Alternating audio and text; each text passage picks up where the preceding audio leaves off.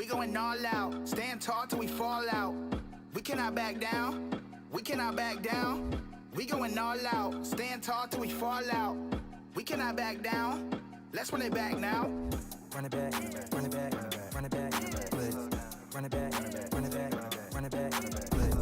Run it back, run it back, run it back, flip. Run it back, yeah, ayy, we going full steam. How can we stop now? I'm on a dream team. It's cool if they sleep now. I need some big rings, cause by the time they wake up, we gon' be skywalking, we gon' be way up. We going all out, we going all out. We cannot back down, we cannot back down. We going all out, we going all out. We cannot back down, let's run it back now. We going all out, we going all out. We cannot back down, we cannot back down. We going all out, we going all out. We cannot back down, let's run it back now. run it back, run it back, Let's run it back now. run it back, run it back, Let's run it back now. run it back, run it back, Let's run it back now. run it back, Let's run it back now. We going all out, stand up, never fall down. Hey, let's run it back now. This is our home, this is our town. Got the whole team, it's a stack now. And they all wolves, it's a pack now. Call me Undertaker, this a smackdown. I'm a new king, it's a black crown. Hey, hey, back, run it, yeah. Click it, bang, gun it, yeah. To the top, summit, yeah. They do not want it, yeah. Tryna catch me, I just tell them keep praying. Tryna be done, but they won't quit playing. Beat them again, but they won't quit saying. Run it back, run it back, run it back, yeah. Wait, run it back, yeah. Run it back, yeah. Hey, who that said we can't beat the best or be the best? Stop playing. Ball out till we fall out. Can't back down, we going all out. We going all out. We going all out. We cannot back down. We cannot back down. We going all out. We going all out. We cannot back down. Let's run it back now. We going all out. We going all out. We cannot back down. We cannot back down. We going all out. We going all out. We cannot back down. Let's run it back now. run it back, run it back, Let's run it back now. run it back, run it back, Let's run it back now. run it back, run it back, Let's run it back now. run it back, run it back, Let's run it back now. We going all out. We going all out. We cannot back down. We cannot back down. We going all out. We going all out. We cannot back down. Let's run it back now.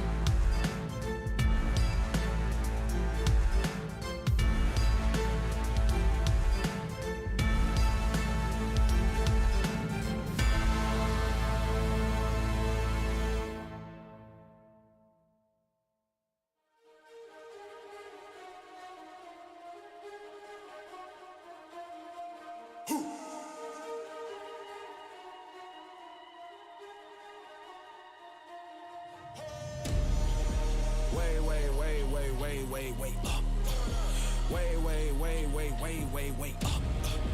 Way up. Way up. Way. Going back and forth like it's east and west, but the whole team up, say that's north side. Am I lonely if I shoot the tech?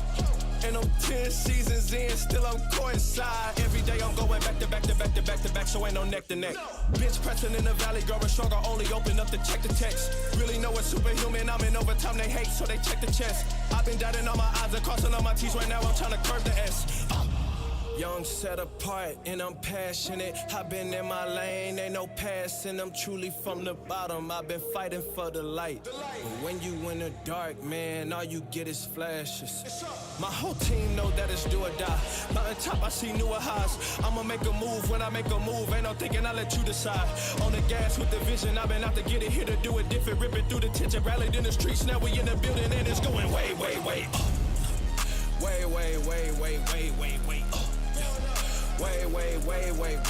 Way up. On the gas and I'm smashing it. I've been in my lane, I'm probably crashing it. Way up. When I'm under pressure, I don't watch the clock, I just go and shoot shots. See them on the wave, get them out the way, turn it up a whole notch. We was down bad, we was underdogs, now they clear the whole spot. He running up the numbers, now the digits going up a whole lot. Way up. Way up. On the gas and I'm smashing it. I've been in my lane, I'm probably crashing it. Way up. Young, set apart and I'm passionate. I've been in my lane, ain't no passing. I'm truly from the bottom, I've been fighting for the light. But when you in the dark, man, all you get is flashes. Way.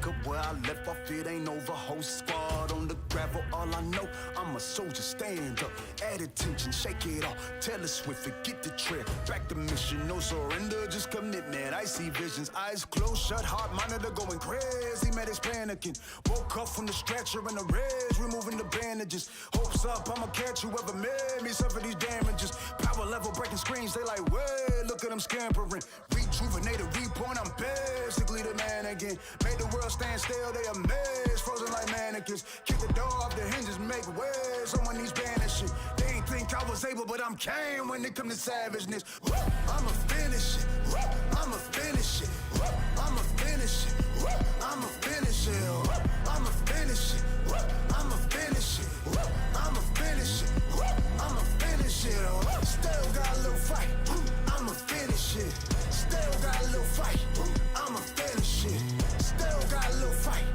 I'ma finish it, still got a little fight, I'ma finish it. Little this, little that, everyone pulling triggers full of max, talking feces cause they full of that, ain't really G's, they GNATs, they really just next, scratch them off, power balls, look at them spinning, they really spin offs, getting me dizzy, give me a headache, maybe wanna tear my head off, I could really use the Tylenol, candy rappers talking good and plenty, it's really too many to mention, but no, I'm tired of y'all, suck to infinity, you could never be my enemy, you make me look good, I should be hiring y'all, I'm reborn, I'm basically the man again, made the world stand still, they amazed, frozen like mannequins, kick the door off the hinges, make waves, someone needs banishing, they ain't think I was able, but I'm came when it come to savageness, I'ma finish it, I'ma finish it, I'ma finish it, I'ma finish it, I'ma finish it, I'ma finish it, I'ma finish it, I'ma finish it, still got a little fight, I'ma finish it, still got a little fight, I'ma finish it, still got a little fight, I'ma finish it, still got a little fight, I'ma finish it.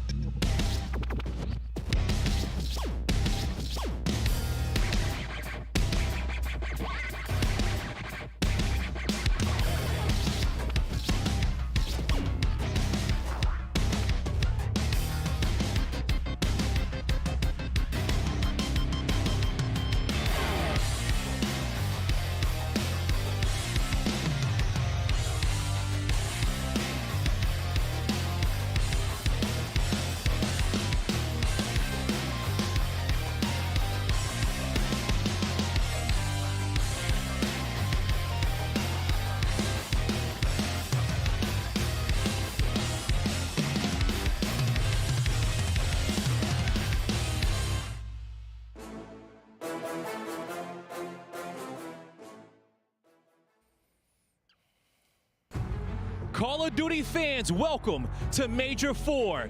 We still have 12 teams remaining in our league, but here in the cage, 4 will remain in purgatory. Now, this will be your squad's last chance to secure their place in champs for all the fame and the glory. This is Major 4, and it starts right now.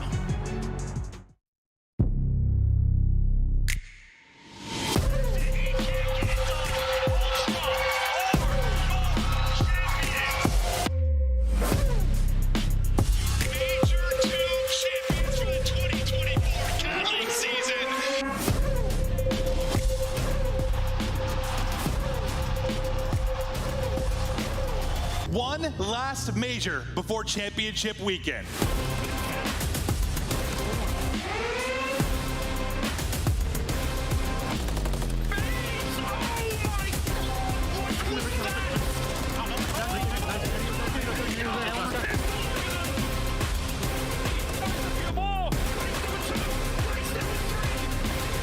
Fight boxes, threw a stun, got 3 kills.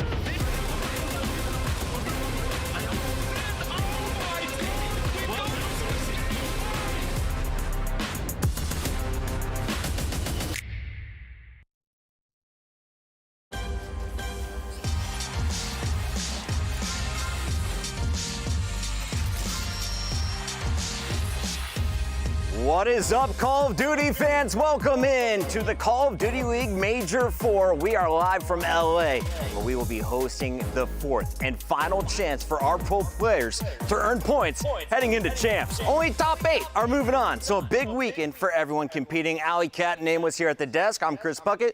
Let's start with you, Alley Cat. How are we feeling coming into this 4-dayer?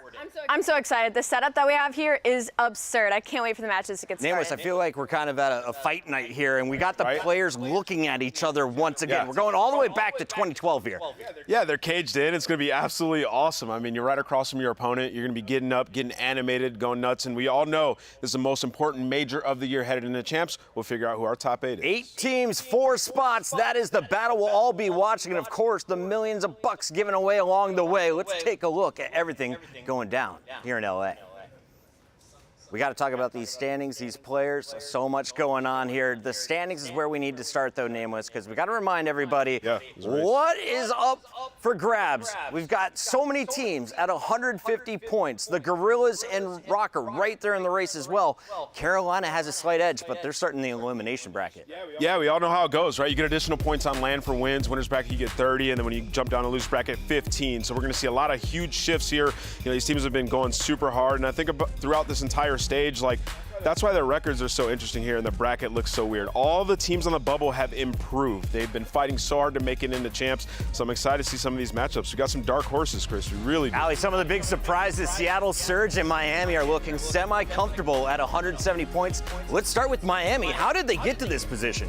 I mean, it was just after the roster change. You know, adding in Real just breathed a whole new life into this team. And the funny thing about Miami is the fact that, like, they are just continuing to get better in every single game mode. The biggest question right now, though, is the fact that if they are able to do it on land, they've had some lackluster performances in the past, and they aren't sitting comfortable at 170 points, because right behind them is going to be LA Thieves at 165 and a few more sitting at 150. But they're finally be able to show some promise versus the top teams and see if they can do it here in the cage. Yeah, if you're Miami Heretics, you probably feel like you're that 5th best team in the world right now. You know that you can take care of everybody that's in that bottom 8. You just did it throughout this stage. At the last land, everybody performed, and you've gotten better. I mean, to talk about some of the individuals on this team, we've talked a lot about Real, but Metals has had his best stage of the entire year. They've improved in their control. Their search and destroy looks world class, and these guys can definitely fare with the best of them when you talk about HP. So for Heretics, this is an opportunity to win an event. That's what they want to do. They're not worried about locking up champs. They feel like they have that on. There is something to look out for, though. If you're a Heretics fan, you struggle against the top 4 teams. Yeah. The great news, Allie,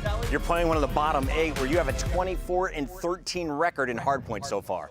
It is good news, but I will say recency bias. That match versus Atlanta FaZe, they pushed them to the limit. They're able to steal a map off, so don't count them out yet versus the top 4. All right, so Miami is coming in with the 5th seed for this event overall, and we've got Seattle right behind them, also at 170 points. Let's take a look at what this team has been able to accomplish, because after adding Brezzy, they seem to have found their form. 4-3. We've got 5 teams at 4-3, Nameless, but they're at the top of that heap. Yeah, Seattle Surge, great map record throughout this one. Hook had a really good stage, leading his team in hardpoint damage, and then Abuza in control, one of the best players in the world in the last 2 stages when you talk about that game mode. Since the role swap, since bringing in 04, putting Brezzy over on AR and Abuza on AR, they have been a different roster. There isn't a game mode that the Seattle Surge are weak in, and they've had success against the top 4. You talk about Toronto Ultra, who's #1. Guess who beat them? It was Seattle Surge, which we're going to watch some highlights from now. This is a dangerous team, man. It really is. Allie, what do you love about the Surge right now? I love that, like, you just don't expect it, right? I feel like Hook has found a lot of consistency recently, and we know how high his ceiling can be when he does a takeover. And then on the flip side, like, you compare them to Miami Heretics, are in a very similar situation. The opposite end is that Seattle Surge are beating the top 4 teams. They're able to take these wins. So that's going to be the biggest watch out during this weekend, is if they cause any insane upsets when it comes to this roster. Everybody on the lineup has potential to pop off, but it's been the difference made by 04 and Search and Destroy and Brezzy in the respawn that is really helping this team find some success. Let's take a look at some of the numbers from Seattle Surge from pre-Brezzy in 04 to now. You look at stage 1 and 2. Allie, you're up 30% now in respawn. I mean, unreal. It's kind of like the Boston Breach situation. They took a risk on some younger players, said goodbye to their veterans, and it actually paid off for this team in very big dividends. I mean, that is a huge percentage change for this team. LA Thieves also in the mix. We mentioned it, just 5 points back currently of Miami and Seattle Surge. They're not into champs yet, but they're feeling like they have a chance to lock it up with comfort this week. Let's take a look at our #4 seed coming in.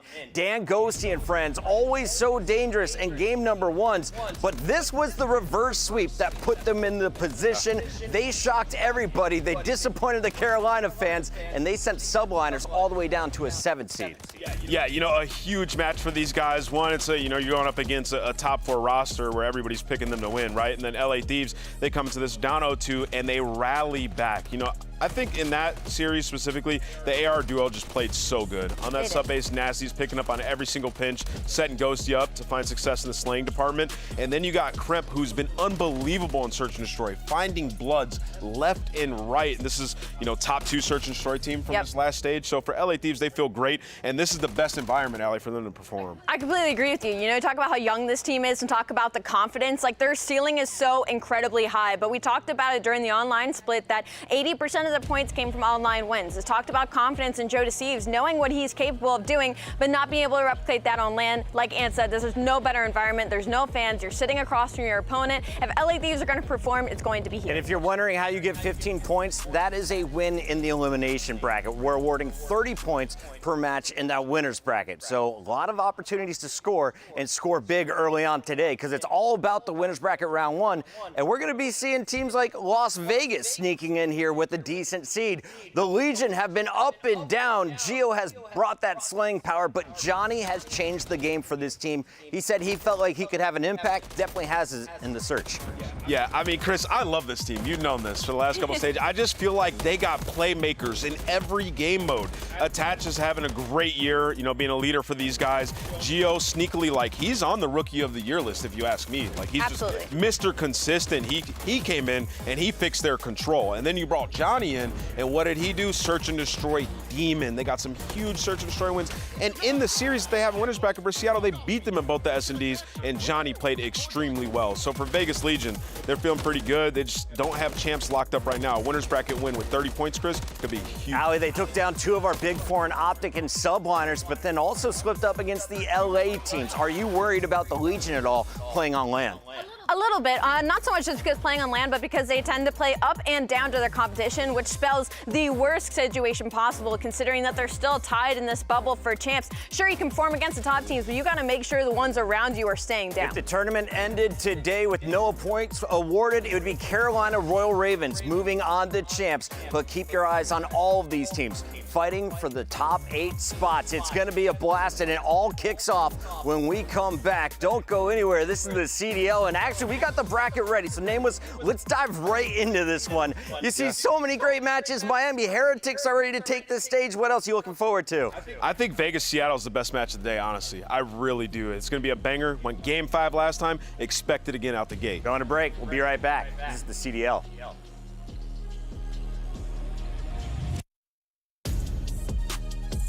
Controller of the Call of Duty League. The Champs Tracer Pack is available now. The bundle includes the Reaper Operator Skin, Ripper Weapon Blueprint, Death Stare Weapon Blueprint, Cuts Deep Charm, 2 calling cards, 2 emblems, and 2 weapon stickers. Use these items in both Call of Duty Modern Warfare 3 and Call of Duty Warzone. Available in-store now using Call of Duty points. Never miss a match of your favorite teams with the Call of Duty League Calendar Sync. Here's the fun part. When you add a calendar, you'll also receive a Squad Up calling card you can use in-game. Are you ready? Are you ready? Yeah. Yo, I'm living a dream. I'm a walking movie edit. I'm living the scene. Got the crowd's hands up. I'm pulling the strings. I've been trying to run the game since the age of 17, but I'm here now. Eyes on the prize, my vision is clear now. Popped up on the scene, on the tier now. Hope you're not getting in my way. If so, make the right choice to clear out. Mama told me let my work speak. Then flex on your class like a school on the first week. This grind isn't dirt cheap. Had to pay my dues, now I'm first in the first seat. Yeah, the hunger, yeah, birthed me. Been overlooked for years, so happy it ain't hurt me. Not the type to be thirsty. I'ma get it on my own, I'm not showing any mercy. I don't make a move on the man, like I made a rule with the fans. Sticking to the plan, I'ma make a move with my hands. Going up and down, knowing I'ma land. Sticking to the plan, I don't make a move on the man, like I made a rule with the fans. Sticking to the plan, I'ma make a move with my hands. Going up and down, knowing I'ma land. Sticking to the plan, road again, you know it is up. I'm the answer to the madness of all of the fuss. Hero in my prime, not doing too much. Can't worry who was watching and throwing the subs. If you look at my rhythm, I'm intact. Ever since I came up, I cannot look back. Fiction is for reading, my life has been fact. So when you hear my name ringing, you know it's more than contact. Stuck to my dreams since day one. Everything I put forth, I become. Always held my own and didn't run. Got a little wiser to not jump the gun. I'm starting to see my legacy unfold. Speaking from the past, this ain't untold. People see the progress, everybody knows. A man gets respect when he never figures to the plan. I don't make a move on the man, like I made a rule with the fans. Sticking to the plan, I'ma make a move with my hands. I'ma land, sticking to the plan. I don't make a move on the man, like I made a rule with the fans. Sticking to the plan, I'ma make a move with my hands. Going up and down, knowing I'ma land. Sticking to the plan. I express myself once again. I wanna be next up. Y'all looking for revenge. I used to be that same way back then. Got on my grind and let the pain in. What up? I'm letting my work make every statement. I'm letting my wins become replacements. To every word spoken that was tasteless. Feeling like a champ, I'm going places. I'm sticking to the code like my plan was sacred. The pain in my past now is vacant. Made a change like expressions on faces. On the street, baby, I'm covering bases. I don't make a move on the man, like I made a move with the fans. Sticking to the plan, I'ma make a move with my hands. Going up and down, knowing I'ma land. Sticking to the plan, I don't make a move on the man, like I made a rule with the fans. Sticking to the plan, I'ma make a move with my hands. Going up and down, knowing I'ma land. Sticking to the plan.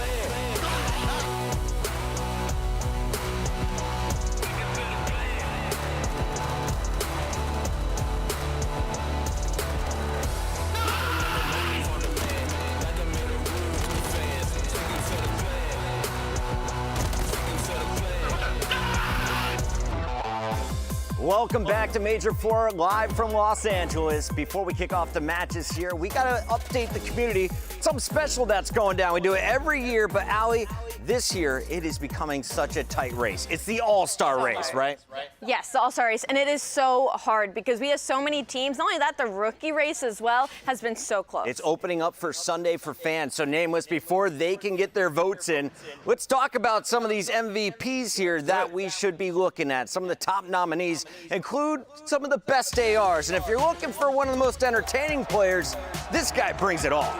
Yeah, you want to talk about the best AR. It is Scrap this year. I mean, he's above and beyond everywhere, and the way that they play sets him up for a lot of success. You know, wouldn't be able to do it without a guy like Insight and Kleenex, Envoy even doing some dirty work, but Scrap is just unbelievable. #1 in damage and hardpoint in control. You can see at the bottom of your screen, and in Search and Destroy, we know he can make plays. Scrap has been, since he burst onto the scene, the most entertaining screen for me with an AR in his hands. Just unbelievable. He just makes highlights every single series. Ali, I love watching this guy and respawns especially, but talk to me about his hardpoint dominance. It's disgusting. One of the best players in the game, if not the best player in the game. I mean, the statistics will lay it out for you enough, but like his respawn is just so consistent. I think that's what's so terrifying as well. Sometimes you see these players that have these breakthrough maps, well, that will even out the rest of their KDs. He does it every series. Doesn't matter who they're playing. Scrap is putting up that damage. One of the most aggressive ARs is also joined on our nominee list by one of the best and most aggressive SMGs, but this guy will also catch you slipping. He sets himself up for multi-kills time and time again.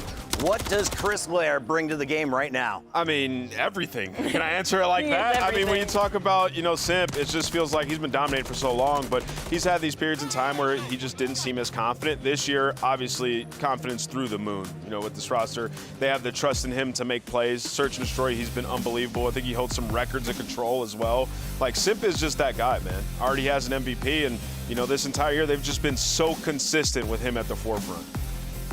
You look at the numbers here, Ali, most impressive, Hardpoint or Search? I mean, I don't know if you can even pick one at this point. I mean, he has been unreal in this game, and I feel like it's been a while since we've seen him kind of play with this amount of confidence about himself, and with the way Atlanta FaZe has been winning, I mean, he has just been unreal. We've got to join our other SMG with the Movement King. Right now, it's got to be Shotzzy. This man makes it so difficult to play against.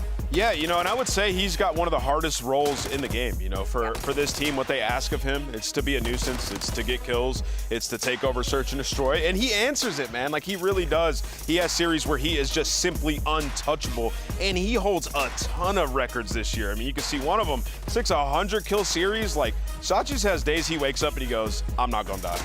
And one of my favorite things about Shotzzy is, like, it is so difficult to replicate the way that he plays the game. Like, I know that a lot of SMG duos have tried to come close to being that kind of player, but like the times that he makes these decisions to go on a flank, hit a route, do something risky, 9 times out of 10 it works out. Like 9 times out of 10, the play he has made is going to be the right one, and there's just very few players that can come close to that. Not to mention being the Movement King, finding kind of what he can do on the map, what he can break and catch his opponents off guard, and just the records he's breaking this year. Like you touched on earlier, it feels like every other stage he's broken something. And he's breaking records not just across his bank account. You look across our in-game stats, 100 kill series. He's got 6 of them. 5 map series KD, a 1.72. Unreal. Ridiculously high. And then, of course, the control ticks and the streaks. Once he gets rolling, it is so hard to stop this young man. Yeah, kid's an unstoppable force, man. We saw at the last event, like, Shotzzy can just do some ungodly things. So excited to watch him here. Obviously, they will be in that lower bracket, but don't count him out if you got a guy like that. If you're looking for other MVP candidates, we've got Celium, we've got Hydra on the list, but of course, the fans can nominate whoever they want. We have so many players to pick from, and I wonder, will any of these rookies get nominated for MVP? Let's go over to our Rookie of the Year award, though, Ali. Who are the front runners in your eyes right now? It has been so tight throughout the entirety of this season, but naturally you've got to start talking about Gwyn, right? At the very beginning of the year, he was the one that was at the forefront of everybody's mind when you started thinking about Rookie of the Year, because he was just so consistent and so impactful for the Carolina Royal Ravens. Usually you see a team like this, you're, you know, lined up with Clay, Fellow, TJ, a lot of veterans. That's a lot of pressure to put on being the only young guy on this team, and Gwyn does it every single time. Yeah, and when they're in a high-pressure scenario, like, he wins them rounds in Search and Destroy. I mean, stage 1 and 2 struggled in that game mode. Stage 3 and 4 figured it out. In this stage particularly, he's leading his team in Search and Destroy. The tandem between him and TJ has just grown. And for Gwyn, I feel like he's been very consistent, but we've been waiting for those pop-off performances on LAN. And I'm going to keep talking about this environment because it matters. It really does for some of these younger cats, man. So I'm excited to see Gwyn out here during this event, and we know he's answering when the pressure's been on. The pressure's never going to be higher than here when they need to make it into champs. All season long, he's been a part of this starting lineup for the Royal Ravens. He leads all rookies in KD. The question is, can he lead his team in a match win? Carolina needs to keep pace with the bottom 3 if they want to lock in a top 8. Yeah, they absolutely have to. I mean, for Carolina, you got to control your own destiny at this point, man. You need some wins, and this is their last chance. Another man in a similar situation. We have young Lins coming over from France, and he has been a rock star for Minnesota. Regardless of who you put in the lobby alongside him, he is going to put up the numbers. I used to think he was the front runner. And back in stage 1, stage 2, Allie, where do you have him right now? I completely agree with you. I definitely thought he was a front runner for the longest time. And what's even more impressive about Lins right now is the fact that the whole identity of his team has changed so much throughout the entirety of this year. He's had to change the way that he's played. And same with Gwen, he has been extremely consistent. He's been so good at search and destroy. He has infected that to his other game modes. Minnesota Rocker, I can only hope that they make a run here simply because I think Lins deserves a chance to show what he can do. Allie, I agree. Lins is unbelievable. Obviously, the hand he's been dealt with this roster, it's been tough, but they started off the season really great with top 4 placing, which is higher than all the other rookies, right? So still has that, and he can still win Rookie of the Year if he pops off throughout this tournament. This is the hardest year we've had in the last 6 years picking Rookie of the Year. I mean, you think the last couple years it's been absolute gods, right? We talk about Pred, Hydra, Scrap. So this year, still an opportunity with the final event to lock it up. Keep your eyes on Lins, especially early in those S&D rounds. Loves to get in that first fight. This man, though, plays confident from start to finish. It doesn't matter the game mode. From the Awaba Bobs to the starting lineup of the Seattle Surge, Abuza has been making everyone in Europe proud. Let's talk about what he's brought to the game, because he started on the SMG alley. Now he's found his home on the MCW, the AR. Role changes, roster changes, he has also had to go through it all. My favorite thing about Abuza is he's kind of flown under the radar in the first 2 stages. I feel like we all kind of forgot that he was a rookie in the first place because he just played like such a veteran. In these past 2 stages, he has been unreal for Seattle. Literally take over maps with the AR in his hand and winning them series and putting them into the top 3 spot. Yeah, I feel like for Abuza, we have to take all those things into account that you guys mentioned. The role swap, all that, and the performance now. I mean, leading his team in control, not really a weakness anywhere for these guys. And, you know, we're talking about them potentially being a dark horse, and largely in part due to his performance.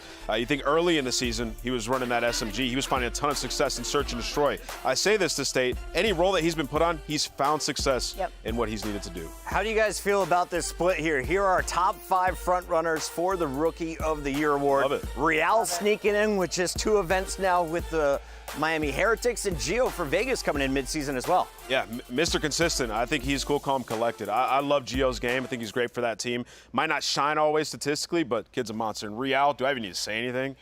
I mean, seriously. No. Any of our rookies can make another name for themselves this week and give themselves an opportunity to claim that trophy. But before we get to that, they got to start the matches. And here are the games coming your way. Starting in just a few moments, the players are getting ready. It's Seattle Surge taking on Vegas Legion. We've got Toronto with the #1 seed taking on #8 Los Angeles Guerrillas. Atlanta FaZe with the #2, though, takes on our Power 4 squad in the Subliners before it's Thieves and Heretics. Which one are you most excited for, Allie? I don't really know if I can pick one. I guess for the sake of the champs bubble, I gotta say that first matchup's gonna be a banger. I got game 1, bro. Yeah. Let us know in the chat. We're going to break. When we come back, it's the first fight of the night. This is Major 4 live from LA.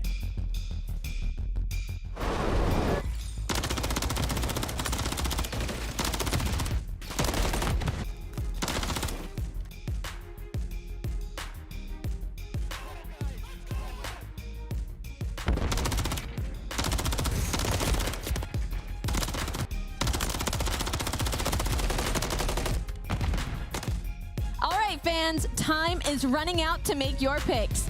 Choose your winners now by scanning the QR code you see on the screen. Hurry, it closes at 3:15 Eastern. The Call of Duty League is brought to you by Monster Energy, the official energy drink of the CDL.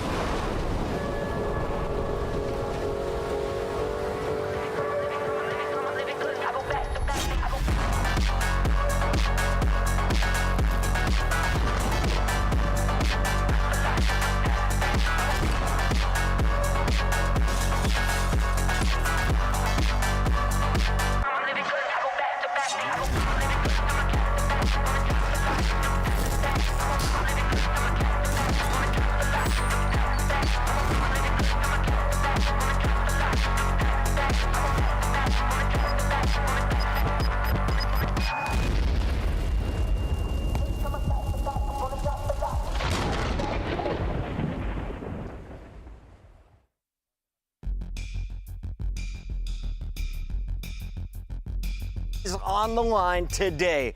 This squad has been so fun to watch. Nameless, you said they can definitely hang with the big dogs. The question is, how do they hang with teams with similar rank? How are you feeling about this squad coming into day number 1? I'm feeling good, and I'm feeling even better because I just looked down and see Hook. He looks absolutely dialed. But, you know, talking about this matchup in specific, they played this stage, Chris, and you know what happened? Seattle lost to Search and Destroys, uncharacteristic of this roster, gave up a lot of first blood. So it's going to get real interesting for sure, especially with champs on the line for a team like Vegas. You saw Vegas taking this stage, but I want to start here with the Seattle Surge squad, Alley Cat. We're looking at the leader. Something we did not expect to say when this team was first formed. Hook has manned up into that role. And if you watched him in the last week of qualifiers, he was definitely playing like an MVP candidate in his own right. Absolutely. He was taking over in the respawns, and that's kind of Seattle Surge's biggest strength right now is their respawn is literally night and day from stage 3. They went from being 8-4 on HB. They're on a 3-map win right now. They have a very deep map pool, and they were like 4-7 last stage. So for them, the big turnaround in Hardpoint has been huge for these W's. Nameless, let's take a look at our Monster Energy pregame for Seattle Surge. What are the keys? Yeah, best mode Hardpoint, 8-4 Alley just touched on it, second hold percentage, first in break percentage. Looking down at this team, talking to Ray right now, the fundamentals have been on point, Chris. And you know, you mentioned Hook. He's averaging 4,600 damage at Hardpoint throughout this stage. He's truly been special, and it feels like every listening that we go to, he's leading the troop, bringing that energy. So excited to see it here, close and personal. That's a live look at Seattle Surge 04. So threatening in Search and Destroy, but they're playing against one of the greats when it comes to 1v1s. Attach and Las Vegas Legion have always been a threat, not just to the teams near them in seeds, but also to our big four. Allie, I want to start with you. Walk me through this lineup. How did they put together a winning roster?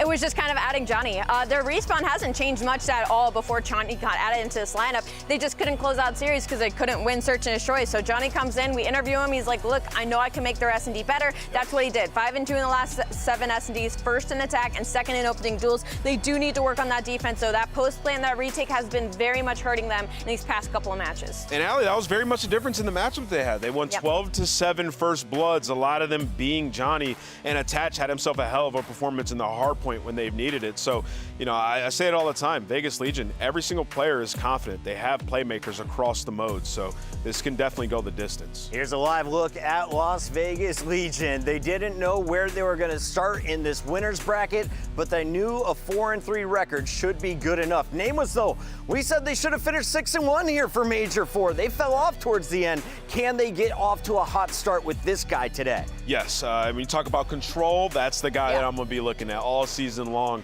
You know, he just feels like sometimes you get him on Invasion, he gets an MCW in his hand, it's like all hell can break loose. The God gun, he said. I mean, seriously. And I do think that Legion get off to a hot start here. I feel like they underperformed in the respawns last series versus the Seattle Surge, and they got it done through Search and Destroy. I don't think that necessarily has to be the case, especially when you look at these maps here. Yeah, here's our scuff maps and modes for the best of 5 series, Allie. Who has the stats edge in this fight?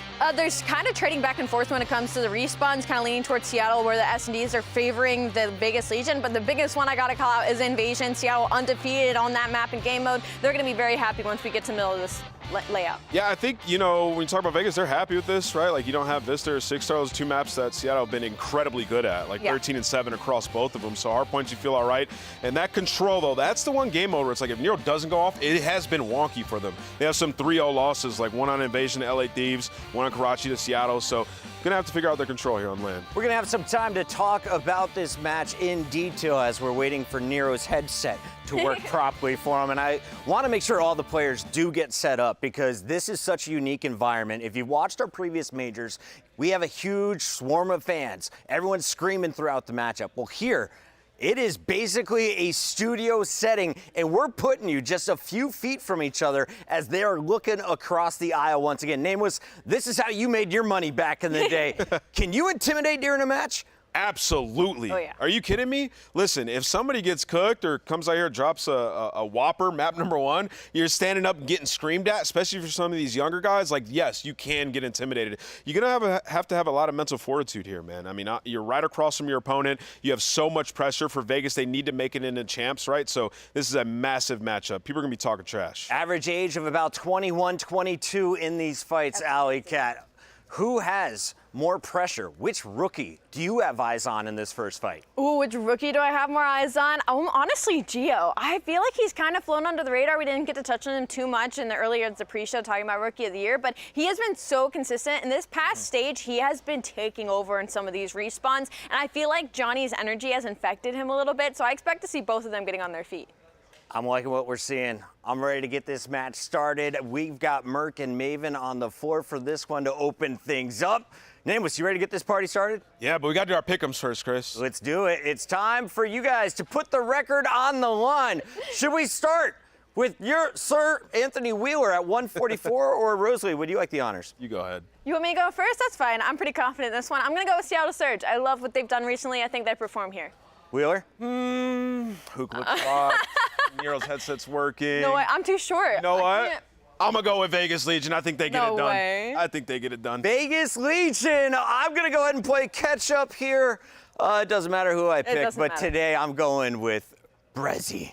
We're feeling Seattle Surge to open things up. I side with Alley Cat. You just know they're checked. They can see this LED screen, so you just know Seattle's looking over like, damn, man, really?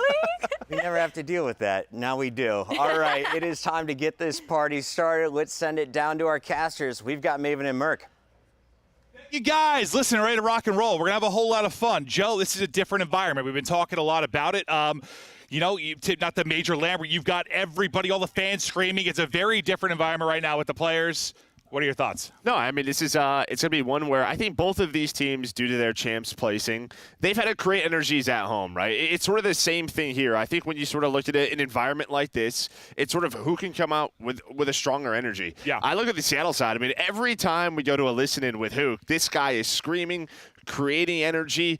Can he do it here for day one? And then for Vegas Legion, you're going to have to create that on your side. Allie, good luck with your cold brew. We can still hear you guys. Yeah. Thank you. I started Allie talking about cold brew. I'm like, okay, so I don't know what you said. But listen, we're ready to rock. This is going to be a whole lot of fun. I started to everyone's pulling out their mics. But, no, it is different. It's fun for us because we get to spend a little more time with the players. We're kind of vibing, having a great time. But for this, I don't know, man. This is a battle. I love the head-to-head of the stage. Who's going to come out? Who's going to get the champs? Who's walking away with the points? I can't wait. No, it is. And I mean, we just saw this matchup. Obviously, Jesuit Game 5, some very close maps, also some blowouts mixed into that series. I think the surprising thing is that Vegas won both the searches, right, versus Seattle Surge team, who, you know, right around a 50-50 team, but you don't really expect that, especially with 04 coming into this roster. He's been getting better and better, but he's really been such a strong player in Search and Destroy. No, he absolutely has, but this is the big one. Lobby's getting ready to go. We're starting off with a banger. We have, I mean, everything. We talked all about how this has been like all the top four. That's been everything, but due to Optic slip up at 1-6, due to everything that's been going down, like every match is going to be so important. Who's going to get in, who's going to not, who's going to win the big prize pool for this weekend. But we're just ready for the matches to get going. So far, it's been fun. We had a great little day. We went to Universal. Yeah. We went on some roller coasters. We had some rides. It's been a good time. It has. You had a bike accident the other day, so you may have a dislocated rib. We don't really know what's going on. So if you guys see me like popping pills, it's just like Tylenol. I promise. Like Ethan, we used to work at Esports Engine. He cut me off. I flipped off my bike, drilled my shoulder. I believe I have like a bruised or dislocated rib. So if you hear me roaring and then also wincing in pain, that is going to be why. I'm old and I injured myself. Yeah, no, but we're just glad you're okay. At least you can talk and speak. That's good. That's yeah, what you no, need to do, I give you up for it. honestly. We'll see how it gets when I actually have to roar when we get some absolutely insane matches. But no, this is going to be like a lot of fun. I think the final person just unplugged their mic. I was still hearing them talk. Did you hear yourself twice? No, I'm good. Oh, I hear you twice. Oh, perfect. There you go. I hear it once. You know, we're resolving some audio issues. We get ready to roll, but we'll be through it soon and into the matches soon enough. This is going to be a whole hell of a lot of fun, a fantastic weekend. It's 85 and sunny outside, and we're ready to rock and roll. I just don't know who I have coming away with this. I mean, I think one of the funniest things is, like, I think I joked about the fact when Optic was first struggling, I think they had, 3 losses, and I was like, dude, is Clay going to have to, go through Optic to make a run? And then it happened. Yeah, I mean, it could happen. I think, honestly, some of the big storylines here are sort of obviously around that A spot. You then have, Thieves at 165, Seattle's at 170, right there alongside Miami. If they get double bopped, there's a chance of that, right? Thieves, they have a tough round 1 versus Miami. They lose, you go and play Optic. There's a chance yeah, 170, 165, you might be safe. But if Legion go on a run here in the winner's side, if Carolina down low go on a run on the loser side, there is a lot of options for these teams to make runs. What's like your ideal scenario for like craziness? Yeah, I kind of did that like my own sort of video. I think if Vegas wins this, they play FaZe, which I think then, we would have them dropping down. And then Carolina winning their first 2 matches, then you would have a Vegas versus Carolina losers round 3 matchup for the potential last spot, which that's kind of my pure cinema. Yeah, no, that's pure cinema. We'll see if that's what it comes down to, but just wait on the players to get ready to rock and roll. Map getting ready to load on up. As we get into the action, kicking things off here on Karachi. Map 1, Surge. I don't know if you can hear me. I'm hearing Maven twice. I don't know if someone can hear me. Kicking things off with Brezzy. And we'll see what opening plays he's able to make. But between Surge and Legion, just so tight in the points department. You get a little separation for Surge. You're trying to break things from behind if you are Legion. But who are your players to watch in this matchup? I mean, yeah, I think for me, it's sort of Johnny. I think he's obviously the newcomer to this game and to this team. And, it just feels like he's made an immediate impact. And then Attach fried this series versus Seattle Surge last time that they played, going all the way to that game 5. So then the other side for Seattle, I mean, Hook has just been a monster. I mean, just so much energy coming to the stage every single match if he can keep that up. But last time these 2 teams played on this map, it was 250 to 84. Seattle Surge dominated. You still hear me twice, Joe? No longer. There we go. All right, I figured your brain had to be in the blender because I don't want to hear myself talk once. Yeah, hopefully people at home didn't have to hear me twice either. Looking forward to those mentions. But listen, we love you all. Know some audio issues we got rolling today, but as things get resolved, we're looking forward to a terrific weekend as we're just early into this map 1. Hook's POV as he's getting ready to fly and fry. The difference maker, he can be on the map as he's popping out, finding a second. Well, the help there from Brezzy is they'll get the team shot through, but it's a double from Nero, attaching with the third. Hardpoint control inside a second right now with 20 seconds left. Yeah. For Legion, that was 5 straight for Nero. Yeah, Nero on 5 in a row. You're going to see those close junk spawns for Seattle Surge, so they're just going to rotate off to P3. A strong start here for Legion. You have Hoot going for some scrap time here, trying to win that one-on-one. He is able to win it, so Attach going to be spawning out. But pressure, Legion are just going to go for this, try to take this 3-on-3 early. So far, though, Brezzy able to lock it down. Johnny trying to go for the trade. But I guess if you keep this messy, if you are Legion, a great start here. Abuza's out on the other side. Attach is going to pick that up. But so far, so good for Vegas. You've got the numbers here. You got the bodies forward. Ford did a good job, I thought, popping out, staying alive, playing in the backside of it, and then recollapsing. But you're still able to win it behind the numbers. I thought incredible shots there through from Gio to maybe pick up 2, but not quite able to do it. But you still got the time inside the hard point. Starting to build a little bit of cushion here. The hot start from Nero. Hot on the objective, too. Feeling good right now if you are Legion. Yeah, you're just a little bit staggered here if you're Seattle Surge. Staggered. One player is going to be split, but with that team kill, you are going to get on it. You're going to see Abuza spawning out. Cutting him off, though, will be Nero. Gio just going to control top 3, so I guess you're going to take the rest of that scrap time with that team kill coming in to keep this around a 20-point game. And there's another one, another team kill from Johnny. Perfect. The team kill starting to line up, but Gio starting to line up the shots. Has a second opportunity, maybe onto Hook. Bit of a finesse there from Hook, but over the top of the pistol goes Gio. Still holding on to this lead despite not having too big of an advantage. The 4 players looking to collapse around the point. It'll be Johnny inside for now, though. Still racking up the time, but as the kills come through for Surge, I imagine you're going to clear him out. They're able to do that quickly, and now maybe a chance to get a little run here if you're Surge. You're spawning out pretty deep if you're Legion. Yeah, and I mean, 04 just stays alive bridge side. He's still going. He had a slow start, able to go 4 in a row, but he was controlling bridge. Then his teammates were able to help him out.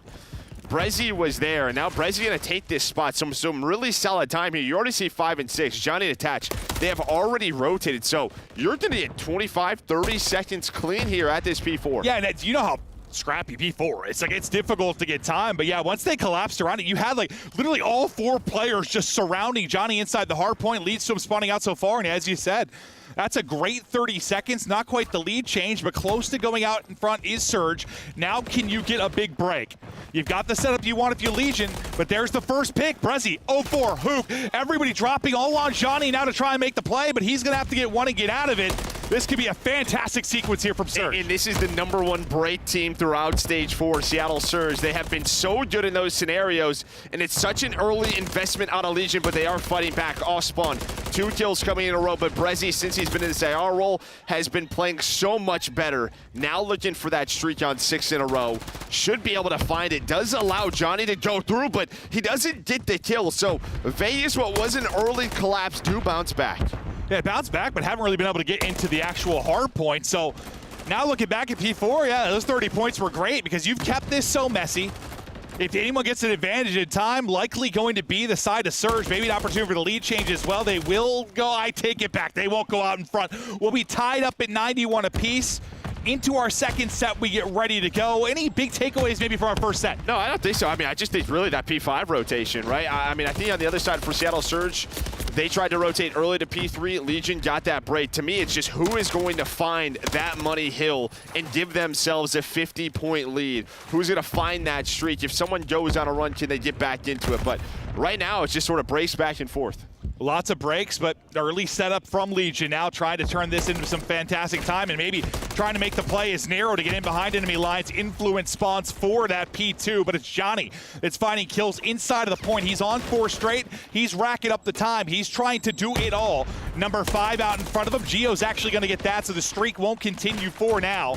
I imagine he's eventually going to drop, but somehow he's still able to stay up. That's going to be 5 straight, still soaking up the time. Finally, Brezzy able to connect through. That turns into 4 straight for Brezzy. No, it does, but those are big kills there for Seattle Surge, right? Right before the next hill's about to pop. You were spawning so far away from this P2. Great shots out of Gio. The headies are in, so he's going to find that first pick to get them through junk, at least for now. In the middle of the map is Hook. He's going to get cut down.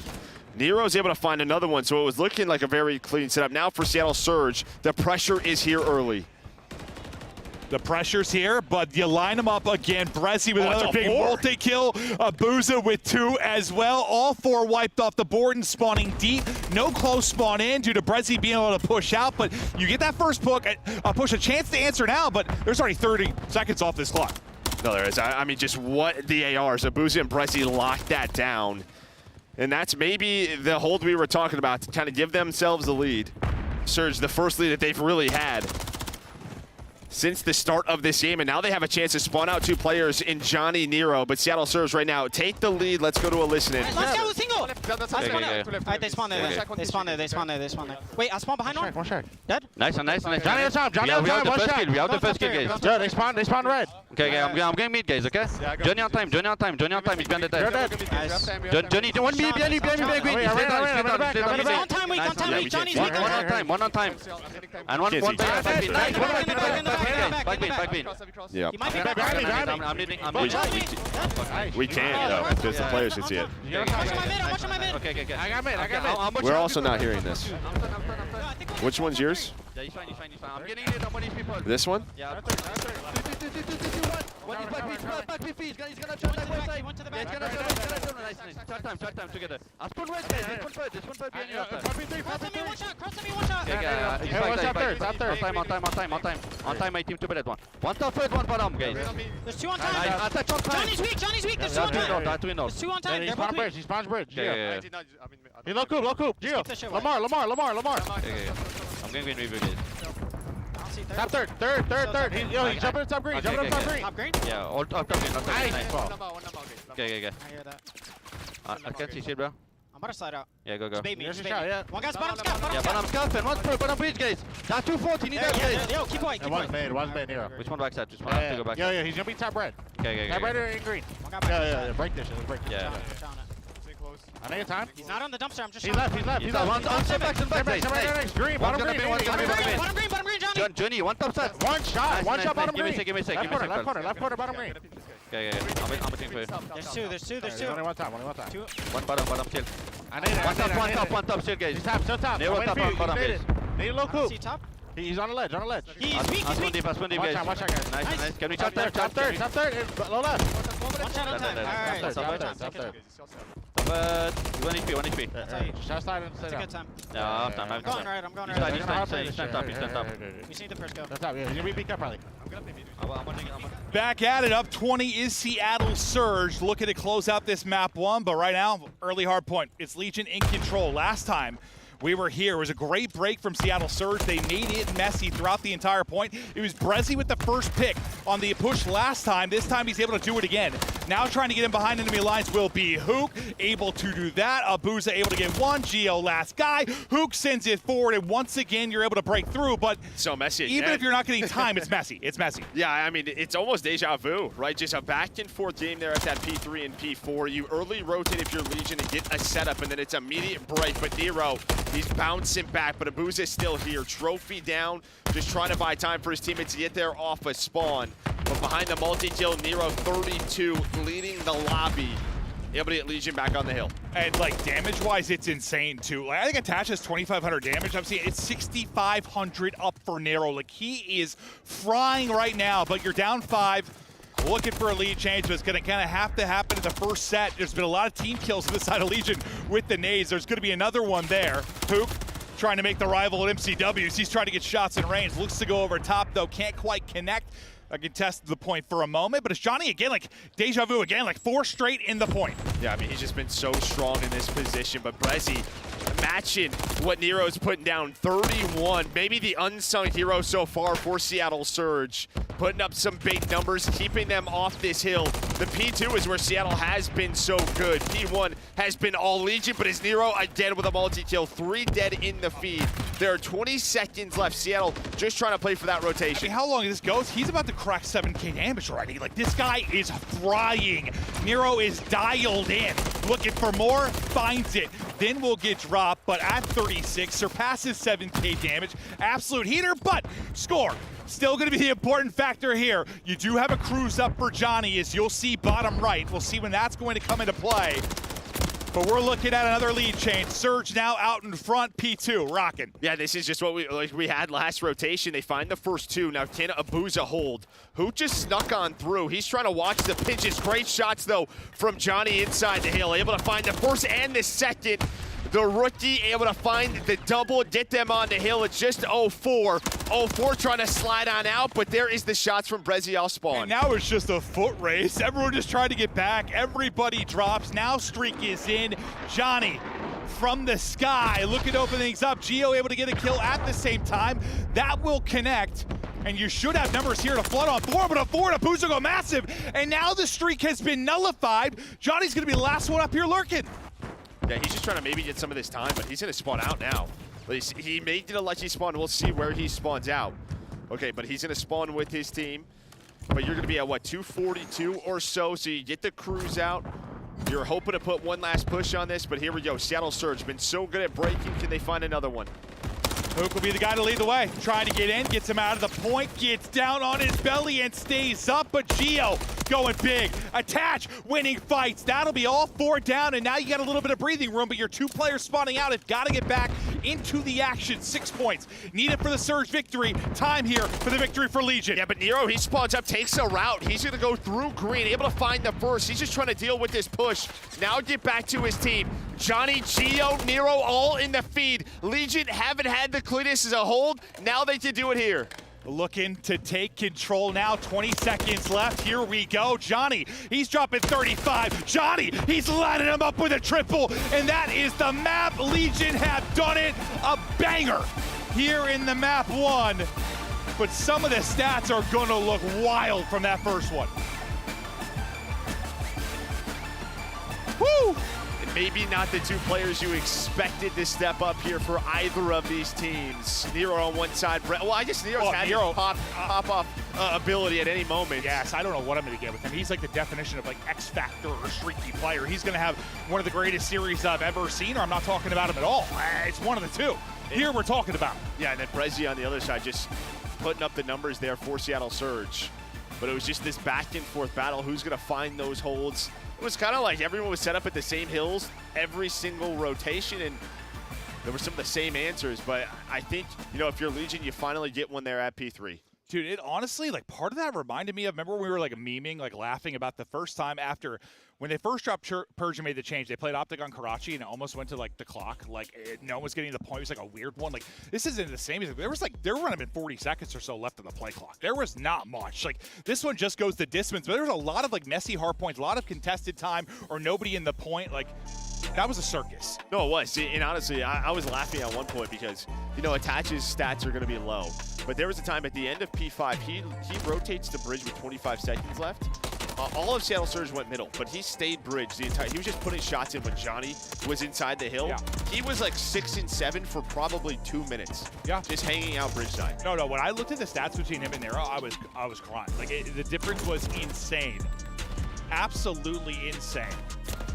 But a wild one there in the map 1 as we get poised to move forward into the search and destroy, but a heroic effort there in the final hold if you are Vegas Legion to get the dub. Well, you needed 6 points if you're Seattle, and they were so break heavy. They had so many great breaks, just couldn't do it one more time. Well, it's 13 in a row as a team in that game out of Vegas Legion. Yeah. You've got the best hold you could ask for if you are Legion. But Nero, spawns up, and you kind of saw Seattle looking for it. Thought they were going to have spawn one out. Maybe someone spots Nero, but he's able to take that route top green.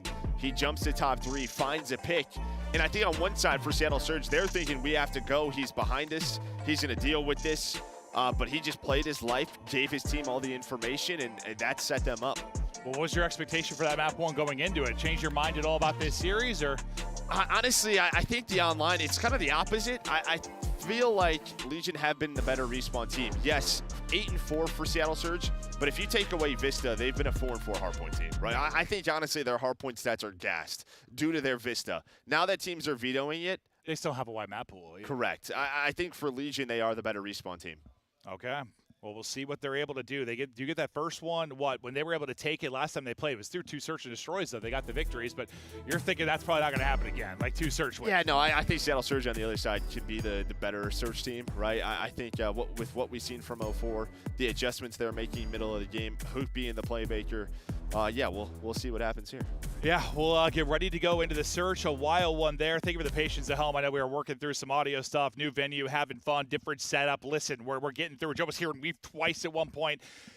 We're going to have a blast. It's going to be a fun weekend. Working through stuff on a Thursday. Better now than Sunday. But we have so many cool matches to come. And, it ends up being a banger, too. As much as I was we're frustrated dealing with issues at the beginning of it, by the end, it's just we're locked. You got a 245 game going down to the wire. It was an absolute blast. But we're probably getting ready to rock here into the map, too. Yeah, going to this, staying on Karachi, search and destroy. Both of these teams, obviously, again, you just played each other. You had some vetoes. This is a new one that kind of comes into this map set. So I think if you're, Vegas Legion, you have a chance here to go up 2-0.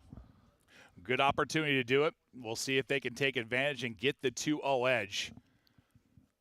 But players locked and loaded, and we'll get ready to get going into it. Nero, that pop-off map, we'll see if he'll take it. I feel like a lot of times we talk about Hook and Nero that way. They just start hot in a series, and sometimes it's just a bomb. They're just going to fry in every mode. They're going to be absolutely dominant in the series. Nero has done it many times. Hook's been able to do it as well. But we're taking a look at Legion's attack stats right now as we get ready for the map 2. Looking through it and ready to go. These squads are going to be going to war. One of the big matchups through the course of the weekend, just starting off with an absolute banger between these two teams.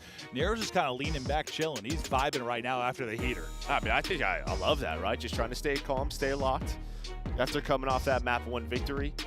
And I think for him, obviously, he's if you look at the stats, he's the one guy that has a lower stat in search and destroy. It's a 0.73 throughout stage 4. But he's got all of the objective work. 26 of the plants, he's got 25 of them. That's how many he has. This guy, he's first in, objective down. You're the one getting caught on the bomb. And I think, for Legion, Johnny's been that playmaker, the one working the flame, trying to find those openings. I know we were watching Nero on a map like Rio. Yeah, he's going to be first out. Yeah. Does he get 1? Does he get 2? Does he get bodied? Sometimes it's going to be deciding the round. But map 2 now ready to go. Again, thank you for the patience at home as we continue on here at Major 4. We're staying on Karachi. We'll see if you can get a little bit of revenge here if you're Surge, but you see overall on the season how it looks. I mean, 1-6 for Surge. Edge, obviously, to Legion. They steal one at the very end of that map 1. And we'll see how we keep it going here in map 2. It's going to be Brezzy, though. He's going to be the A-side defense. That's where Bomb's starting to build up. So we'll look at the progression here from Legion. We'll see how Brezzy's looking to deal with it. Yeah, he's just going to be playing for info here. Honestly, get some bad timing. I think Gio is able to get through ticket side, so the nade was through. They know he likes to play this spot. It doesn't hit him, though. So now you have 04 just watching this cross. Not maybe the weapon you want with this, but he will at least give him the info. Until it is, like every now and then, you just absolutely lay somebody. Yeah, well, I guess if they run across close, you're right there. Well, every now and then, you know, it's like the 50-meter rival kill. I'm like, how do you just do that? Just get straight headies. But knock, who's there? It's 04. It's going to keep on peeking, but the bomb is going down. Nero gets the plan. He talked about his objective work. He's able to get away with his life as well. And now you just kind of back this all up into ticket and red. You got a big retake here if you were Surge. No, I mean, you really didn't rotate at all off the info, right? I mean, Hook was still at bridge, so you're going to be pretty late here, but he's going to find the first blood working through the middle of the map. Johnny's inside. Brezzy with another one. 04, I love this. Just finding the info, using the door, force him to push because he knows they could be on the defuse, but it's a 2 versus 1 now for Johnny. 15 seconds to go. Johnny is trying to get his health back.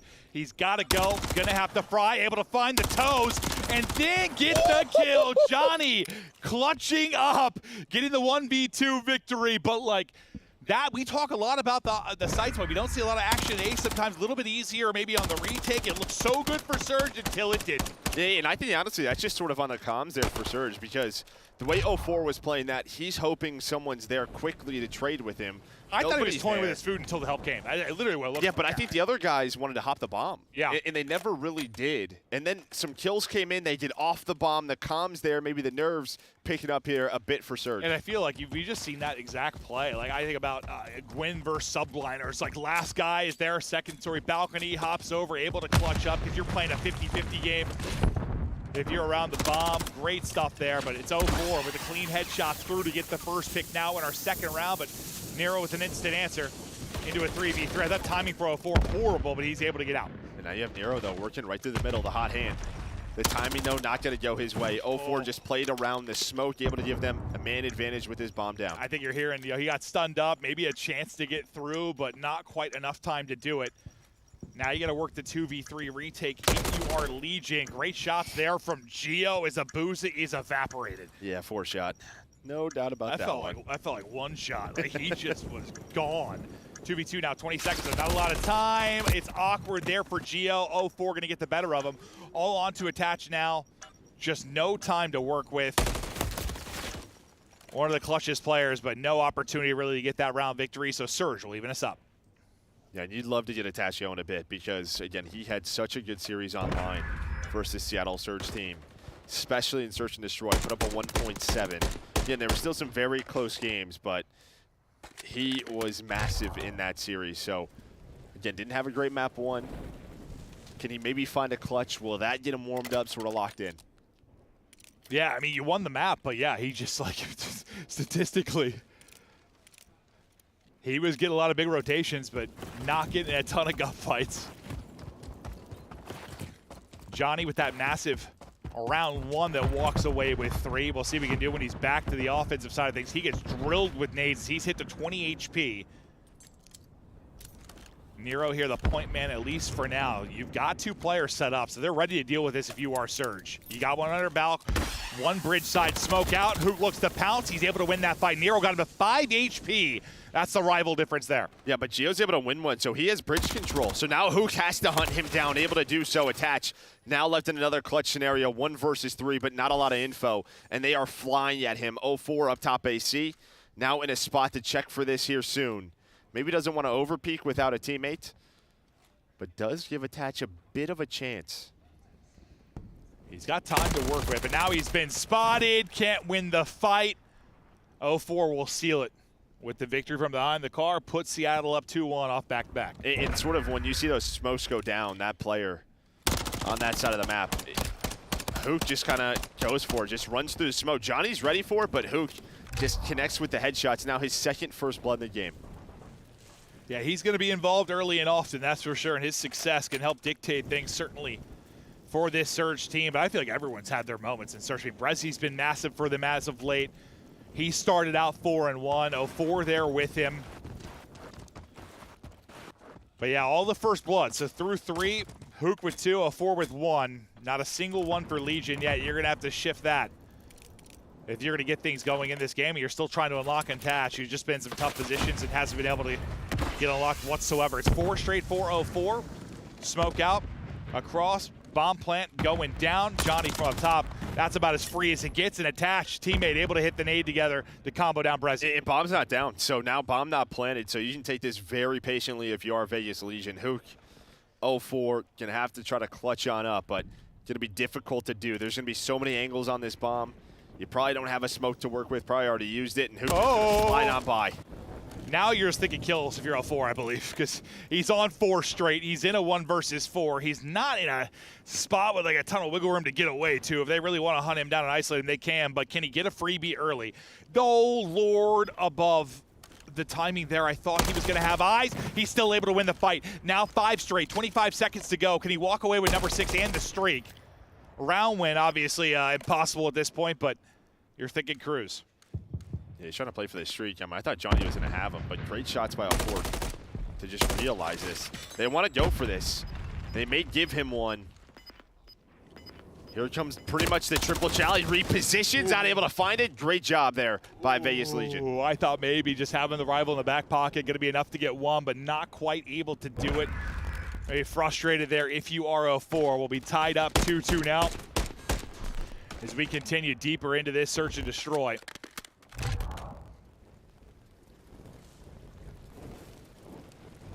Narrow locked in that map 1. Nearly 8K damage in that map. And, you know, on the other side, you know, we talked about attachment. Abusa, he also had not the best map 1. He had a ton of objective time, but he was so good at Major 3 on land. And right here, slow map 1, 0-4 throughout this map number 2. Yeah, I mean, we were kind of talking about the other guys have been stepping up big time, but when we got back to land, would it be the land buff because he was so good, right? Like, is he going to bring the noise again? Maybe a slow start in this map too, but we'll see if he can get going. 0-4 with the first blood, so you still got a big advantage there. Attach is able to get 1 first blood, but you still have 4 on the side of Seattle. 0-4 just keeping it going as well. Died on the 5 streak. Right back to it at 7-2. And they're just picking them apart one by one. And I mean, just 0-4, his S&D impact has been so good. I mean, obviously, you know, he elevated himself to get into the league so quickly. Big part of his story is Attached trying to find a freebie instead of Booza. He gets on the board. But I mean, just so confident in so many different positions and all the weapons on the map, just the way he's able to read the map. He loves it, man. He really does. No, I mean, I'm trying to think of like another comparison. Maybe like Real when he first came into Heretics. Like, he's just, I mean, maybe he didn't have like all the playmaking like clutches right away. But like his game sense in Search? They got better in Search right instantly. Like instantly. I'm sure there's historical examples, but the one like name that sticks out to me that I played with is like Stud. Stud was like this just S&D freak. Like, wasn't the best respawn player, but Search, I was like, this guy's a lock. And it's the same thing here. It's just, I remember like Pac-Man said something to me. He's like, you know, there's just good Surge players and bad Surge players. Like, you can put time in, but it's like, a lot of it's just like instinct. It's how your brain works, decision making. Yes, you can practice, but some players just have a way bigger advantage in that department. It's harder to work on than it is respawns. But yeah, 4 has been absolutely massive, but you do get another pick there if you're Legion to take the 3v2 advantage. Yeah, Brezi hits the nade though. We got him first blood. I think that's a caster curse on our point. Sorry about that, sir. Yeah, but Brezi now, he's in a 1 versus 2. 50 seconds to work with, and he has the bomb. He's already through past Nero. They might not know this. You see Nero watching that mid-cross, and he's going to go for this. And he's had some nasty clutches when we've been casting him lately. Like, I know it was a lot of 0-4 early on, but Brezi has had the ice in some of these moments. Can he work the 1v2 now? They're trying to hunt and isolate. If you're Legion, he's doing the full-on wrap. You're still clearing everything by ticket if you are. And they're just holding it. They know the wrap is in. Geo is pre-aimed, and the 4-bullet destruction as he drops. Yeah, and I think one of the keys in that round is that Gio, he actually starts to rotate through. So they have an idea of which side of the map he's on. He knows he didn't cross Cafe side, so all right, 10, 15 seconds, let's clear red. If he's not peeking red here soon, he's probably rapping. And Gio, again, just with the headshot, cleans up the round. We got another close one here in a 3-on-3. Yeah, and he's thinking maybe I got a one-on-one to give myself a better chance. Unfortunately, Gio is very, very, very ready for that one. He is just deleted. And Gio, he has been so impressive since he joined Legion. One of the straightest shooters we've got in the league. Right now at 4-4, but still just kind of starting to see when Attach and Abuza maybe have an opportunity to make a big play. Kind of uninvolved from a kill standpoint so far for either side, but both can erupt at either moment. But as we stand 3-3, B looks to be the plan of attack. Everybody grouped up here for Legion. You know, you've had some pretty aggressive B defenses with like the bottom balcony and bridge defense early on. Surge mixed it up this time, still able to find the first blood, still leading massively in that department. And just early nades here, really making an impact. Obviously that trophy change still making a change to our game as another early nade drops, but there is a response. Attached, able to find one in a 3 versus 3. Watch who's trying to go on a flank here. What's his timing going to be like? And now he's got to finesse. He's got to try to get out of this. Well, maybe Attach is thinking the same thing. Like, I'm not challenging a rival. Yeah, and well, he's at the car. Nade gets started. He's got to reposition at least. That's going to blow up and cost him. You keep on shooting if you're Abuza, and you are able to win it. So, despite the first blood, still got a scrappy round here. 25 seconds now to go. Bomb's starting to work up. Hoops got that read, I thought, for a second, but Abuza still able to win it. Gio going to be the only one remaining. Just no time. And I mean, he's not getting kills, but Hook's round, working the flank, realize that, hey, they're rotating this through, then goes back to Fountain, plays bottom Fountain, sees both of them, middle of the map, doesn't get picked, finds the info, repositions again.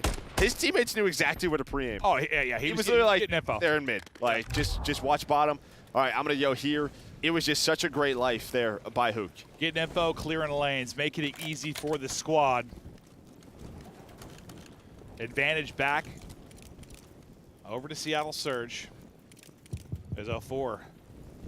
And Brezzy keep rocking at you. What, 3 for Abuza in the round? So we were sort of talking about maybe some of the struggles for him. He has absolutely got it going. I'll see. The instinct 404 is going to pay off. Just talking about how good he has been, and once again, headshots through. Excellent shots there arranged with the rival. Attach. His blender continues. No, I mean, yeah, Attach is trying to get aggressive top 3. 04 just watching that cross, and I think he just kind of goes for it, and yeah, they connect with Hetty. So another first blood there for Seattle Surge. Brezzy gonna find the second, staying patient. Knows that Legion are gonna get aggressive. They do just that, and now you are 2 rounds up. Starting to take over here. You saw the stats before we went into it. I mean, not a lot of wins here if you're Seattle Surge on this particular map and mode, but they are clicking right now. 1 round away from tying us up at 1-1. Such a good opportunity. Well, a great chance to maybe take that map 1. Super back and forth, but you need 6 points for the victory. Can't quite close out. It's, well, you had so many breaks and then you didn't. Just trying to get all square here now. Behind Abuza's big round he had. Pretty balanced effort just all around now for the squad. You're getting numbers now out of everybody. But we'll see if they can close it out here. They've been mixing up their defensive look at B. This time kind of back to the aggressive setup, bridge side and balcony. You're trying to make a decision right now if you were Legion. You know, I think they're maybe with those nades hitting. I mean, Hook again is just going to find info. He sees the rotate. I imagine Abuza leaves here soon. Bridge side. 04, they're going to get aggressive. Bomb is going down, though, so they're okay playing these retakes. And again, another first blood for 04. The bomb does get planted, but Brezzy finds the pick right away. They stay so patient, and just like that, it's a 1-on-3 for Gio. You got 4 first bloods if you are 04. You've been taken over. Another tough spot for Gio. I feel like him and Attach last alive so many times. You start out slow if you're Abuza. You end it on 5 straight. He seals it, but 04, he was finding things early and often. You tie up our series at 1-1.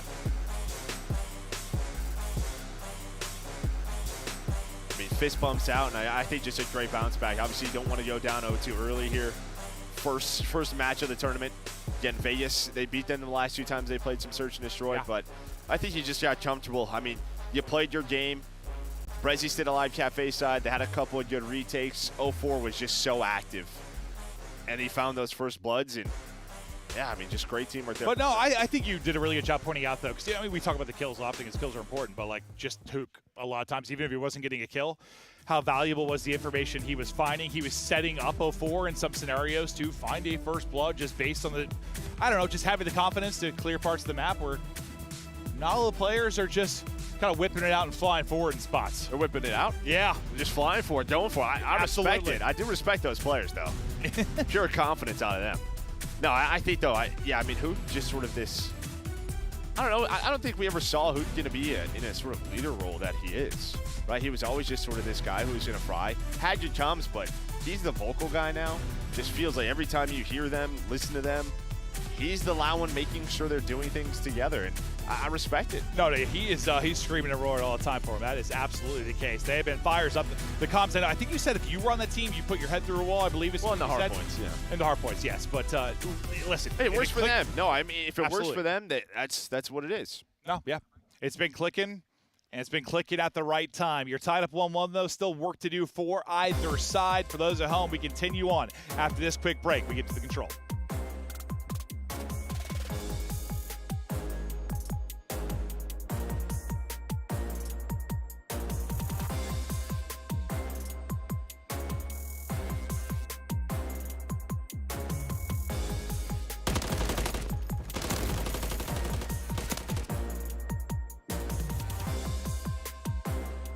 Upgrade your game with the Scuff, the official controller of the Call of Duty League. Scuff Gaming is doing an ultimate giveaway where you and a friend can win a chance to go to COD Champs this year. The giveaway includes 2 VIP tickets, travel expenses, and more. To enter, scan the QR code on the page or go to scuff.co/CDL and enter your email. Terms and conditions apply. The Call of Duty League is brought to you by Monster Energy, the official energy drink of the CDL.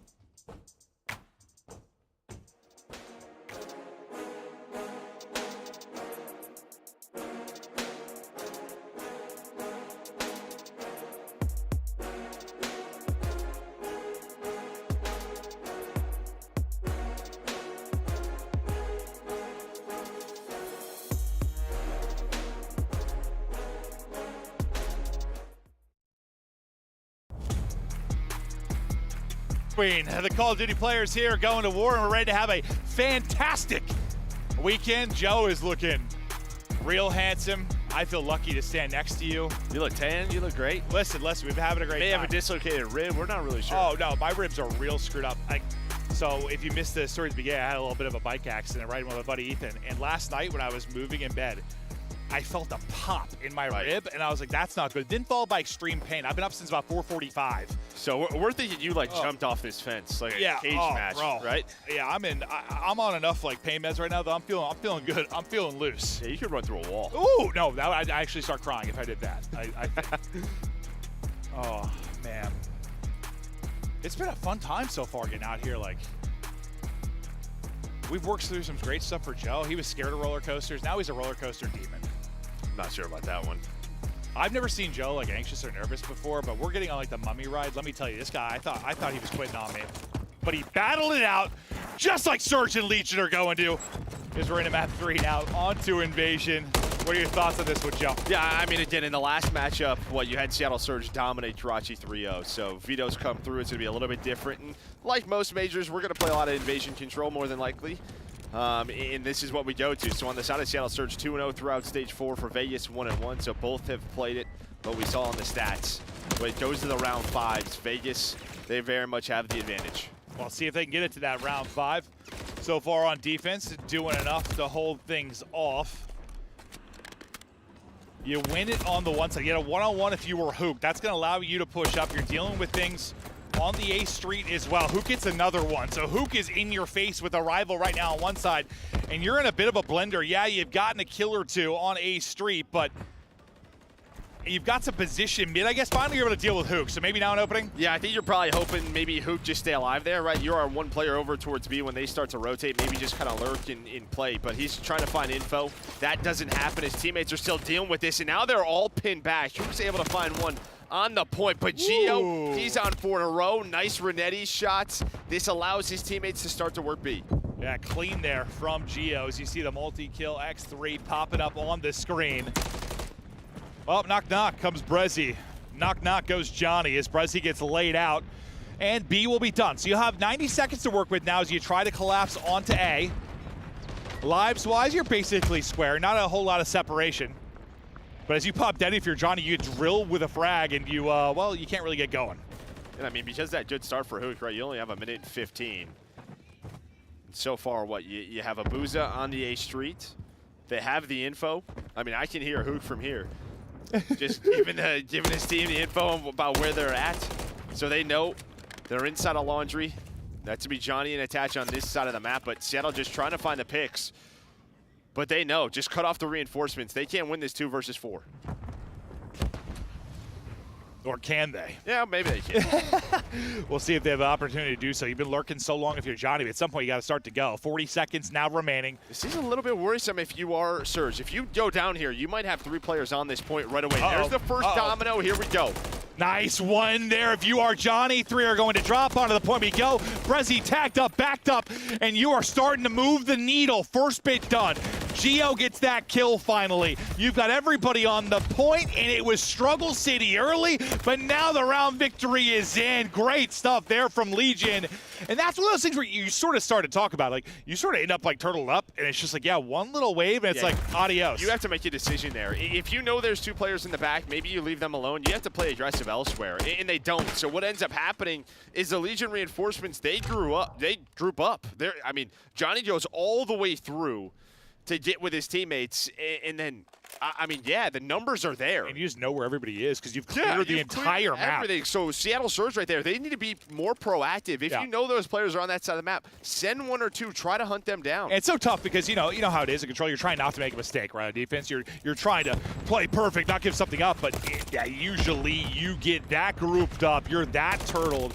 Things can fall apart, and you got to be a little more aggressive. But 04, making things look easy, that looks insane from Attach's POV. I mean, he just runs right down the middle of the map and finds the first 2 picks. And now they're thinking about kind of the same thing. They're going to play aggressive here. They might try to rotate this over towards A. For now, just playing behind the kills. I mean, you have found not a single kill. Goodness. Not a single kill if you're a Legion. Great offensive win. Finally on the board with Johnny. You try to get across, though, and you can't if you are a Booza. 2 ticks already got done at B. But you still have 04 in a position. Can't quite take the second fight. Thought he was going to have Rival out.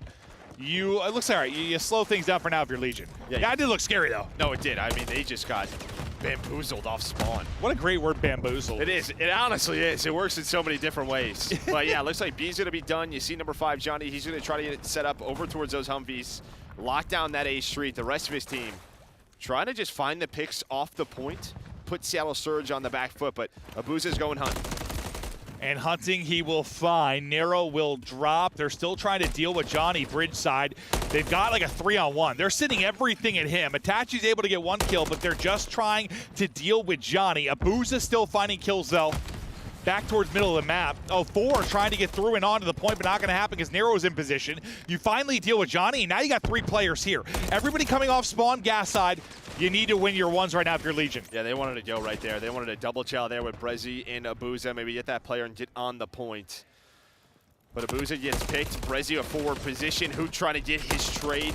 But they're just getting picked apart now, and now Legion's going to take map control away. Yeah, it's like where you're Legion, you did just enough in that offensive round to get the victory. You're doing just enough in some of these defensive sequences because there has been opportunity for Surge. You've gotten across the map with like relative ease. It's just been trying to actually execute onto A where things have fallen apart. You're going to have another opportunity here. You've already gotten up and across. Abuza already basically onto the point. Prezi trying to win his fight as well. Trying to not give him an angle. The help's going to come across. 2 for 2. You still have a chance, but it's this moment. Yeah, this moment, time and time again. Trades favor Legion. You're going to need a 2 or 3 dead. If you want to get to that point, they just haven't had it. It's been 1 for 1 so far, so props to Legion. Now they're going to have the life lead attached, starting to get going here. He's up to 10 and 7. They know where Brezzy is. Throwing nades, trying to hunt him down. Yeah, I mean, it's just the difficulty of that final 10%, like getting that bit done. But, I mean, we'll see teams on Invasion struggle to get to that point multiple times in an offensive attack. Like, to have the chance to close out that final 10%, you've had so many chances. If you are Surge, you've just held strong on defense. If you are Legion, this is your last opportunity. You only have 2 players forward. As I say that, they both drop. Johnny, Gio through on the feed. 2-0 advantage now for Legion. It's so far so good in the response for them. And, I mean, just what a bounce back after the start because I think, 04 was like, where are we going? Because we've got the whole map. Yeah, we got the whole map. And, and then he finishes the round 9 and 13. Like, he was positive at some point. So it's just the MCWs that sort of, they held the line. They held that line right around Cafe. Going with those 1 for 1s, someone finding a multi-kill, and then putting Surge back on the back on their spawn. And sometimes we'll talk about, like, I mean, they can be a little statuesque if you are like attaching Geo, but that's sometimes like spots where it works out really well, like a control on Invasion, where you just get gun up off spawn, you're not missing a bullet, you're able to bail them out of some scenarios. You saw it a couple times there. That's where it's okay to not have a little pace, just have the gunny. But Legion, looking to close this one out with the swiftness here if they can get an offensive victory. Johnny, he's going to get 2 immediately. 3 are going to drop. Almost a perfect opening, but Abuza with the ice to keep some map control. I mean, that was a nasty multi-kill, yeah, because if he goes down there may be 1 on A. If you are Legion, you would at least have people in your face right off spawn. But you take this if you're Vegas Legion, you pretty much know you're going to have that around 5 unless things go very, very bad. Yeah. I mean, even if they didn't get onto A, basically wherever you're seeing a blue arrow right now, there'd be a white arrow. Just in the map control conversation of it, they would have been in a deep hole. But you send it out quickly if you're Surge. You start to retain some of the map, but Johnny still shooting as he's currently at 15 and 8. Oh, I thought he had the win there, but Gio at least through to get the trade. First part done, solid 2 minutes to go. Lives basically square, and now you start to move up and look for openings. Team kill comes in, but still effectively a trade. Yeah, and I mean, again, we kind of saw this point earlier for Seattle Surge in round 1, and then they kind of turtled. So let's see how active they get. But there's going to be a first one, and there's the second pick. At least able to find one if you're 04, but right away, you're going to be onto this point. You're going to have a challenge here from Nero. Nice stun there by Brezzy. Attached now. He's the next man just kind of lurking on forward. He's going to be the guy with a chance to maybe pinch this. He's got 2 teammates pushing up the street. You win one there if you're attached, things might get interesting. But as he drops, now you kind of have to bully your way through the front. The crossfire is in. And now it's really all on Nero. He's going to be the last guy up. He's still have a ton of time. There's still a minute 20, and Nero's going to get 3. unbelievable, but there's nobody there. The problem, I mean, he does allow his teammates to get up the map. They're right back here. You're all stuck gas side pretty much if you're Seattle Surge. But unfortunately, there's just nobody close when he gets those 3. I mean, I think he hits the stun onto the second, wins that gunfight, and then just a nice little B-hop to the right with the pistol out. But yeah, you're right back into this just forward push. You have a chance at 3-0 in this map 3. Oh, I thought the snap was there, but he can't quite win it. Yeah, he was insane in the map 1. Trying to get insane again, but the movement and the win there from Abuza. A little replay there. You see the nasty play from Nero. Quick swap and pop. And you saw 4 trying to jump in with that tree. He just missed a Renetti burst, right? And normally when we see a play like that, it's that. Someone just missed timing the burst. Or just like, I mean, the history of Call of Duty, usually a crazy individual play involves your secondary. Like some of the titles we've had insane pistols. Insane plays typically follow it up, but you still kept the presence here. You're not done. You got 5 and 7, and Johnny and Gio still in an aggressive position. Gio's been spotted. Both players I mentioned have been dealt with. 5 straight for Abuza as he's up to 17. And it looks like you're going to be staying alive in this one. Just not enough time to get close if you're a Legion. So no 3-0 in the map 3. Much better job there by Seattle Surge. There was a couple of good pushes, but I think you had 4 on the point. He was able to find a couple of kills. Pretty much just that whoever was near the objective from Seattle Surge didn't go down. Abuza had some big wins through that too. We were talking about Gio and Attach maybe on the flip. What they were able to do when they got pushed deep. Some really great moments there from Abuza. For the most part, looking across the stats, I mean, relatively well balanced. Like nobody really getting crushed or popping off. Just teams going to war here in the map 3.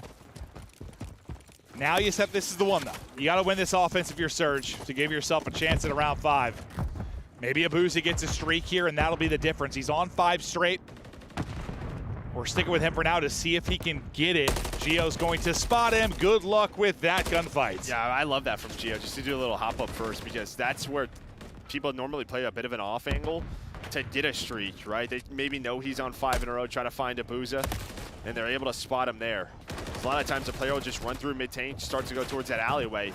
But you're getting much better aggression from Legion. We really haven't seen this. Normally from our top teams near this B point, you're hitting nades, you're going through alleys, you're getting picks through treehouse, forcing this offensive team to get on the point, off the point. It should take some time.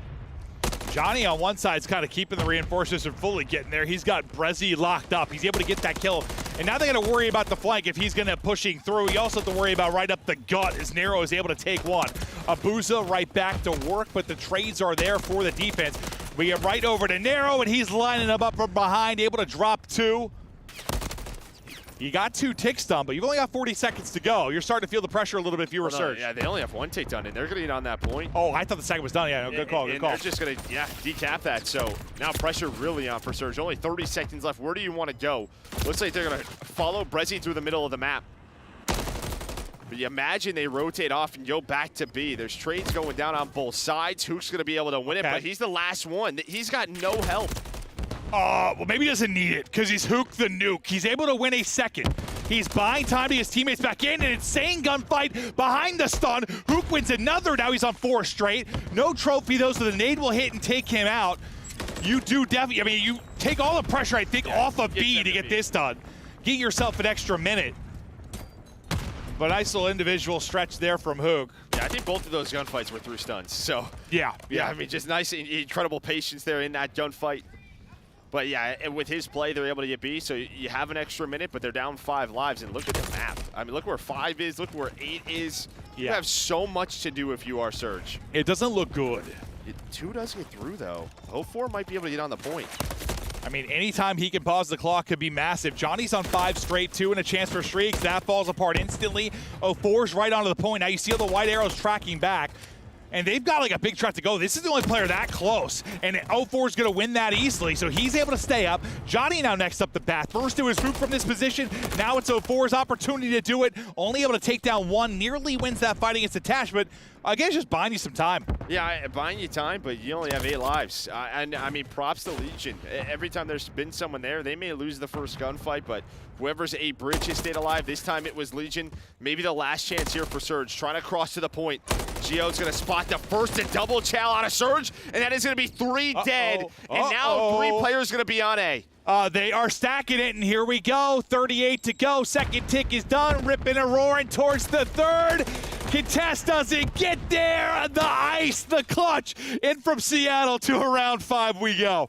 And maybe just that hoop play gets them that extra minute. Gets them that minute, and again, just... Legion just run down the... Sorry, Surge just run down the middle of the map, get in a cafe, find the gunfights. I mean, the extra minute, plus if you talk about the time of 4... and Hook were on the point, I mean, honestly, that had to have been 20, 30 seconds, just the clock pause alone. But really, yeah, I mean, you're nailing it. Just the freedom to get B, alleviate the pressure there, have enough lives that you can at least make a heroic effort like that late, and then get the win. But now you talked at the very beginning about the stats in the round 5 favoring Legion heavily. Well, I mean, you're just going to have to do it again. If you are Seattle Surge, win another offense, not easy to do. No, I mean, the offensive wins have been insane. Like, they're probably buzzer just beaters. hoping. They're just hoping for a cleaner start. Honestly, with the way that started for Legion, that's exactly what you want. That's what we see from our best. And yeah, round 5 been a lot better, especially for Vegas on this map. When I think it was 5-2. It's crazy. Like, that's the offensive round one of your Surge too, because you started out so well in the other one, right? And they had so many opportunities. This one ends up being a Hail Mary that you're able to hit. And now it's the same thing. You're in the blender. Johnny's on the one side. Yep. Bridge shot A Street at your tank. You don't have B control.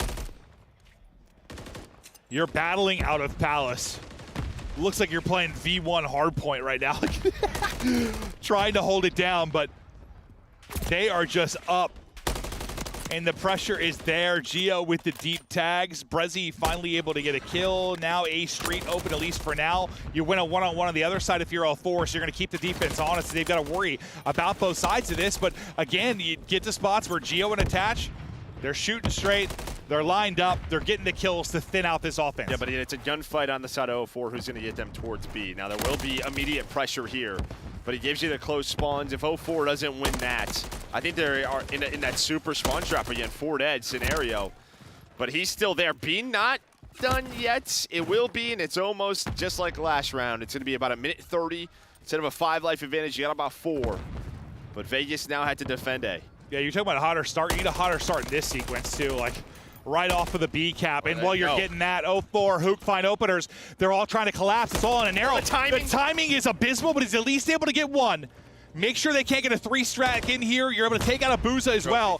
You have 2 players, though. First bit of progress. Is it going to get done? You do get that first bit of progress today, but yeah, no trophy. Everything hits. It's some clutch gunfight wins for Legion. Yeah, I mean, just that first one was massive from Attach. To win the opening gunfight. All right, it's only 2 on the point. We can take our time. Let's throw our nades.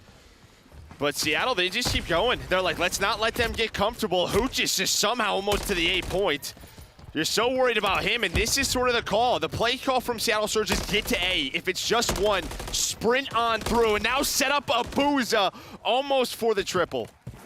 So close, but 50 seconds to go, and once again, live starting to get a little bit scary. They did it with 8 remaining. You got 11 right now. Just matching the pressure right off spawn, though. Who just runs right up the middle of the map.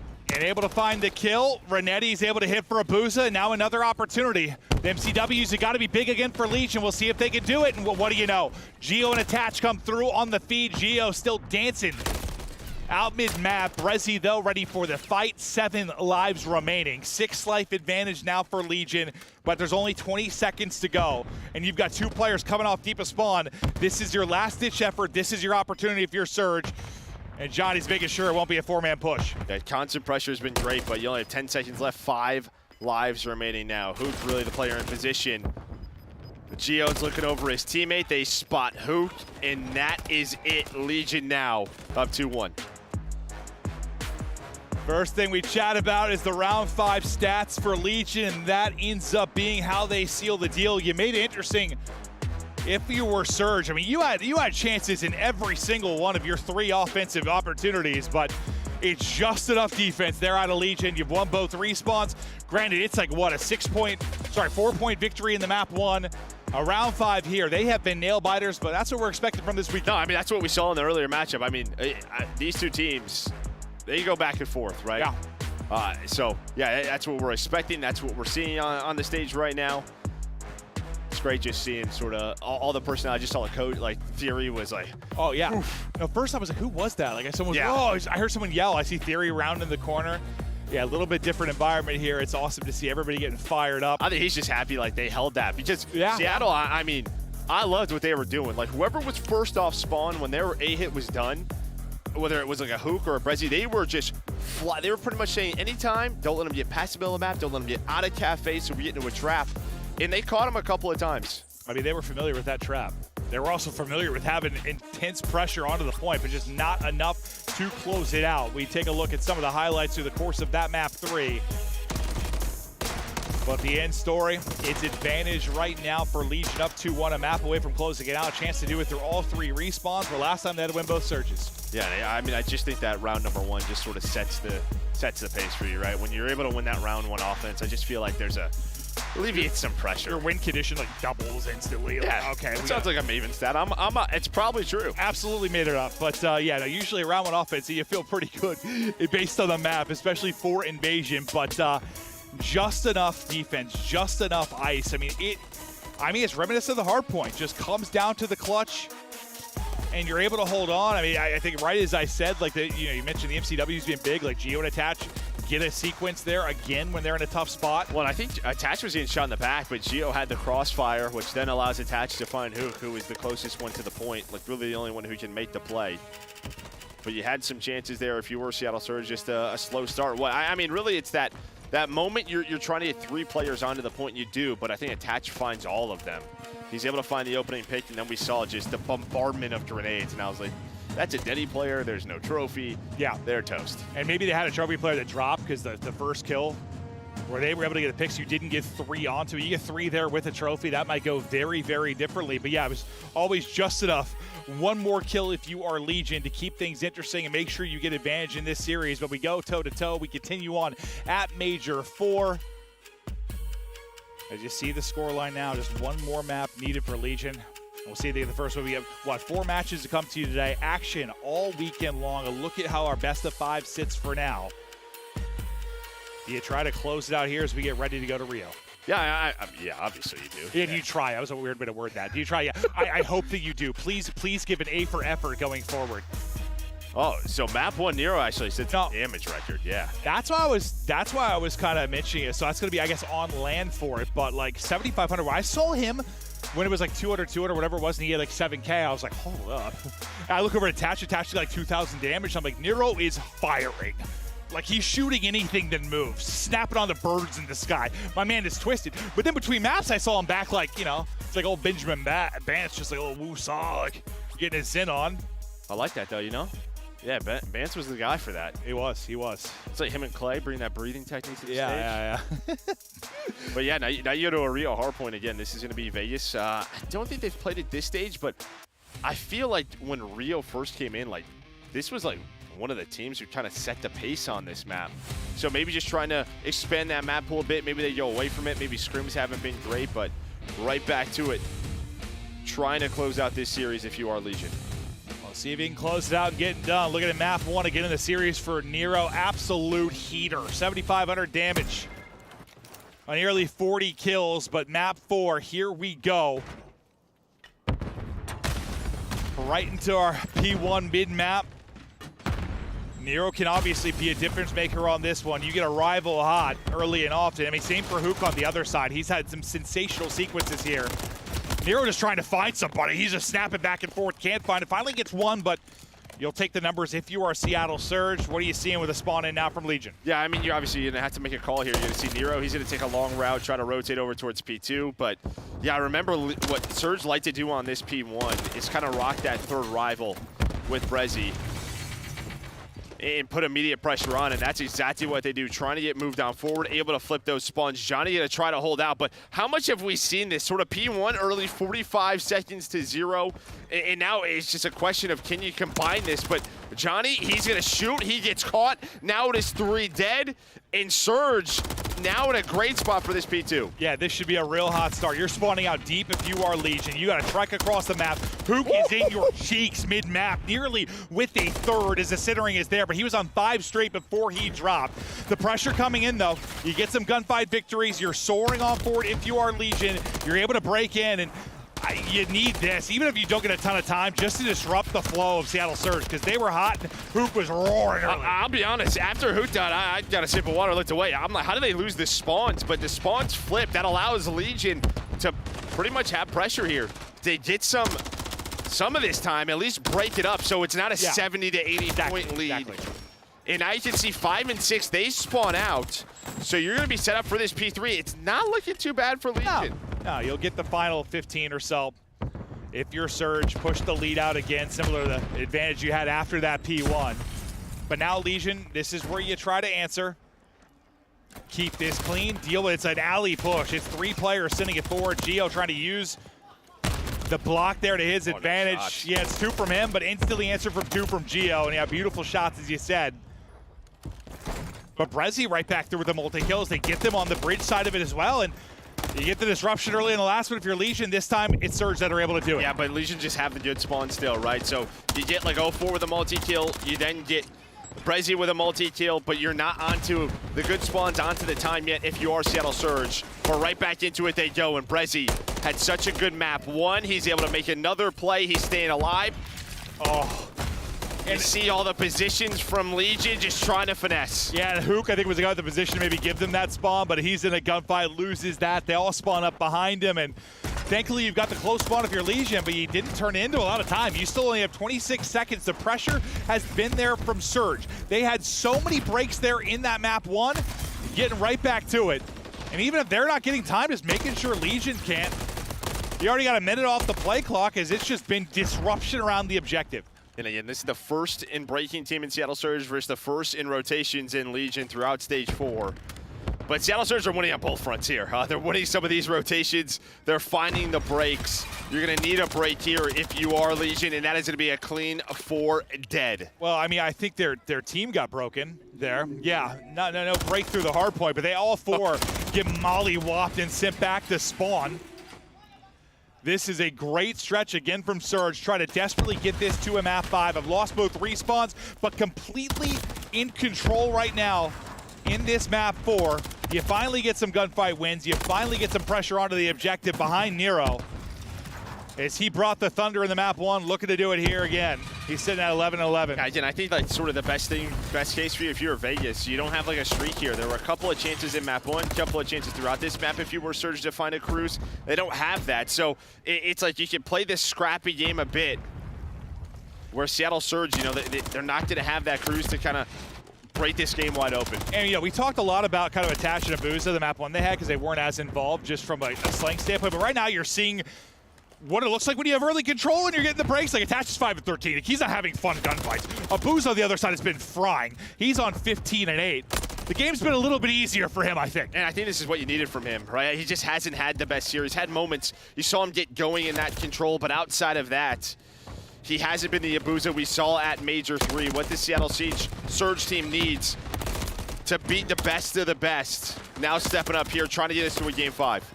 He absolutely is, but with 15 left, you win all the fights there if you're Legion, but you're getting your points in like waves of 5 to 10. They are not coming easy if you are Legion. 4 is like, screw it. I'm sitting there for this last 6 as he's going to clear. Oh, I thought he had it. I don't know how the hell. You must have snapped if you were Gio. You got another one. What is Gio doing?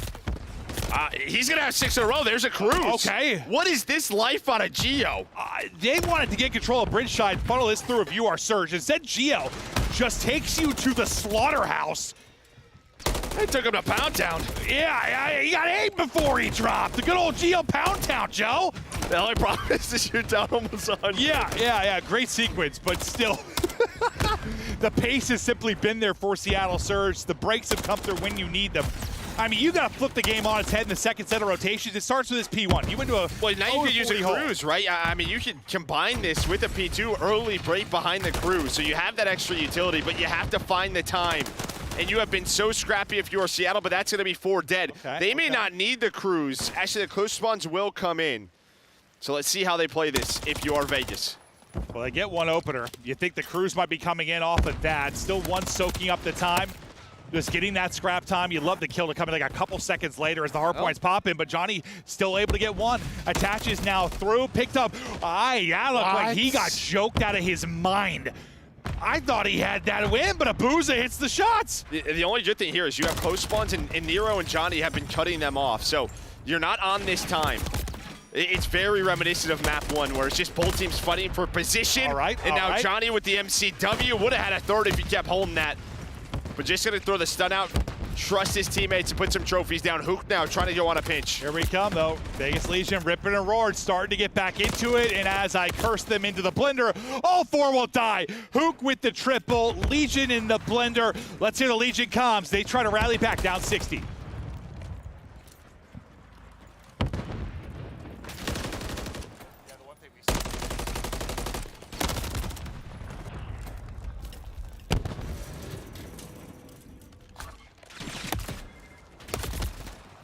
Yeah.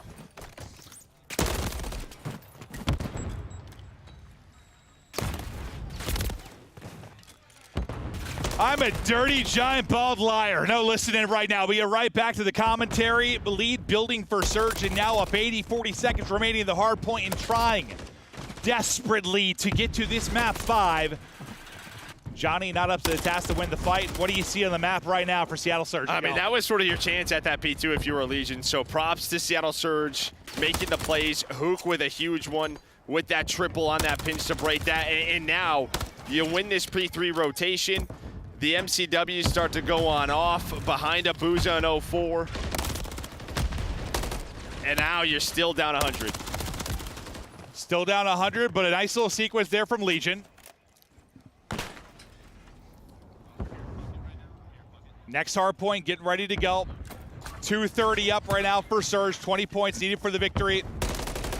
You've got to be flawless right now if you are Legion. And we'll see if they'll be able to do just that. But so much to do if you're going to bring it back. Yeah, Johnny now on 5 in a row again, just trying to find that streak, but you just feel with 20 seconds left, the way that Seattle Surge put pressure on the map, this is just going to be so difficult to do. Here comes the pressure. They've gotten so many breaks, and they do it one more time. Attach and Johnny shutting them down, though. Another multi-kill there for Johnny. He's on 7 in a row, streak to use if you're maybe going to bring it back, but you've got to chain together a couple of hard points, and that has become so difficult for Legion. Maybe this will be the stretch, though. But Surge, no, like they're just trying to find like 5 to 10 seconds, but and now, yeah, they hold on. Oh, yeah, you have the cruise. We have a couple of cruises to work with if you are Legion. The first one coming on through. Hook's on the hill, though, so you're going to have to find him right away. So it's going to be Abuza who's found, but look at where you are. You got to use both here. You have to use both here because the kills came Surge's way. You're off spawn. You find them, but it doesn't matter. You're still right back onto it if you're Surge. Yeah, the only thing finding kills is the cruises. Every other kill comes the way of Seattle Surge. They deal with that perfectly. Now you've gotten that left side spawn and you're trying to flood forward, but you just need 5 points for the victory if you are Seattle Surge. Tick by tick, second by second, locking them up.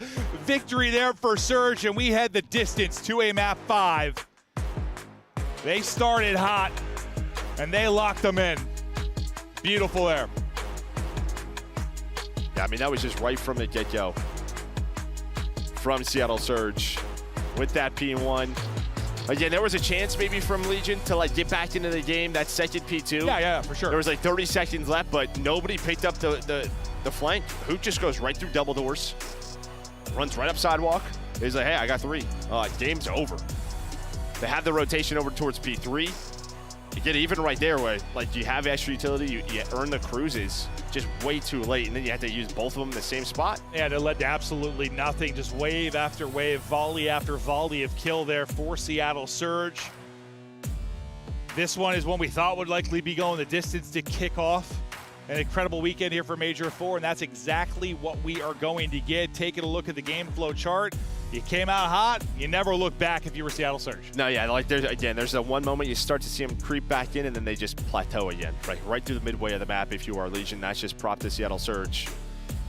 And yeah, you get to a game 5, we're going to a 6-star. Last time these two teams played, it was like a 6-4.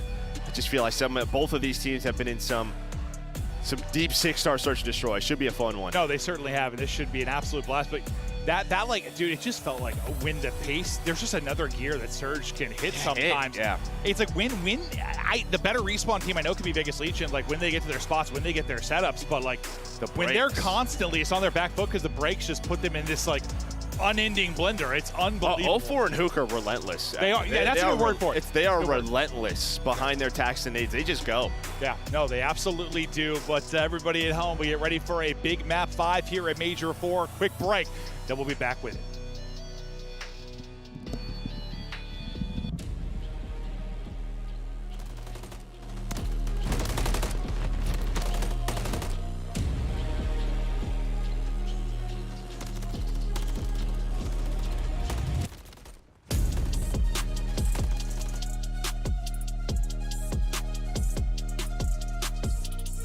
Upgrade your game with the Scuff, the official controller of the Call of Duty League. The Call of Duty League is brought to you by Monster Energy, the official energy drink of the CDL.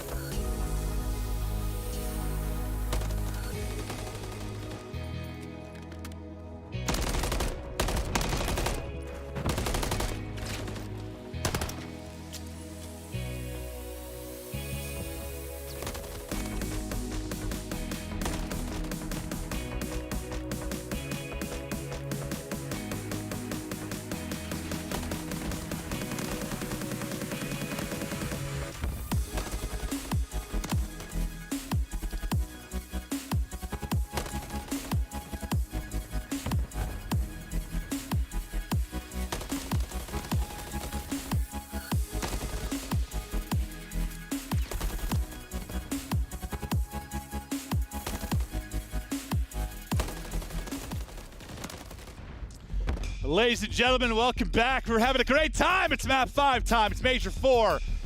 Things are getting freaky in the building.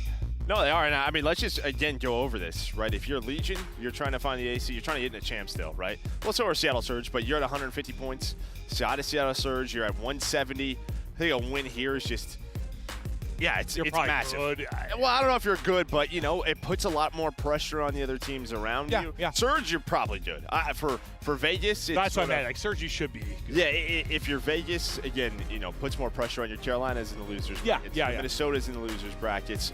Miami and Thieves still have to play later on tonight. So this is a huge winners round 1 game. No, it absolutely is. The bracket looking a little bit funky. Just, I mean, due to some teams improving, due to the optic issues throughout this stage. Like, things are insane. It's not what we expected the bracket to look like, but everything is coming down to this before our final tournament of the year as we get closer to chance. There's still a giant bag of cash on the line here for Major 4 as we're right into the search and destroy 6-star map 5. Here we go. Who are your playmakers you're looking at, Joe? Well, I think on the search side, I'm going to look at 04, but I know that they've kind of switched up some positions with Brezzy playing the island position. You know, we talked about that in one of the He was plush as hell on this map last time. Yeah, so maybe just look at 04 because a lot of times he was the island, but now what is he going to do? On the side for Legion, I'm going to go with Attach. Again, he hasn't had the best series, but played great the last time these two teams played. Yeah, it's like Attach has not had a great series, but yes, you have one good map 5. Yeah, it doesn't matter. Everyone forgets everything, but it's first bloods all over the place for Vegas Legion. Something they struggle with mightily in that map too. They did not find many first bloods. Here you get Hook and Brezzy out of it.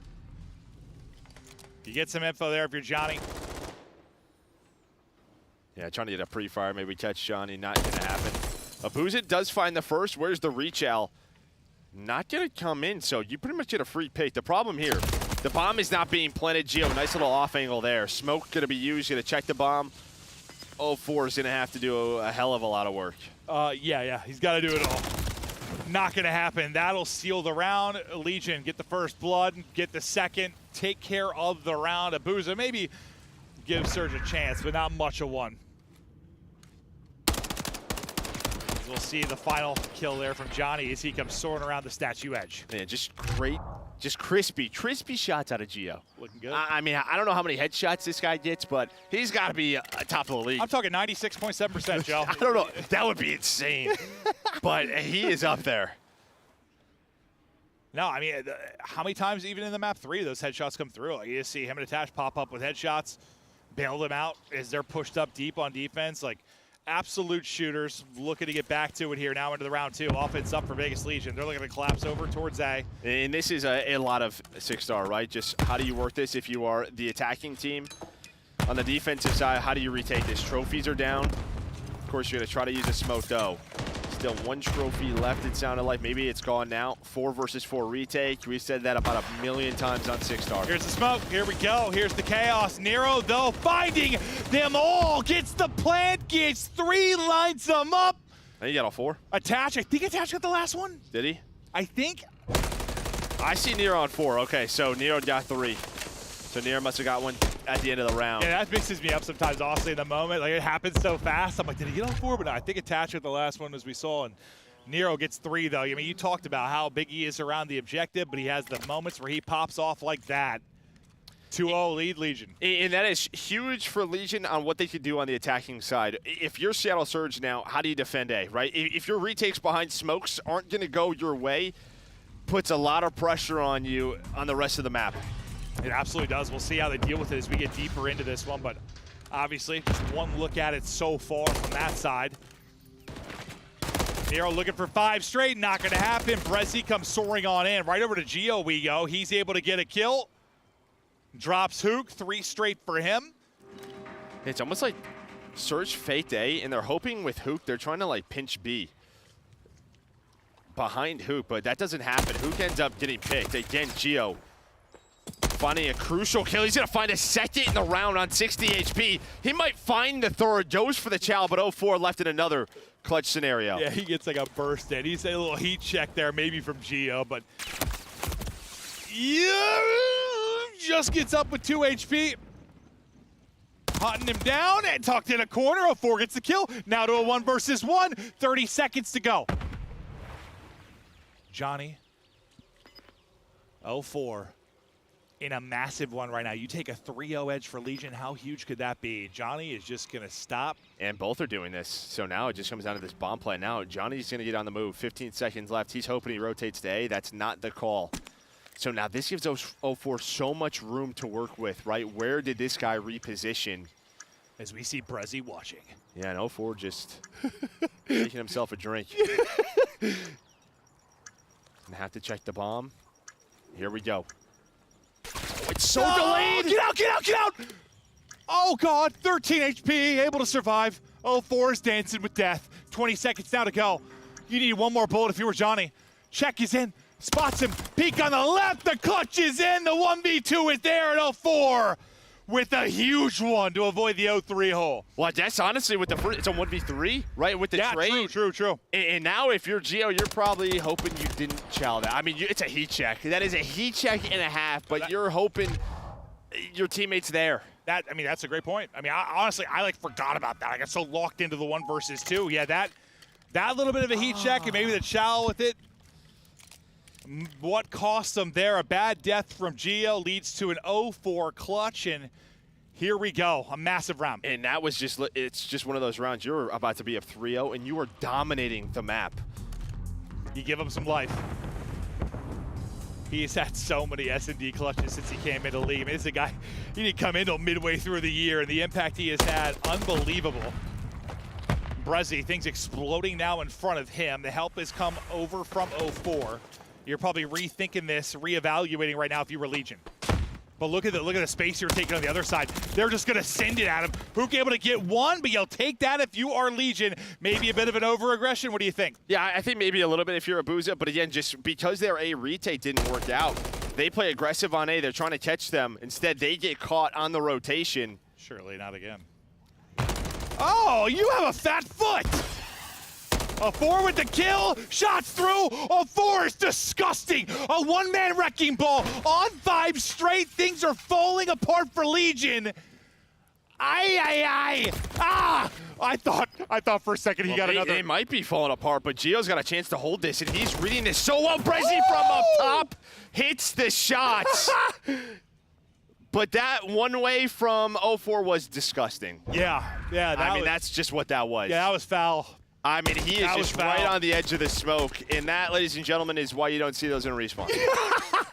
Oh, that was foul. He just throws that onto his feet, and it almost like he had aim assist too on to attach. Yeah, he did. Yeah. At least it looked like he did. Just great thumb control. I mean, just Nero's got size 13s on. Attach can't see him. There's no way in hell. He got shot by a ghost. Unbelievable there, 0-4. Ooh, we're tied up 2-2. It was all Legion, then 0-4 came alive. He's got 5 of their 9 kills. And now we're back to it on offense. Maybe a little nades there for clearance through mid. Stun will slow this pressure down for now. Holding the flank is going to be Brezzy. Here we go. Yeah, just so fast is Legion. When they read something, obviously this map is 2-2 behind a couple of clutches. But Seattle's offense has not been great. This time, though, Vegas tried to get very active before the plant is in behind the smokes. Smokes down on both sides, and 0-4 is just like, yeah, I got this. Yeah. I live in this. I was like, how far is he going to send that with bomb? But yeah, just got to get into the cut. They're able to recoup and get the plant. 3 versus 3 now. A little 2-on-1 pinch. Can Nero at least get one? Great gunfight victory from him. Advantage over.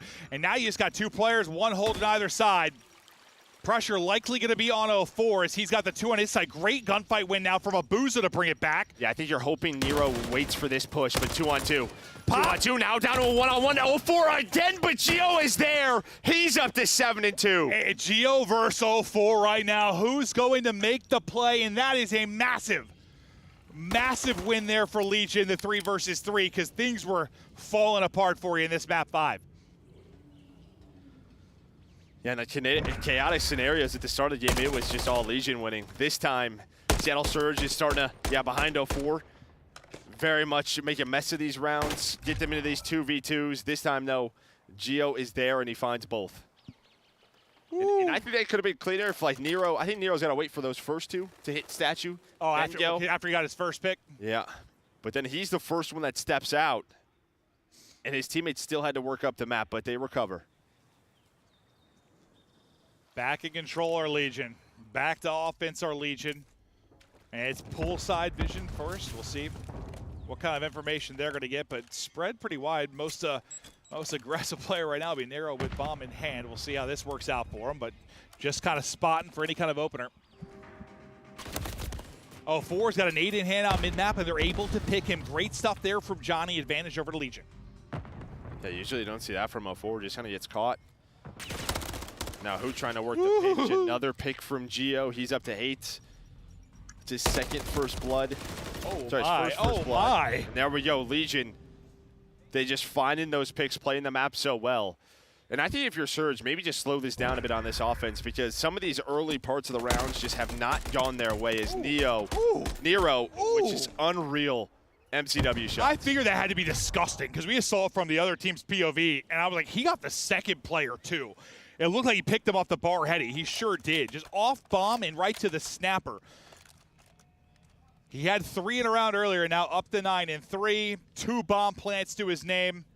He's doing it all. Well, him and Gio. Yeah, him and Gio, yeah. But yeah, after that little surge from Surge, Legion.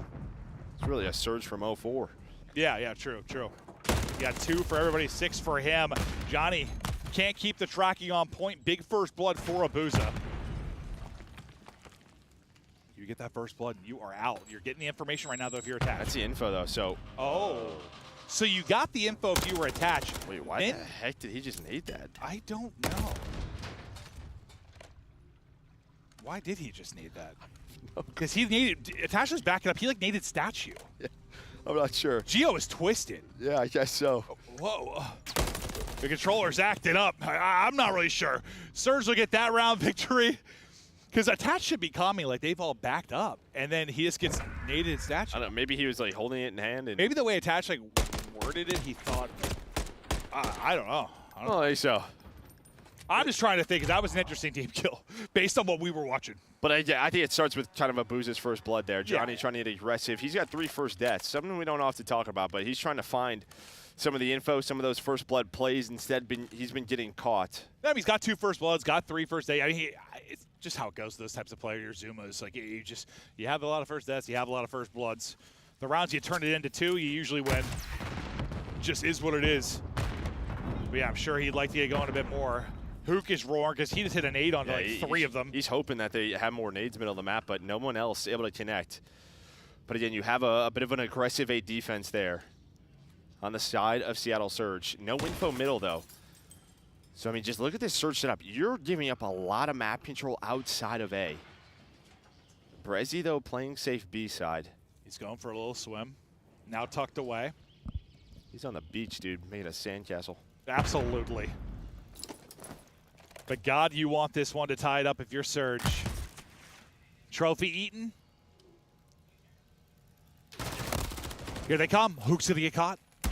Abuza not able to get one with the trade. The smoke is in then. Maybe trying to get a little bit of one-way action like we saw earlier, but Nero's going to get the kill through mid. Brezzy's going to drop a 4, trying to bring it back, but now he's got to kill everybody. Great patience from Legion. Great gunfight win from 04, but where can you scramble away? 31 HP. Just 2 players still to deal with. I thought, man, he gets back to full HP. Who the hell knows with the clutches from this guy, but... And Gio and Nero have 21. I mean, this duo is just going crazy on the map. And like you said, they get the opening on the Hook, and then they just stall. They throw the smoke and stop. And I love that. They back up. They make sure they're playing as just sort of this death ball on the map. Yeah. Don't give him anything. You need 3 straight now if you're going to take this map 5 if you are Seattle. 1 more for the victory for Legion. Can they ice it out on this defense? Hook bomb in hand for Seattle. And away we go. You've got a 2-man presence here over towards B. They're flirting with that. Brezzy getting eyes mid. Get up towards bar. I mean, this is going to be a B execute. You've already got somebody up towards bar. And this is just such a nice setup here from Legion. I thought so. Nero, though, has to reposition, was worried about the nades. The crossfire was on point. Gio looking over him, but Gio has been so good from here. Can he do it again? Hook trying to dodge the nades. Checking if the bomb plan's going through. Instead, he's going to get caught. Just trying to get the angle and gets fried. Johnny can't get away. Attached, trying to clutch. Not going to happen. Surge round by round. We'll see if they can do it. There's one. Need 2 more. And I don't think defense has really been the problem for them. It's kind of been those offensive rounds, but the nades were on point. I mean, if somebody hit a nade with Hook in that round, that one was over. Like, yep. That would have been a twofer, I think. They were ripped, man. I think we heard him screaming here in the venue. He was hoping somebody comboed it with him. I imagine Vegas just kind of go back to that spread. Or do you try to bring up the aggression and close it out here? Got 3 over working towards A. Keeping him honest. Out towards B was Gio for a second. Now you're trying to group up into that death ball again, as you mentioned. It's a based on, yeah, a ton of info. 04's gonna have to use an early smoke. That might give Vegas like, hey, let's plan A. They don't have that smoke to retake this. No, you're gonna need that smoke more likely than not, but they're trying to pinch this around. Gio's got so much info though. How many did he spot? Did he see 1? Did he see 3?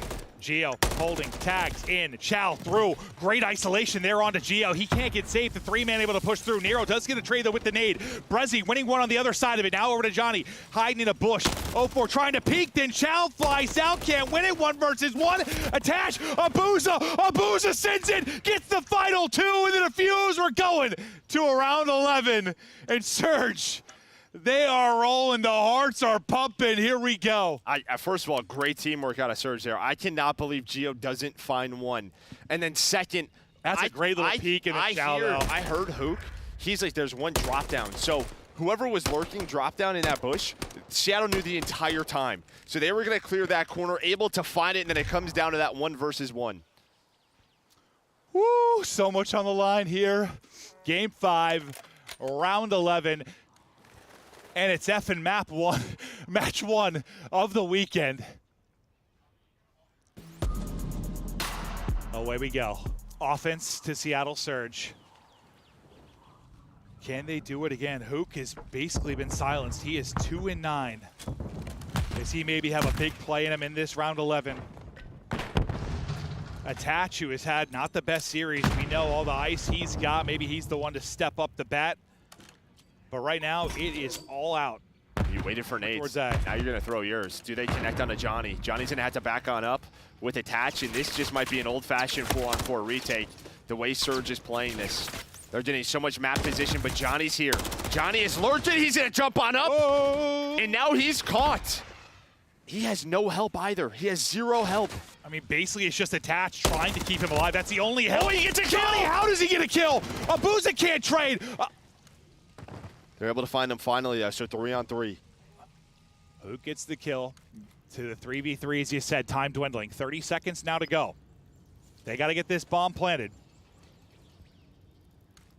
They start to work it. They just have no info on the flank. That's why Brezzy's going to drop down here. They have no info on the full flank.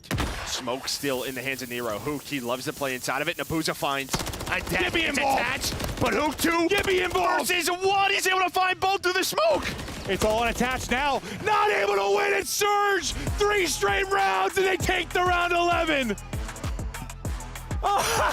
And Rambo Ray is fired up. Down 3-5. And Hook, what did I say at the beginning of that round 11? Like, Hook was like 2-9. Will he be the playmaker? He's got the play late. Gets 2. Woo! And now, I mean, I saw like the Carolina boys standing above Vegas. Massive for them. Oh yeah, oh yeah. Vegas, I mean, it was in their hands to close that out. 5-3 lead, and round by round, it slips away. Oh me, oh my. And I thought with Johnny's kill, like maybe it was over, but when Abuza was able to find that pitch. Or no, sorry, Abuza got picked in the 3-on-2, and then Hook wins a 2-on-1 through the smoke. Well, so Hook, yeah, Hook got the trade onto Johnny. He then gets 2 more, so he got 3 out of 4. He didn't get all 4, did he? Oh, they so. I think 3 out of 4 at least. I mean, he went from he had 2 kills going into that. Gets 3 in the round 11. How many boy? 5. Okay. So he had 3. Yeah, I'll say if he had an ace, I missed that. That's my bad, everybody. But no, he gets 3. That was so good. I know. Listen, I know it was a rocky start. We were having some audio issues. We were battling through some stuff with our new venue and stage. But like, wow, that ends on a banger. We start with a 6-point hard point. We end with a round 11 search and destroy. That was thrilling. That's everything you could want. I was jumping around. I mean, I have my ribs hurt, and I'm glad that I took pain meds. I'm sore right now. I was jumping and stuff. I can't be doing that, Joe. Yep. You got to take care of you. We do. But holy Christ, that was awesome. No, it was. I mean, the impact, obviously. There are a lot of teams still on the bubble. Vegas was one of those. They now go to the losers bracket. And it's like now I believe they drop down and play a Breach where, like, yeah, you're thinking maybe that's good, but Breach is playing with no fear, right? They're just sort of like, let's go for this. Let's cause some upsets. Yeah, maybe they will. We'll see how it plays out. More action to come, but to break it down now, we got Blaze 04. Take it away, Big Sexy. If you're a Seattle Surge fan, because they stay in this tournament on the winner side, I got 04 with me, and as you guys saw, absolutely clutching it up those 3rd and 4th rounds of the S&D to keep your squad in it. What was going on throughout your mind in that map 5? Staying composed. That's the main part. And to be honest, we lost them online last map, same map, so we knew we couldn't lose them on land. So we just had the confidence going to last map.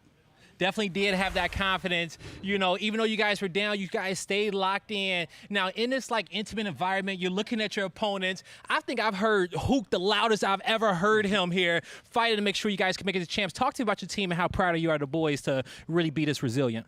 Bro, it's amazing. I love playing with these guys. Bro, they come every day with the same amount of passion. It just, our chemistry is there. It's starting to click. And it's close to champs, so we're starting to lock in even better, even more. And Kyler just brings the energy every map. Hey, definitely does. Okay, now is the time to peak and hit your true form. It's a lot of money on the line for Major 4. You guys still on the winner side. What do you want to tell the Seattle Surge fans that's blowing it up in the chat right now for you guys? We're coming to win it. You heard it here. Ofo said they coming to win it, and it's not over yet for the Seattle Surge. Chris, let's break this down. Thank you so much, Blaze. Congratulations to Seattle, and congratulations to Alley Cat, who now takes the predictions lead. But Alley, more importantly, Surge, you saw how fired up Rambo Ray was at the end. This was a very meaningful matchup for anyone who missed the pre-show. Why was his first match against Las Vegas so big? It's so big because winner gets 30 points, right? And we're still on this run for champs, and Seattle Surge now gave themselves a handed lead versus the rest of the bubble, trying to get in that top 8. They're up to 200 points now. Let's take a look at how they got here. And Nameless, it wasn't looking good for Surge in this game 5. They were down 2 rounds to 4. Somehow bring it back, winning 3 in a row, including some huge clutches. Yeah, I mean, just what a performance, right? Like, the clutch by 04 was massive. I mean, you're talking about a 1v1 versus Johnny, where he's in a situation he has no idea where he is. He's like, okay, I'm just going to have to get this bomb down, get away with my life. Johnny takes some shots at the back. 04 wins the round, and that was like the turn of the tides there. Some aggressive offensive rounds for them, great retakes. Obviously, you get the 2-piece through the smoke in that round 11.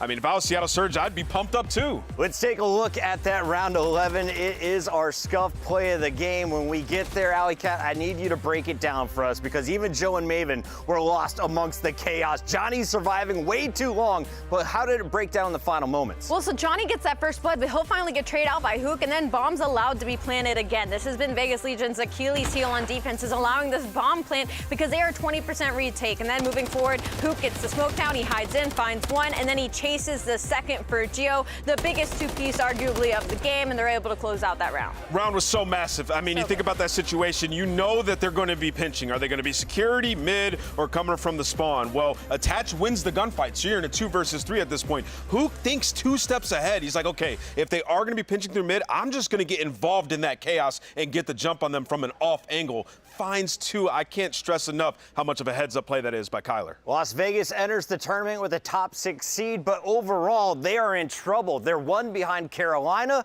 and they are going to stay there after this loss. Let's take a look at our updated bracket, though, and see just how tough could the road be for this Vegas squad. You see Surge is moving forward. They'll play the winner of FaZe or Subliners, and then, of course, Legion is dropping down against Breach. Out of all the opponents, is Breach the best opportunity for Vegas to get some points here?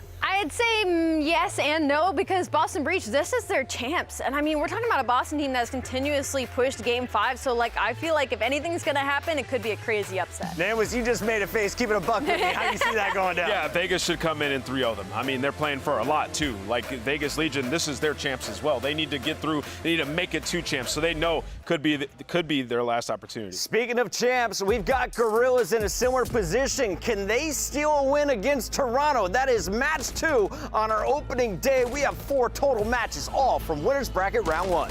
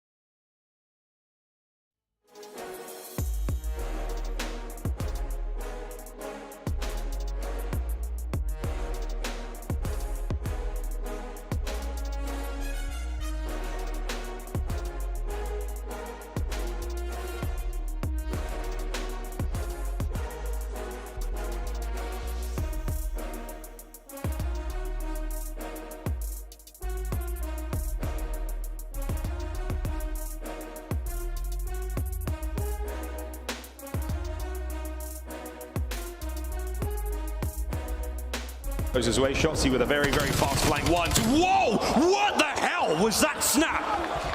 Okay, son. He's got to be so happy. He's finally doesn't have to worry about getting first blooded in round 11 on his team. You're like an adamantium werewolf. Oh no! Oh no! He couldn't get out, but he can do front flips. Oh, Daddy's hungry! Oh my God! Finally takes him out. But it's dog-on-dog warfare! No! That was the most intense round of S&D that I've ever casted in my damn life.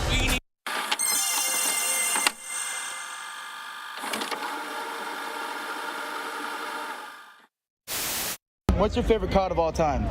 Come on, bro. Black Ops 2. AW. Who do you think is the best SMD player, undeniable, all time? Either Seth or Damon Karma. Of all time? Me. Probably Porter or Clay. Porter or Clay? Porter or Clay, yeah. Very, very, very, very valid. So you're trapped on an island. What 2 COD players are you bringing with you? Okay, I'm bringing Krim. And then I don't know. Let's make a vibey squad. Let me give me Shotzi. Give me Ant. Oh, I'm behind him blue. I'm assassinating. This is the second time he's assassinated. Oh my God. Oh my God. He just got slammed. Vent? Right, last guy vent. On you. Oh, free fire.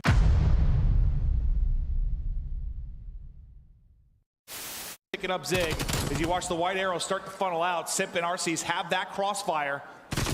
It's a lot for Simp to deal with, and he is dealing with it. 4-0 start.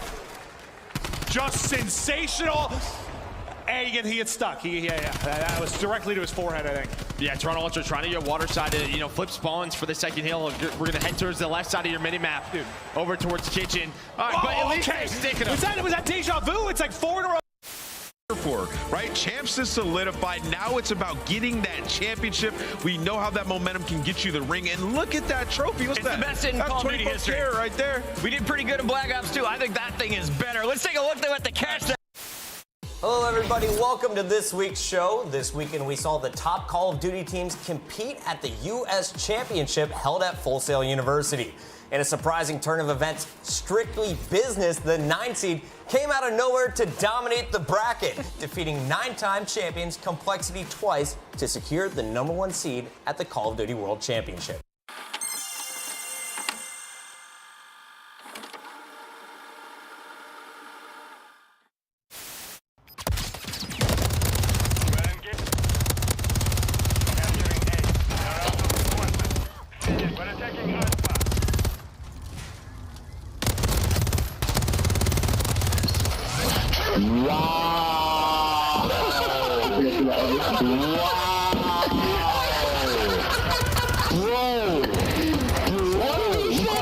your face again.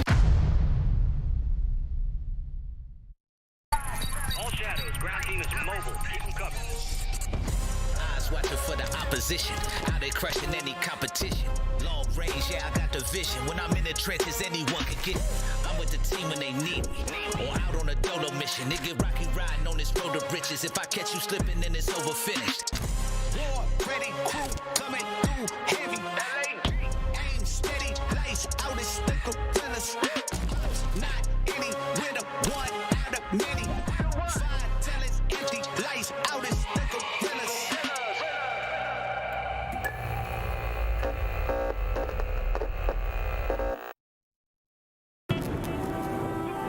I love when the good news coming in on a day-to-day.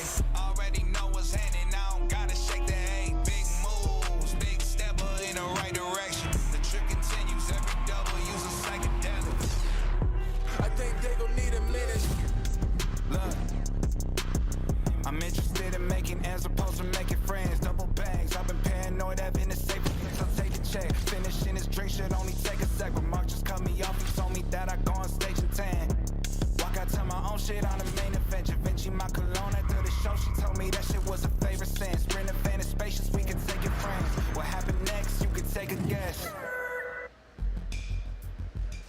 What's up, everyone, and welcome back in. It is opening night of action here at Major 4, and you can see we are getting ready for the Major 1 champions to take on a surprise A seed in LAG. It's a battle of purple, and if you're looking at the stats here, LAG's just happy to be here on day one, right? They snuck in with a 3-4 record overall. But let's start with Toronto, the squad that surprised us by stealing back the top spot from Atlanta FaZe. Yeah, for Toronto Ultra, they've been one of the favorites alongside FaZe after their matchup during the qualifiers, and they've just been unreal. They're the strongest respawn team right now at 10-2 in Hardpoint. And not only that, like at the beginning of this series, they're 7-0 in map 1s alone, 6-1 in control, and they have an extremely deep map pool compared to everybody else. So for Toronto Ultra, they have just been unreal. Yeah, when I think about this Toronto team, a good indicator of if they're championship caliber at an event is if Kleenex is playing well. And he has been unbelievable. #1 control player throughout this split. They played only high rise, so now they have the deepest control map pool in the game. Feel super comfortable in that game #3. And then we've seen massive improvements from a guy like Insight who went back to his roots. He said, you know what, I'm gonna dominate the search and destroys. And that is exactly what he has been doing. When they've needed him against the top 4 teams, he's played so well there. Let's take a look at our Monster Energy pregame, Allie. Best mode control, 6-1, and that's with trying new maps? Yeah, again, they are 6-1 in high-rise control right now. This is the only map that they played during this split, and that was just to add it to the map pool every time that we interviewed them. And that's also off the back of Kleenex. Like Ant said, he's rocking a 1.28 right now in that game mode. He has been the best SMG in the world. Team with the most kills gets defense, 4-1 in those game 5s. Let's take a look here at their worst mode, though. They have some search struggles. Yeah, SND has been a pain point for them, 4-5. They lost 3 round 11s in a row, and they're only good at Rio and 6-star. And Envoy has been struggling specifically in search and destroy with a 0.6, so that's going to be your player to watch in that game mode. All right, Nameless, pretty exciting stuff here for Toronto Ultra. On the other side of this fight, we have LAG. What should the fans know about the Guerrillas? Yeah, I mean, they have some great players. I mean, Diamond, he could take over series at any point. Fame is a search and destroy specialist. He's making calls in that game mode. And LAG have upset some of our better teams in the world. We've seen them. Everybody goes back to the Atlanta FaZe series where they made Allie dye her hair purple. But yeah, I mean, it's just a young group of guys, right? They brought in Flames, the newest addition to this team to, sort of bolster them in that search game mode. It worked for a little bit of time, but they sort of lost their way. Throughout this split, though, Chris, they just started playing more free, man, and that was the difference. Allie, they've always been playing separately. Tonight, they're in the same venue. What do you expect to see from them on land together? I'm expecting to hopefully see maybe an upset. I mean, we've seen what they're capable of doing against top teams sometimes in these situations, but for LAG, they don't really have a lockup game mode. You can say their best mode is control because they're on a 3-map win streak. They're a pretty strong attack team on invasion, which kind of gives them the edge. But everywhere else, they're pretty average across the board. My biggest worry with this series is they have a really small map pool compared to Toronto, and Toronto being the best hardpoint team. On the flip side, LAG, it hasn't been great. Their setups haven't been great, and they struggle in the map ones. At 2-5. Yeah, I mean, the only route to victory here, Chris, is to win 2-3-5 for LAG. 2-3-5? Yeah. A little Neslo action? They got a Neslo 'em. I mean, you look at the search and destroys and you think about Toronto, it's like, yeah, they've been keen to losing search and destroys to the bottom 8 teams before. Like, that has happened. And then with the control, like, yes, Toronto has 6-1 in high rise throughout the split, but throughout the year, that was their worst map, and that's LAG's best control map, right? So there is an avenue to victory here if you're LAG. Gee, Scrap going over things with the admins before their first match kicks off here. A lot of nerves when you're entering the stadium for the first time. Namwiz, talk me through the maps and modes, though, because our players have locked these 5 in. Yeah, I mean, you look at it, like, statistically, Toronto's going to have the edge basically everywhere. But for LAG, like, an interesting one is the game for 6-star. Worst team in the game on 6-star, 0-5, but they didn't play it last stage at all, right? So it's kind of confusing as to why they brought it in. Maybe in scrims they had a breakthrough on the map, so very excited if we can get to that game number 4. And then I think about High Rise. High Rise Control is a map that LAG have liked, so some sparks could happen at your midpoint of the series. Sparks could happen, but I see that high-rise control and I just get flashbacks to the Toronto Ultra 6-1 record on it. I'm very shocked that it was actually picked by LAG in this series, but you know, maybe they got something up their sleeve. When LAG wins, they do it in impressive fashion or a Game 5 shocker. We'll see if they're able to pull it off against our top dogs. We've got our scuff pick'ems to do here as well. And Alley Cat, now that you're a front runner here, I feel like you have to go first, right? I'm perfectly fine with that in this series because I could guess it with my eyes closed. I'm gonna go with Toronto Ultra for sure. Same. Toronto Ultra. Toronto Ultra Shocking. for Nameless. LAG, don't look. I Don't look to too your will right. statistically choose the number 1 seed over the number 8 seed. LAG. Don't look, will guys. say the Close your underdog. eyes. And that's when they're most comfortable. I will say, I'm looking down right now, and Scrap's getting some extra help. I don't know if he's shook, you know, sitting across from LAG, but he just can't get his stuff set up properly. Look at him. He's just all over the place, bro.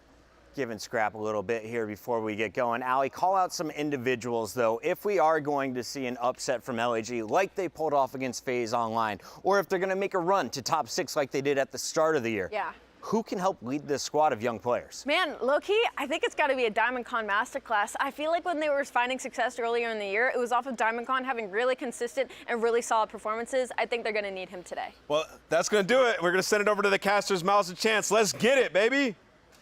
Let's get it, baby, indeed. We're in for a very, very spicy week of Call of Duty fans. Welcome, Miles and Chance taking you through this winner's bracket matchup. That's right, it's the purple teams, folks. We've got LAG, Toronto going up against each other.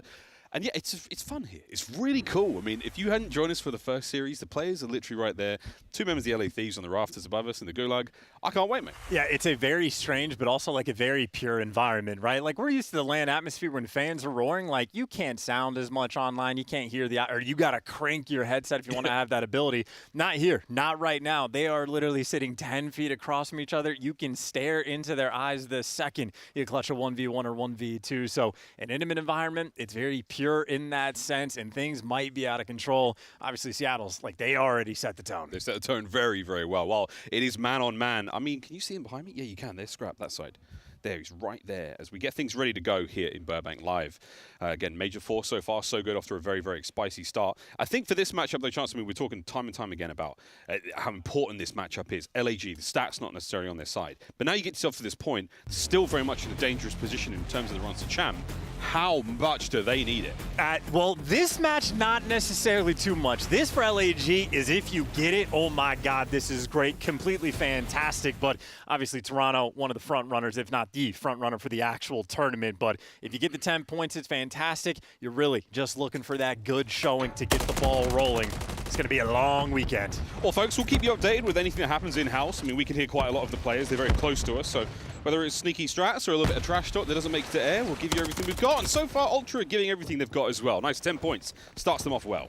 And then, well, Estriel, by the way, just to throw this out there, one of the top performers is against, like, the best teams in the game. So Estriel, definitely a player you need to keep in the back of your mind for the side of LAG as well. They should be clear to collect a decent chunk of time. Envoy, not smooth moves. Misses the jump, doesn't get the power position initially, and that just means LAG should have a bit of a better time locking it down. And you can see Flames, his headset works loud and clear. Knows exactly where Envoy was coming from. Yeah, you're in the cage, it's going down. P2 rotation inside, taken care of Biestrial there. Beautiful shots. The second there once again. Cars exploding, all sorts of clearance done with. Diamond Con will be the man over here on the hard point for LAG. Lovely rotation chance. That's their first of the game. And obviously for Toronto Ultra, they have a 15-2 record on this map. So these guys thrive on Karachi, but a start like this, LAG, it is just a matter of keeping like the pedal to the metal. They're in a great spot. The rotations have been clean thus far, but obviously, you know, the setup is one thing. The execution is different. Toronto Ultra, I mean, they storm right back. That is one push to get back in the mix. A two-piece there for Cleanix, and that is 30 seconds that LAG might just have to chalk up. Yeah, well, good news. You're going to the other side of the map. Bad news, there are members of Ultra every single nook and cranny on that way over. On Cleanix now, making it tough for Esriel to make that clearance across. He finds it. Diamond Con wins his upstairs, finishing the job that Cleanix began there as Envoy.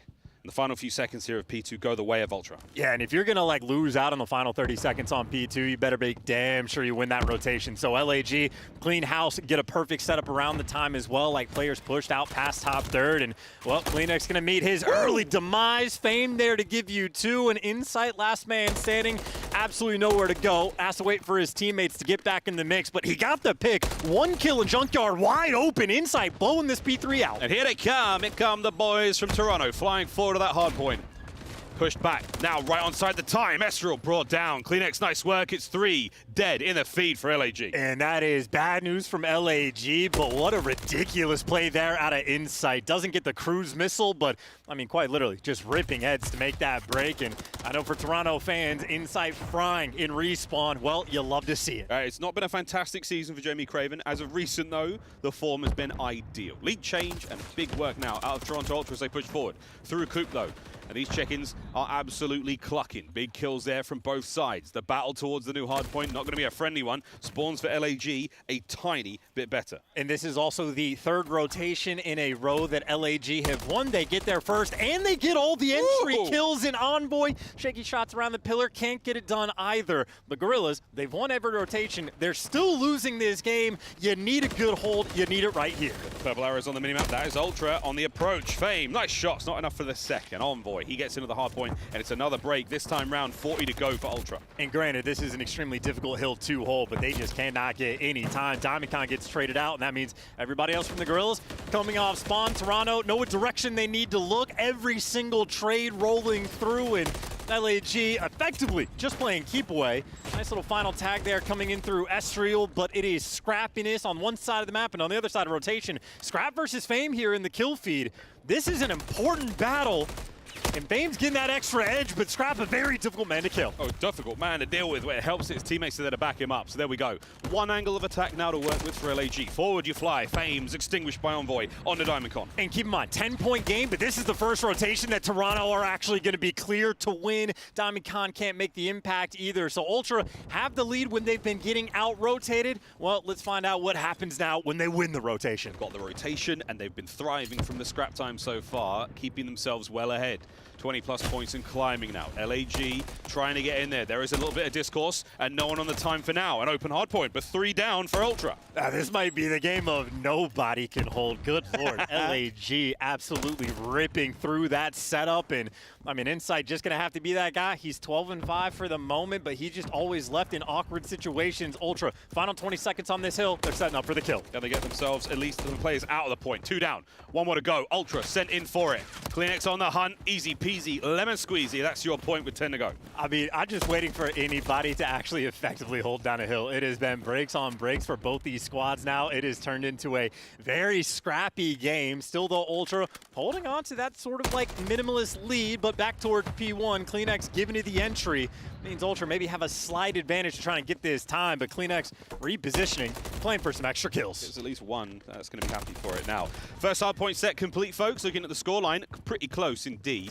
And that's going to be LAG now trying to get themselves forward on this break. Nice 2 in the feed. Diamond Con can't get any more out of that life as Cleanix. He's late to the battle, and he's going to take a big old hit there. Not enough to keep his boys in these power positions. So, Chance, this is a lovely bit of time for the Guerrillas. Yeah, and Cleanix is struggling too. He's doing everything he can just to be a nuisance, the thorn in their side. But LAG capitalize on effectively. They got the rotation towards new, and they're getting this final bit of time. Yeah, and the final bit of time as well. Well, a big moment here. LAG have taken the lead. I'd love to go for a listen with Toronto Ultra. Let's see how they sound. One at a time. Hit. Toss him down, guys. What's up, ready? He ran. He ran off. Play breaker. Yeah. Go left for scrap, okay? Yeah, I know he's at top red, bro. Try clear it if you can. He's top single, bro. He's gone top red. He's laying down by single door. I'm pitching Single, can't be really weak, Want to be back like the diner somewhere. Yeah, heard you. I'm here with you, mid. Sit on bar. Bar's really weak again. Back downer, one shot. Absolute back downer, heady. Yeah, in mail, weak. Fame. Check me out, back diner. Flames. He's pushed out back P5. Diner really weak, Estro. Estro one in time.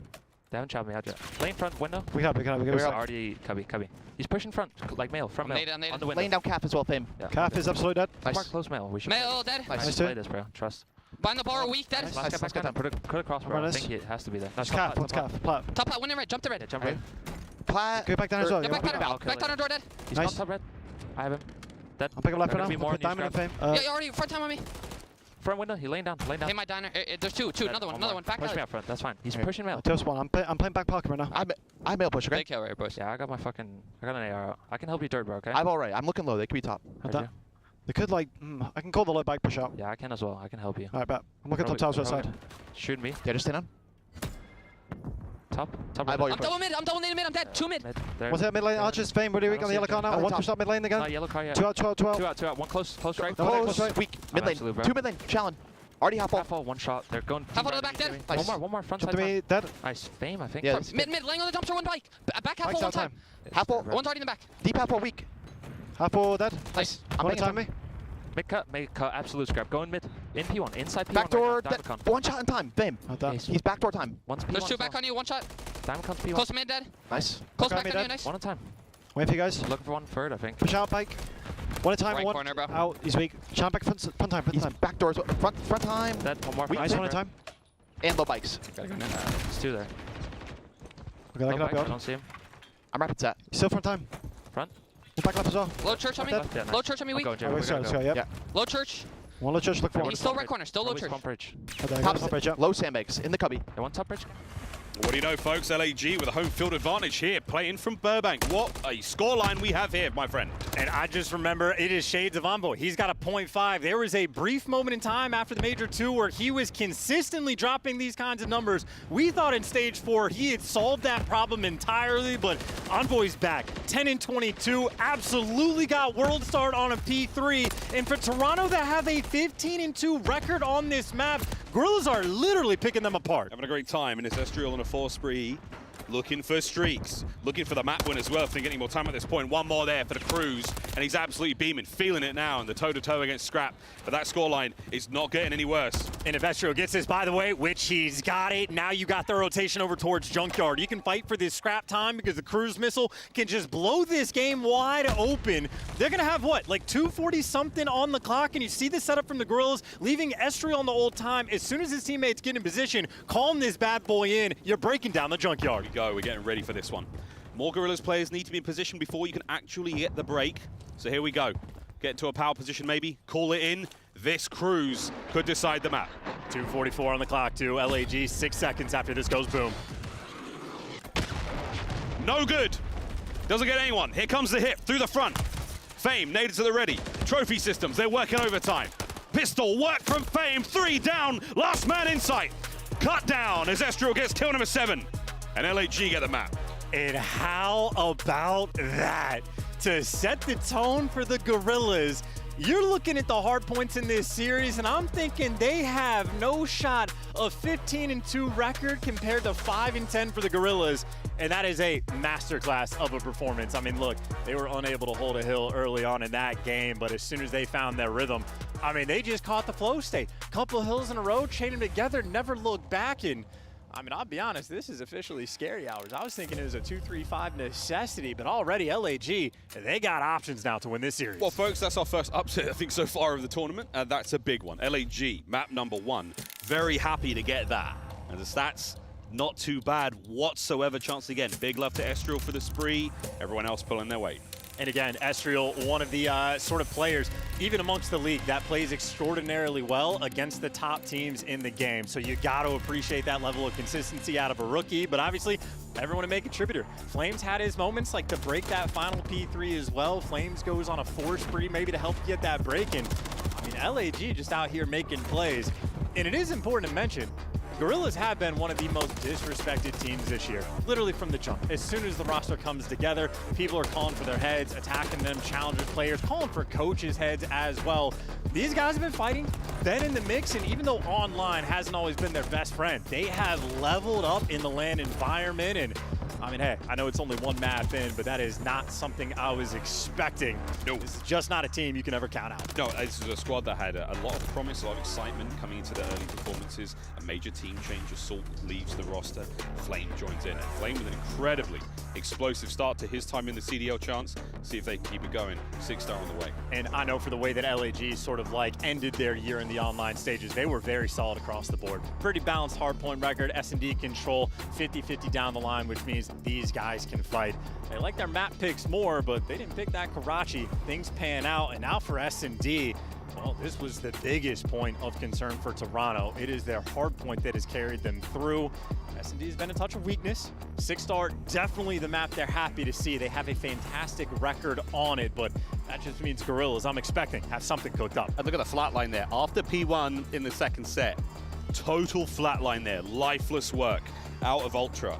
As LAG, it was a slow and steady climb, man, but that is a big, big victory to start the series. And that flat line, that lack of pulse might have just been Envoy as well. Again, those are the scary signs for the team. He finished off 11-24 and a little bit topsy-turvy with that squad when he is performing poorly. And again, a map pick that they're comfortable on. Well, the discomfort officially going to set in. So Guerrillas, drink the water, get geared up, listen to what the coaches have to say, get prepared on 6-star, because Toronto, well, their repetitions on this map have been out of control. They've been playing the best teams on it, and they look incredibly strong. I mean, this is a major sort of tonal shift, I feel like, for the Ultra Boys. They're excited enough and good enough to be in majors when they play against large crowds. Very, very exciting indeed. I sort of feel like with LAG, maybe they've got the advantage here, Chance. This is sort of like that Challengers vibe. Like, it's way more personal. They're across the road from you. You can make eye contact with your opponent after a kill. Like, I haven't had that kind of experience for a really, really long time, but I just think it might benefit certain players a little bit more. But we'll see if that is the case, folks. Our series still a long one ahead of us. 6-star on its way. And maybe just that game 5, round 11 to set the tone from the first match we had. Maybe going to match those vibes for this entire Thursday. So who knows what we're going to see, but Guerrillas getting locked back in, ready to go on 6-star. And I'm with you on the intensity front. After a performance like that from Ultra, you might need someone to clutch that 1v1, stand up, start screaming. I know for Guerrillas, not too shying away from the challenger sort of environment, but Scrap, obviously a guy, he was born in it, bred in that environment. He's not going to shy away from the challenge. By the time he saw the Pro League, he was a man, and it was simply noise to him. Over to 6-star we go, folks. Map 2. Is the pressure starting to mount slowly but surely here in this winner's bracket matchup? LAG, we said they were happy to be here, simply on the desk. And now we find out they're more than happy. They've got the lead. And that's what I'm saying. That type of disrespect. Even people talking about the champs race, LAG, everyone talks about it as if it's a pipe dream, which, don't get me wrong, 140 points. They're going to have to overperform here on land, but the potential, you always got to be on the lookout. As you can see, Toronto, no trophies round 1. Got to dodge some nades. Going to take things a little slow, but Flames holding on to the utility. Shots clearly ringing out. They're going for the retake on A. Well, it's a 3-1 here for Ultra. 3 players on the bomb site. The 1 player on that flank, that's going to be Kleenex. And if he times this right, he has 3 members of LAG to feed upon, and it might be the case. But again, they do have a man on the Vanguard. They do have a man watching the flank. That is going to be Estriel. He's got to go huge. Here comes the second nade. Gets it. Beautiful work from Fake. Yeah, a bit delayed, but the coordination's still there. And now Kleenex, the man watching the flank, can't get the first kill. And now it's all about the timing. It's a 2-2 split from the LA Guerrillas here. 2 watching the flank, 2 towards the site. They're now directly on top of the bomb site, in sight. Nice shots, but that's the defuse. You're halfway through it, lads. No one's there to watch it. Who's that? Hitting the secret route. Has to get in there fast. Scrap. It's too late, lad. The round is long gone. Oh, and could you make it any easier for them? Give up site control. Kleenex doesn't apply the pressure through the middle of the map. Just backs down. And LAG, no time wasted. Just hop it. Someone's watching one direction. DiamondCon paying attention to the windows, and the passive setup for Toronto. They get nothing off of it. And again, even just for round 1, saving the utility, waiting for the presence to show up. Don't burn anything early. It's the double nades coming through for the Guerrillas that got them that first blood. Beautiful stuff there.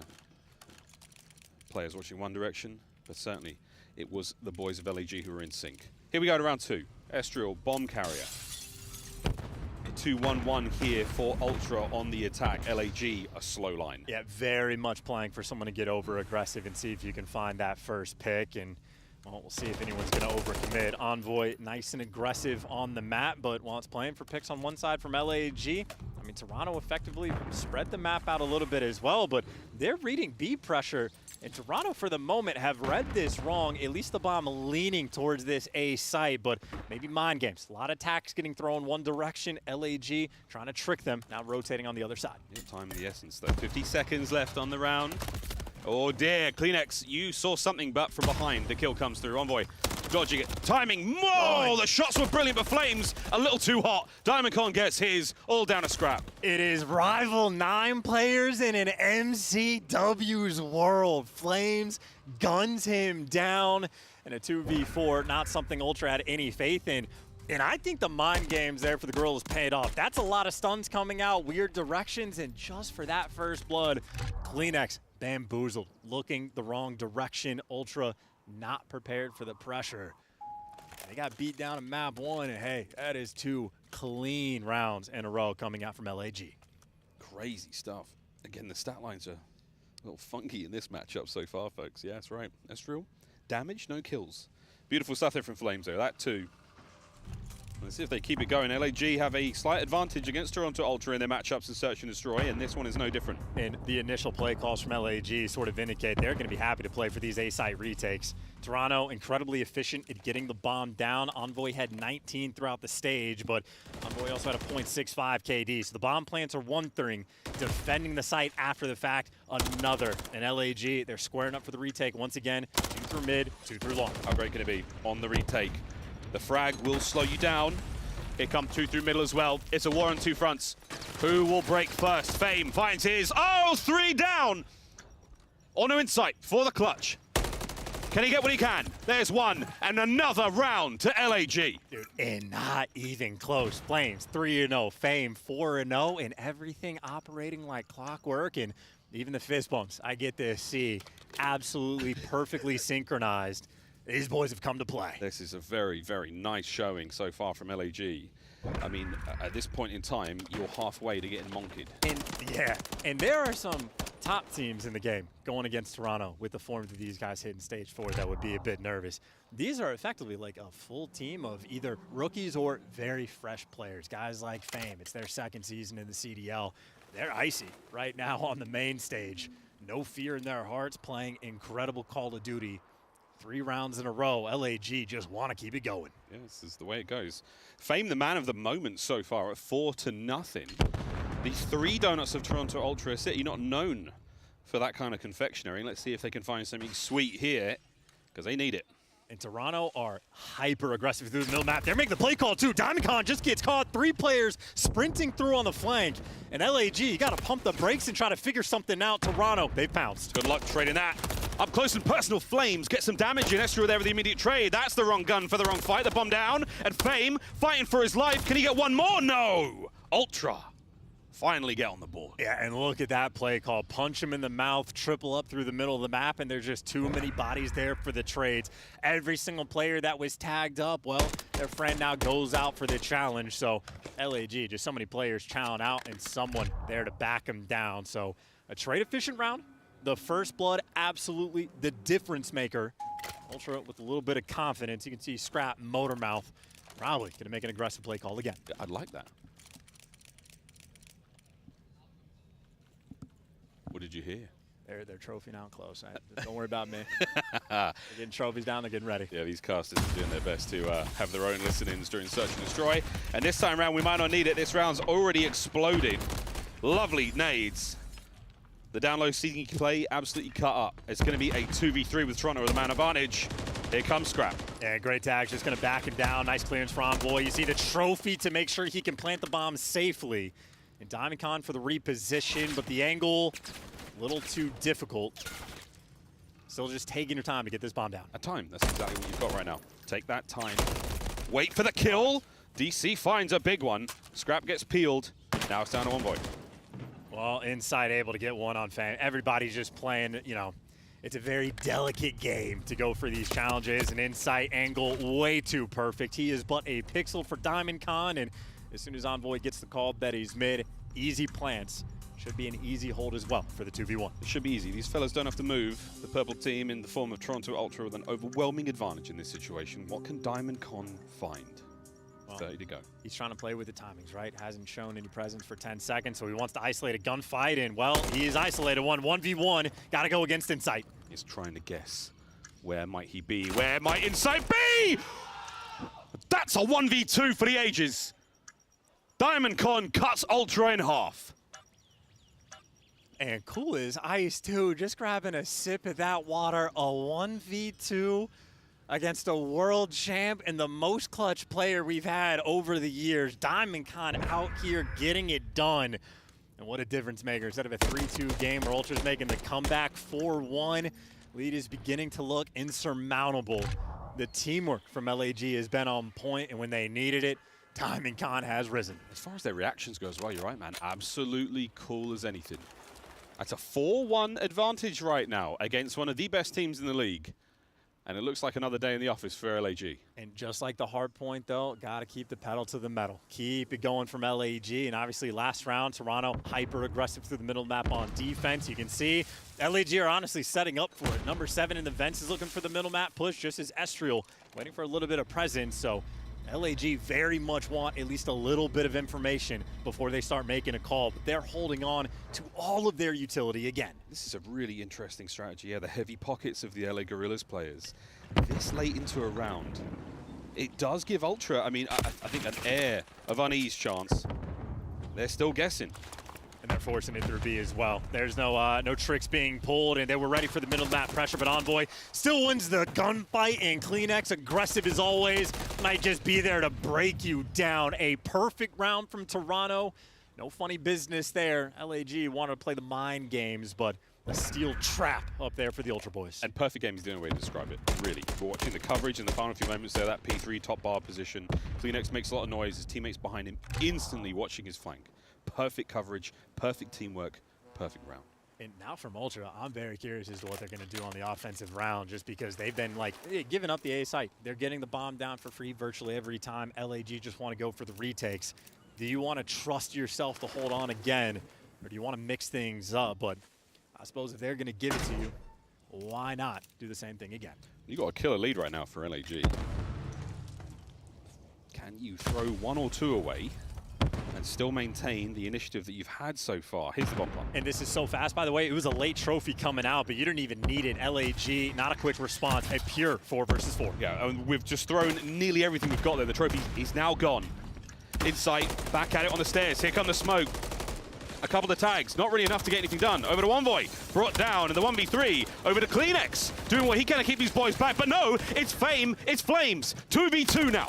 Gotta run towards the bomb, but Scrap gonna gun you down. 1 man left, but Kleenex to reposition. Estriel gonna have to jump in between them. Can't get it done. Gunny on point from Scrap, him and Envoy. Well, they're there to lock it down. And I gotta say, from LAG, that is exactly how you want that strat to go. Every single piece of utility is just burning, and as soon as the trophy is out of the mix, then comes the smoke, then comes the hit. But still, those smoke situations are chaos, and Toronto delivered. Still a lead, though, from LAG, but they've been struggling, faltering just a bit on their past 2 attacking rounds. It's really just been through the middle of the map that they've been having issues. And this is the thing, you give yourself one sort of mistake, one kind of, we'll see how that one goes. Ultra take full advantage of it, and they're 1 away from tying it up. And you can see Ultra sort of smell blood in the water. Middle of the map has been the weakness, and they've just pierced through the setup once again. Yeah, 2 players in the flank's going to be tough. Diamond Con wins the 1, that's massive, gets away with his life. That changes the game entirely. Yeah, the fact that no trade came through. Envoy now going to force to make some sort of hero play, and he's taking the round, and honestly, should have a freebie. And he can just turn LAG on their heads. This route has paid off nearly every single time we've seen a professional player take it. Insight, backed up. Can't get a single life out of it. Oh no. We thought the play was going to be by A. Little did we know it was a B hit. LAG now on the move in a 4v2. And now by the time you shoot, you're just not in the play anymore. Scrap, is he going to like full send it over and try to stop this guy on bomb? Yes, he does. But Flames is ready, and LAG making the adjustments. They're about to go up 5-3. You have played Ultra so perfectly. Envoy now making a case for it. The smoke's going to help, but the coverage is not there. 5-3. Map point, LAG. Dude, and Envoy just can't get comfortable, right? Like the middle of the map was open. Diamondcon locks it down and gets out with his life. No trades.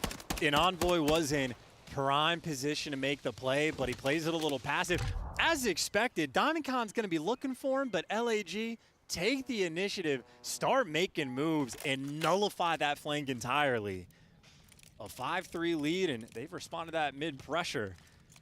And obviously, I mean, the play is going to seem obvious from my perspective. They're giving up the A plant. Toronto have been happy to take it. And it's going to be the exact same setup once again. But look at every single nade rolling through.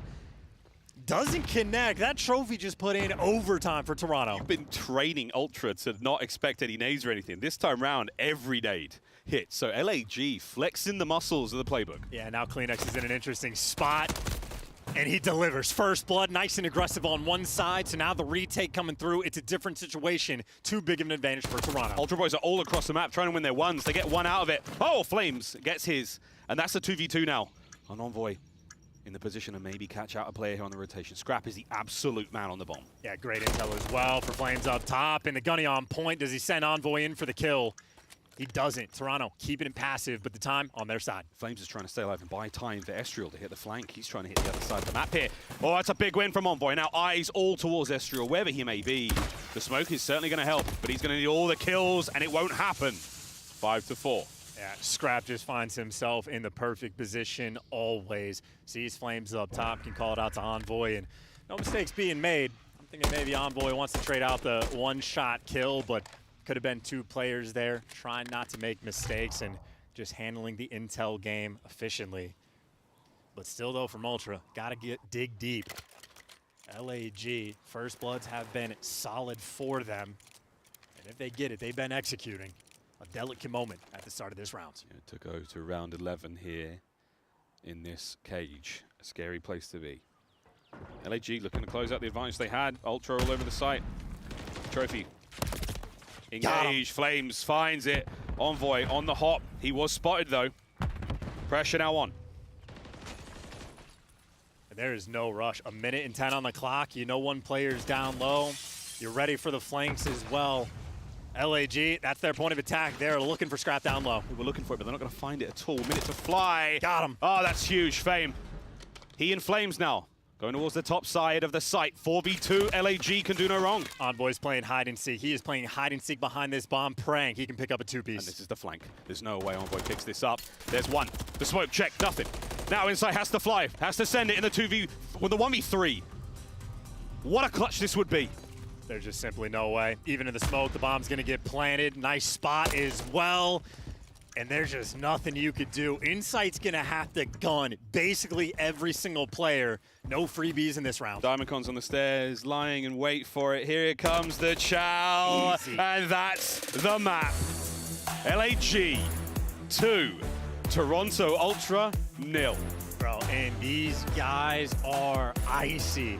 Unbelievable in the hard point, and then even when things started to spiral just a little bit in the S&D, Diamondcon is there in the 1v2 to absolutely lock it down.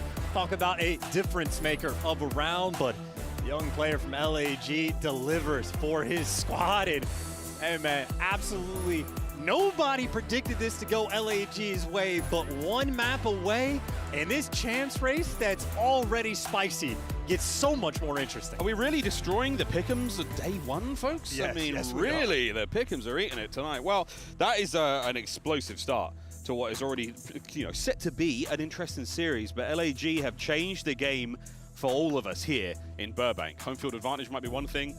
I know it was a tough travel day for the Toronto boys, but they absolutely got their rest last night. I saw them scrimming, and early reports, a lot of, words coming out of the player practice areas where the Ultra were exceptionally strong, and I mean real strong, against absolutely everyone. Let's find out how strong they are. Chance, high-rise control in just a moment.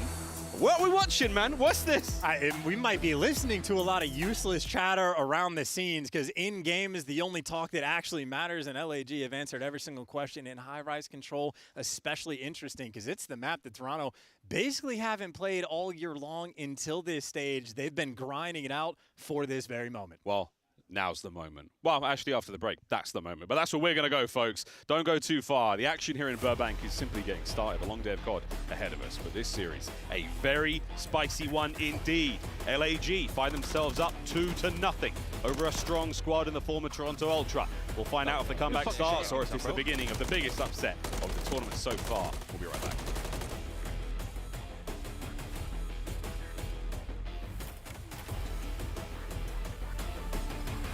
Upgrade your game with the Scuff, the official controller of the Call of Duty League. Scuff Gaming is doing an ultimate giveaway where you and a friend can win a chance to go to COD Champs this year. The giveaway includes 2 VIP tickets, travel expenses, and more. To enter, scan the QR code on the page or go to scuff.co/CDL and enter your email. Terms and conditions apply. The Call of Duty League is brought to you by Monster Energy, the official energy drink of the CDL.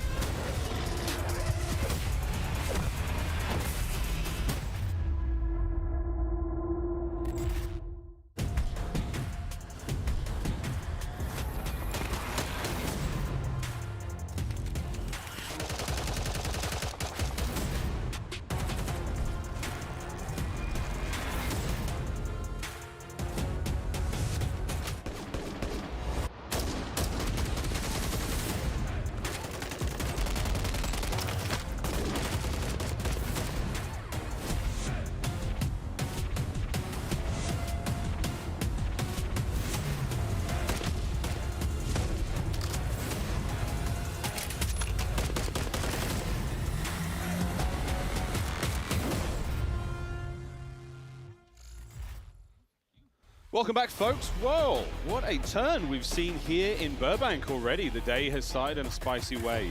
2-0 so far for Los Angeles Guerrillas.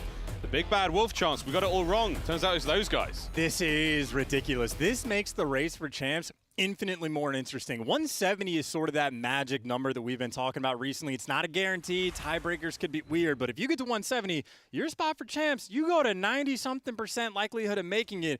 And if LAG win one more map against Toronto, that is where they get. All of the talk in the town has been about where those champ spots are going to be. We're talking about Thieves. We're talking about Heretics. We're talking about Seattle and Vegas. Everyone except for Guerrillas. Nope, like everyone's counted these guys out, and here they are against the toughest matchup you could really draw in round one for this tournament. And they've so far answered the call, but it's one thing to be up 2-0. It is another thing to win. We know the resolve of the Toronto boys. We know they can make this comeback. It is up to LAG to get it done. Yeah, they can defeat themselves, but can they tame the Lanimals is the real question I've got right now. It's been a tough one so far for Ultra. Energy has not necessarily been there. But this control could go on for a long time. And Insight, a lovely two-piece hit, potential for it. Estral, those smooth moves.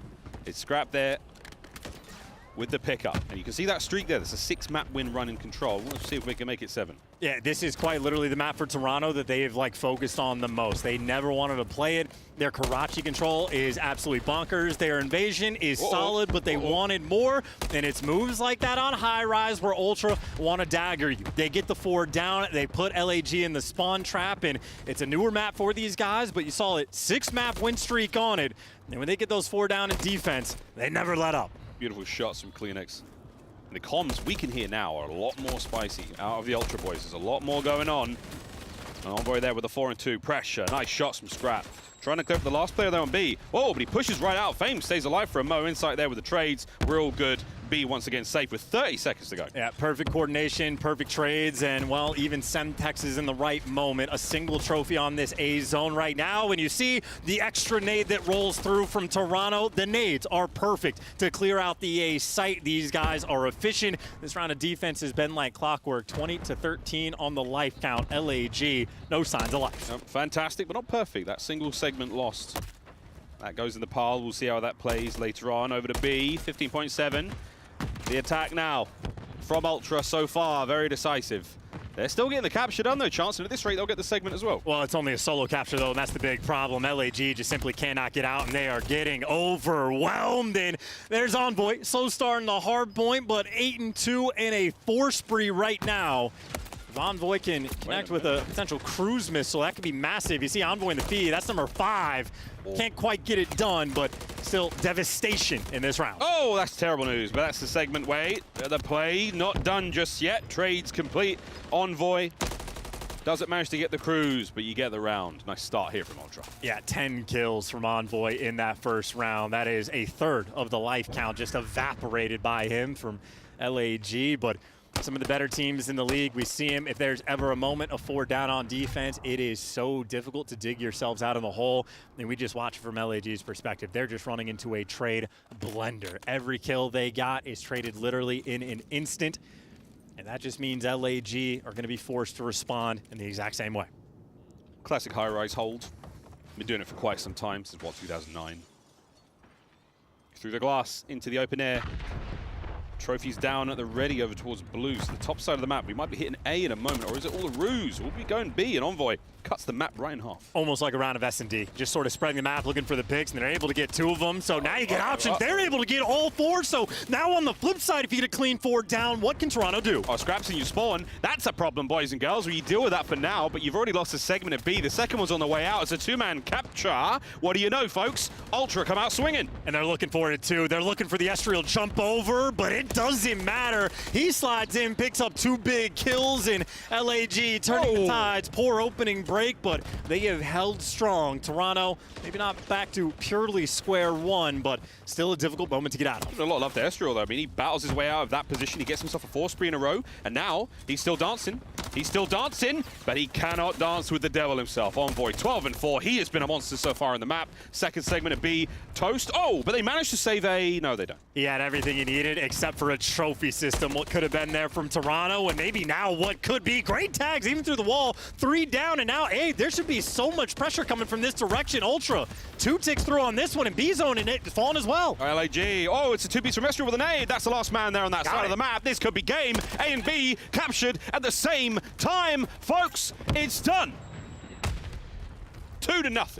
Yeah, look at that synergy and look at that enthusiasm. That is a quick round. Ultra, I mean, they dug to the depths from that one, and they just simply set the tone. And I mean, I'm just peeping the stats. Everybody right now from Ultra getting involved.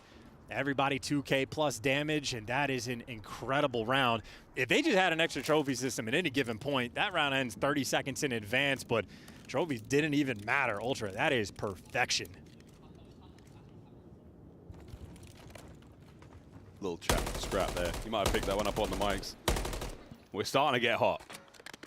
And the stat lines here for the Ultra Boys very, very good indeed. 4 spree for scrap, 3 for Kleenex. See if those can become cruise missiles. 2 on this map is nearly devastating.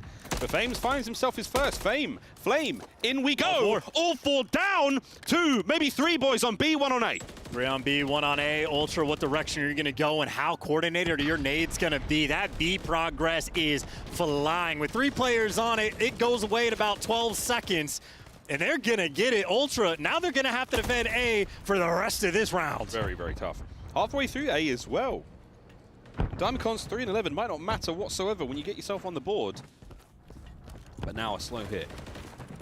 That's big. Estriel once again. The Lanimal himself. He finds a couple of big kills. And now you're trying to clear out this side of the map. Is that going to give you the clearance to make you over towards A? Not really, but awkward battles across the map chance. Both sides in danger. Yeah, and Diamondcon just going on a marathon. He is literally just running in circles and not able to pick up the spawners. So him and Estriel trade places, and Diamondcon not able to find his groove on this map at all.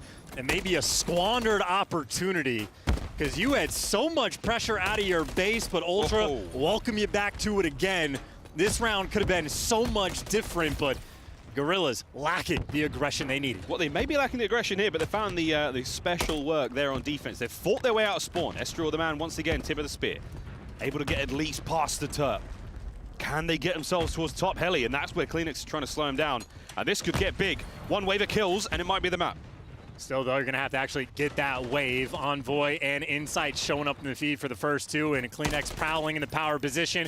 That's a freebie. Diamondcon, last man down, though. Easy trades for Kleenex, and back to your spawn. You go. Yeah, right back to it. Immediate pressure now from Ultra. But they don't have the manpower to keep LAG at bay. Oh, Envoy, though, he is playing the game of 2 men at 21-9. That is absolutely sensational.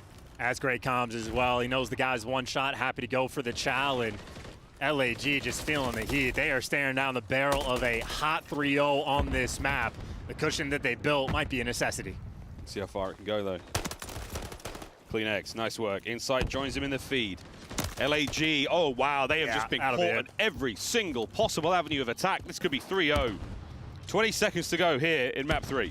Yeah, again, Diamondcon starting off 3-11. They had so much pressure on the start of this round, but they have just been suffocated. One more push, though. Everybody's still up. 10 seconds left. You gotta take a miracle. It's not over yet. Scrap, Envoy, find theirs. Diamondcon, oh, okay, he and Fame join up, but Insight there where the Renetti goes big. Scrap, the last kill. And that is that. The map barely had begun. 6 minutes and 42 seconds later, Ultra 3-0. Yeah, and if that's not the fastest high-rise control we've had this year, it is definitely going to be in the top 3. Ultra, they took their 4-minute break after the map, too, and whatever talk they had, they come back with some fierceness. That is now a 7 high-rise control win spree for this team, and that does really make things interesting for the rest of the league. I know Ultra might be down, but everybody's paying attention to what we want to do in the pick and bans. Having high-rise control in your arsenal like that, well, again, it's just going to be a theme for this squad through the end of the year. Which, as you called it perfectly, you said, you know, Toronto Ultra, never down and out, always a chance for them to fight. And this is absolutely a perfect case of that. Those stat lines pretty wild, pretty crazy. Things got mean halfway through that. But that's a 2-1 now in this series as we're pressing forward. LAG, what a start it was. Can they close out another hardpoint chance? The first one, again, you totally and utterly sent Ultra to the cleaners there, flatlined after the first set of rotations. Let's see if they can do it again. Well, their map pick, funnily enough, it wasn't even the Karachi. LAG have a 5-10 record, now 6-10 on that map, but that was Ultra wanted it because their record is absurd. It's weird.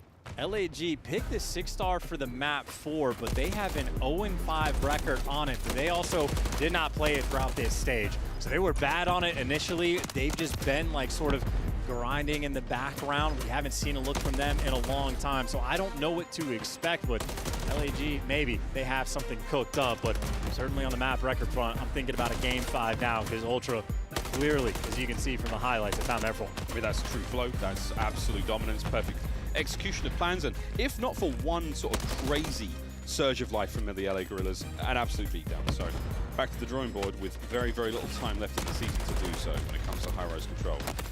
I think if the folks who play LAG later on in the competition, you know you can win this one as well.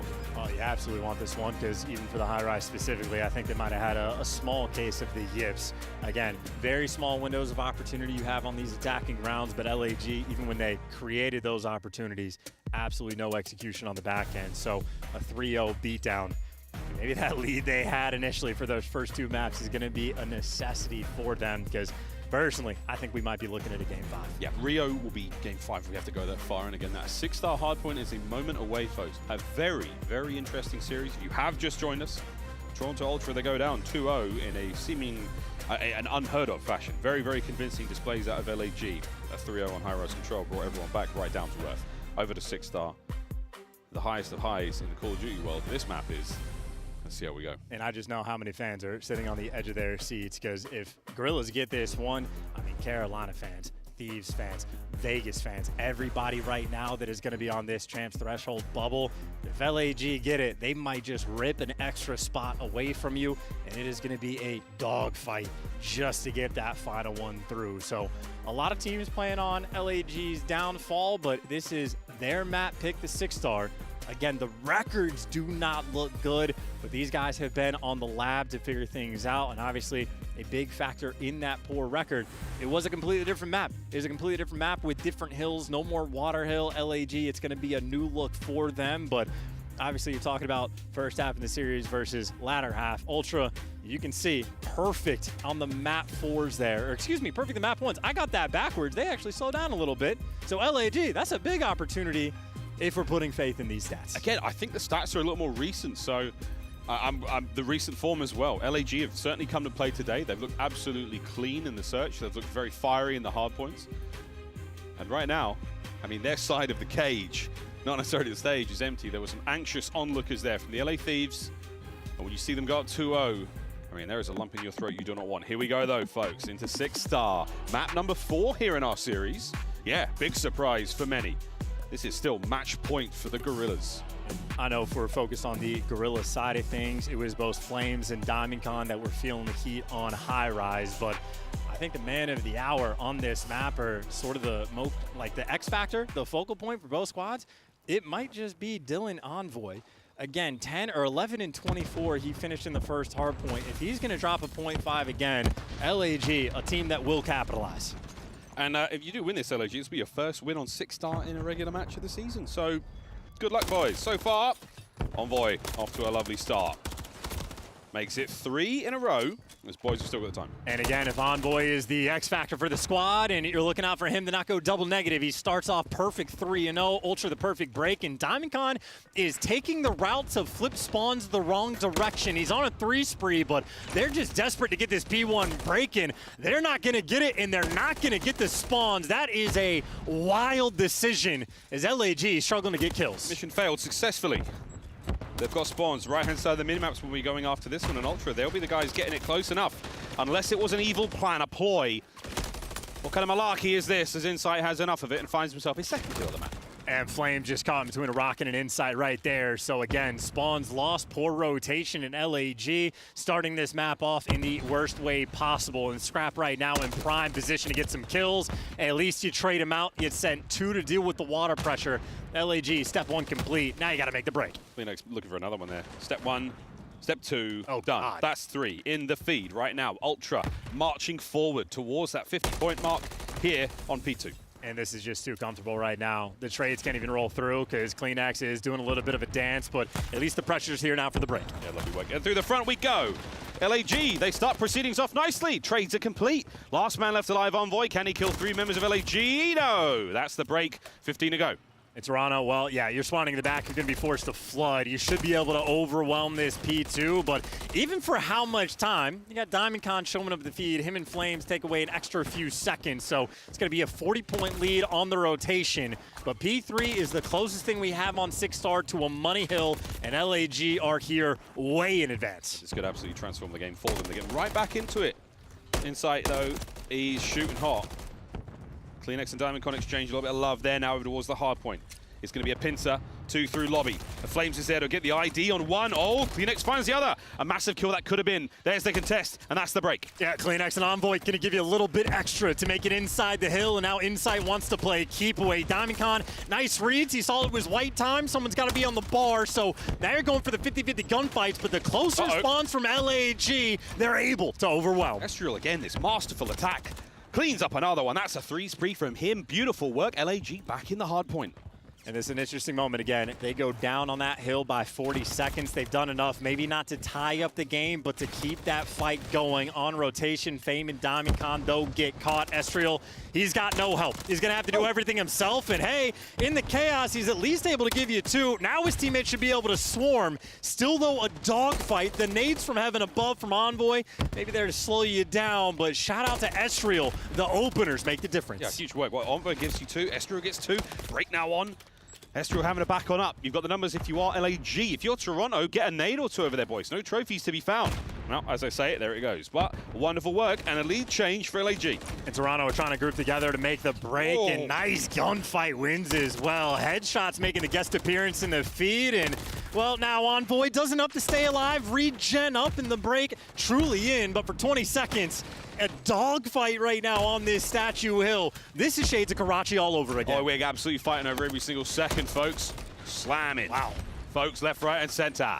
The final 10 seconds of this hard point, it looks like it's going the way of LAG. Envoy making a case for it. Rotation in the middle of the map. Again, it's one of the smallest hard point maps we have here on MW3, and even less hard points to work with. Kleenex Nova in the kills, Ultra with the time. LAG, though, man, these guys have come to play, and we talked about Envoy, the fear for going double negative. Right now, that's Scrap that is struggling to get kills, so unexpected from Ultra. It's not typical for this man to be shooting slow, so you think it's going to heat up, but in the meantime, P1, the biggest struggle point from LAG, well, they've made amends. They've got the break. They got the pressure. The only thing they want now is just going to be those spawns. That's time. Will we make the same mistake as the first go-around, LAG? Will you give spawns to Ultra seconds before the hard point pops? Hopefully not, but you're going to get 3 down. LAG, this time spawned, not by their own hand, but by their opponents. Far left-hand side of the minimap, bad looks for them. And anytime you have one of the best hardpoint teams in the game, get a clean 4 down, you might be able to run that score up, but they're just feeling the pressure, and that is just an instantaneous response, and Flames is gonna gun you down. LAG fought from hell to get out of their spawn, and it takes them no time. They're back in it. Well, rotation complete. P2 once again in the hands of the Ultra boys. Envoy trying to make the middle of the map safe. It's the backline you have to worry about, and no one's there just yet. So a few members of LAG are going to get through. Kleenex can't watch this all by himself. He's let 1 go by.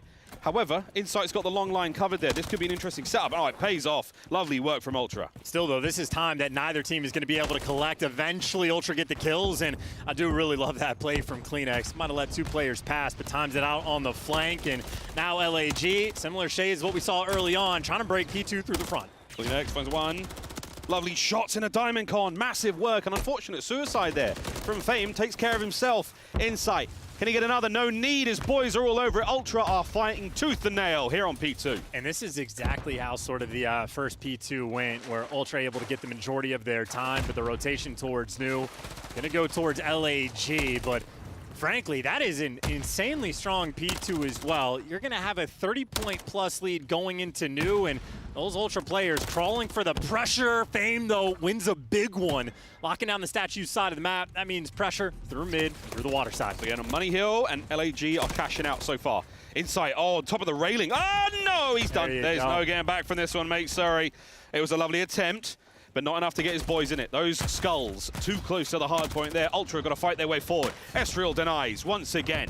Now through the front again. It's nades after nades after nades. LAG lead change on the way. Yeah, they're desperate for a trophy because those players all spawn. They are just landing them perfectly, but the nades give you 2, but so does Diamond Con. They are shaping up for a full 60 on P3.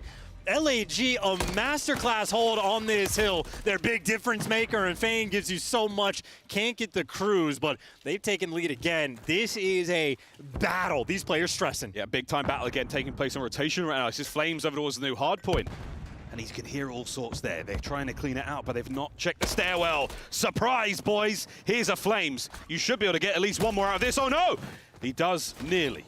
Juka player out. But that's hard point in the hands of LAG again. Numbers, though, not. God, these nades. You can see how much pressure they're putting on. Yeah, making you uncomfortable, and you're going to have to flood into death and inside. Clean moves. That is going to be all 4 down. Toronto wipe the board, able to get some time. Ultra starting to get things going here. Let's dive into the other side of the stage and see how LAG respond. Yo, Deep blue dead. Panel dead. Last guy time. Where you right side? I'm one shot. He's looking at me. Scrappy dead. Nice. I'm on you. You're good. Lay down. I can kill mid on a second. I have mid. Okay. I have drop. Let me know you have it. Let me pick it up. I have office show. got one drop. You already. Yeah, you hurt. Nice. Drop, hit once. I have top Looking for office. Jamie. I Left have top side office. drop. Top right at you. Scrap's there. Scrap was there. Grab 1D for you. Super weak. Nice. I'm helping you on Sultan. They're gonna be new. They're Pick up gonna mid. be new. Make sure you hold. Wait, two hold. Both subs. Okay, I'm helping you. Native one. I'm holding all. Be hard kills. Got one. Nice, one more there. I have blue. Keep on holding blue. Blue, scrap dead. Keep on holding blue. I've open. Jamie, I'm trying Yeah, to yeah. I have statue. I'm about to shot open. I have the white pinch. Close open, Toby. One shot. I have blue. Looking for Jamie. Still missing Jamie. He's not pitching away. I have all the blue.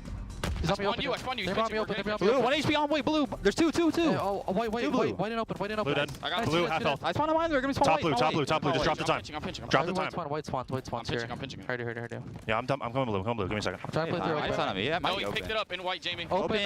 Yo, should we go? You weak scrap. Open dead. Scrap weak you. Outside you. DJ one shot. DJ living. DJ living. I'm trying to step you. Get in him, DJ. That's gonna be our close bars. One's to be open. Yo, our bar and DJ. One should be their bar. One HP scrap their bar. Yeah, I'm looking for it. Blue's open. I'm going vent. I'm trying to take some map.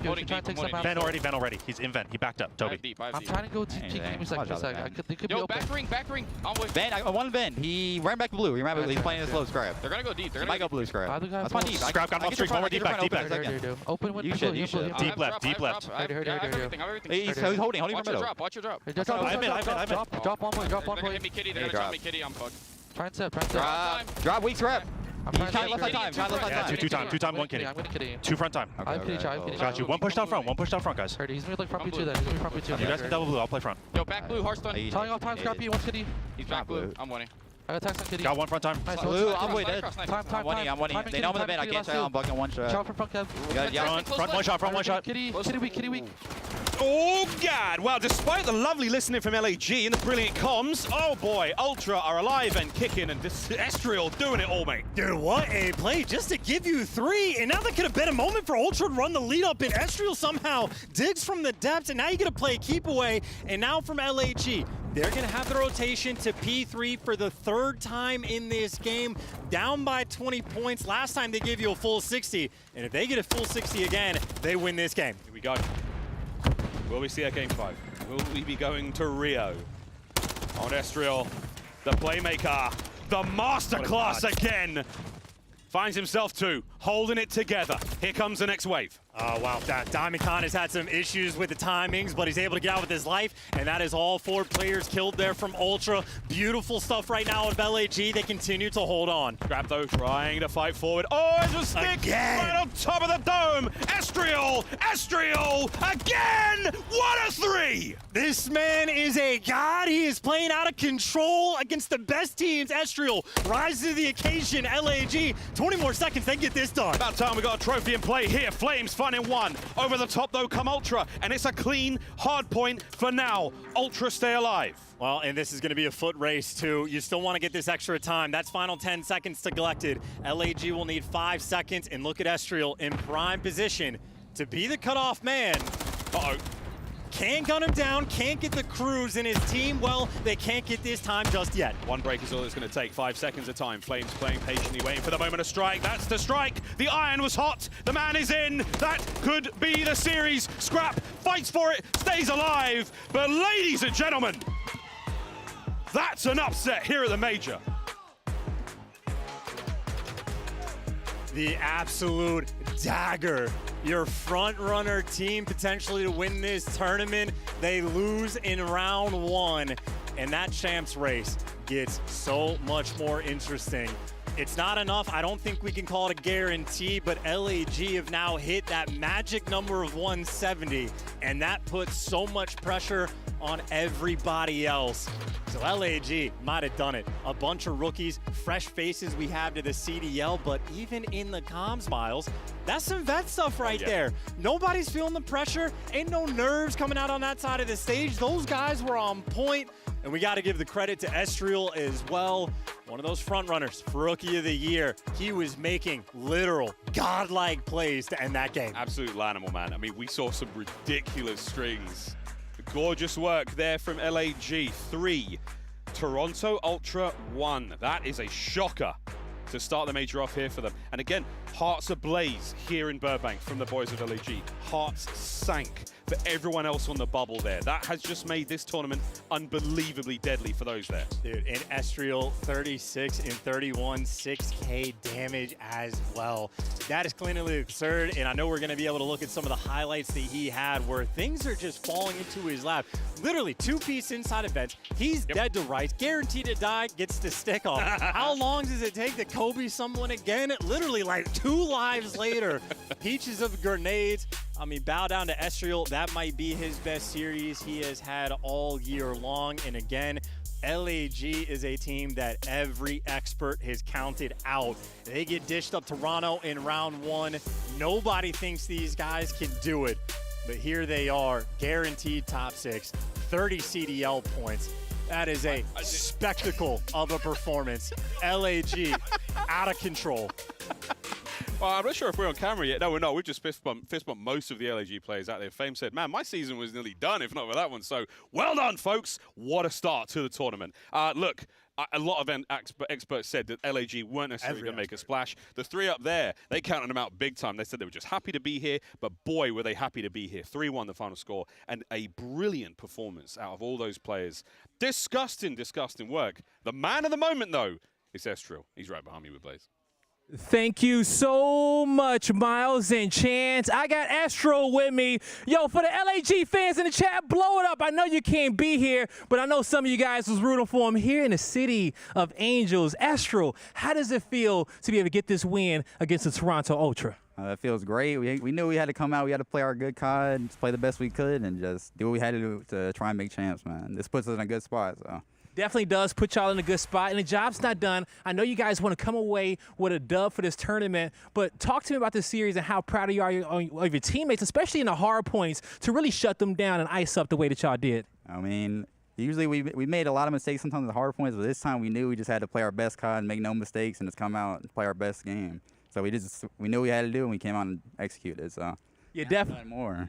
You definitely did, and you know, you got a lot of people clinched in the back, okay? You upset a lot of people getting that win. I don't know if people wanted y'all to get it, but you got it done. What do you want to say to the LAG fans that supporting you right now in the chat? Yeah, I appreciate everybody supporting us all season through the highs and the lows, and we're here, man. We're here. Hey, they're here, and it is not over yet. Show some more love to LAG, but that's going to do it for us on the stage. Chris, what's going on?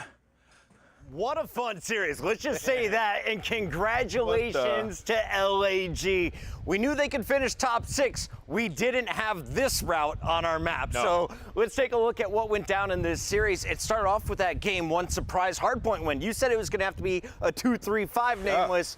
Who did what in game 1 to get him the first hardpoint win? I mean, we're talking about a Karachi where Toronto's 15-2 on it on the season, a map that LAG has struggled on. Just great plays. I mean, the second rotation get a majority of time on that P2. Toronto's set up on P3. Guess what happens? LAG, just like Estriel said, we just need to slow down and play our game. Slow, balanced effort on the break. They find the first kill, they get in through, and they blow the game wide open to win by nearly 100 points on map number 1.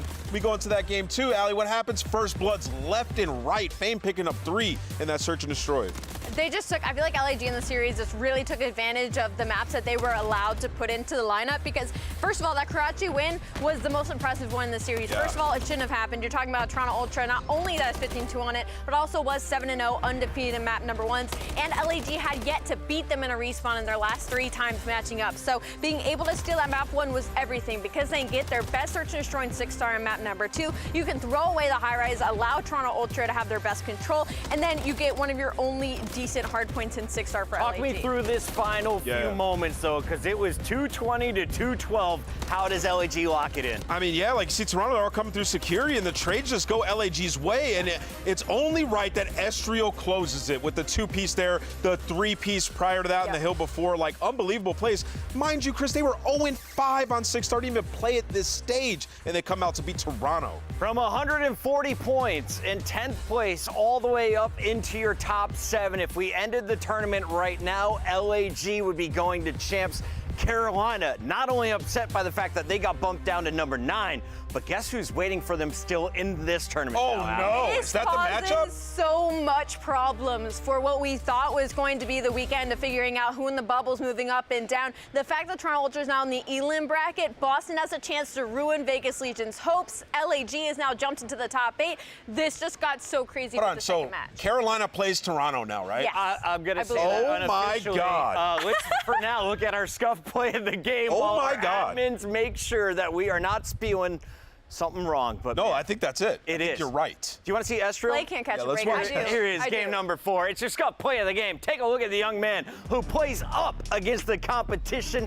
His numbers better against the top 4 teams than the bottom 8, Ali. That's ridiculous. And once again, we talk about an LAG team whose ceiling is just so high. Like, we've seen what each of these individual players can do. Estriel, I feel like, has been the one we've been waiting for a hot minute. And what better time to turn up and go on a 5 spree to solidify yourself this win than against Toronto Ultra. I've been preaching this all year. When we get to this P3, when you're the guys in the back, you have to play the cuts aggressively. If you let them get pushed up and take their time and buy some time for the teammates to pinch front, you're going to end up spawning out. So Estriel just does an incredible job, pushes all the way out by Sofas, finds that first kill, wraps back and gets another to alleviate all that pressure and garner a ton of time on that hill. Just a huge heads-up play by him down the stretch. Fans, keep in mind, he is in the running for Rookie of the Year. He's going to need your support, and that voting opens up on Sunday. But incredible stuff here, Ali. What is your biggest shocker and takeaway? Because 2 matches in, we had a Game 5 round 11, and now we have an A seed over number 1. Let's take a look at how this bracket is shaping up. I mean, it's like you said, it's 2 matches in. We're day 1, and the bracket is already messed up on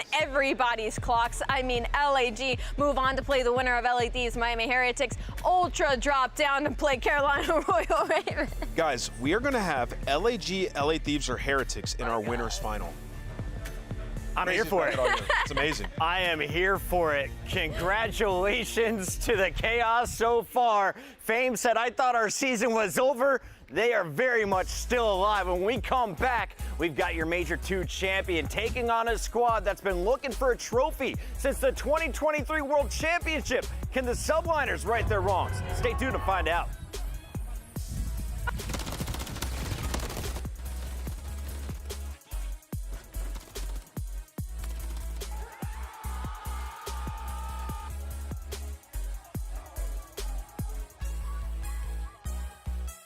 Upgrade your game with the Scuff, the official controller of the Call of Duty League.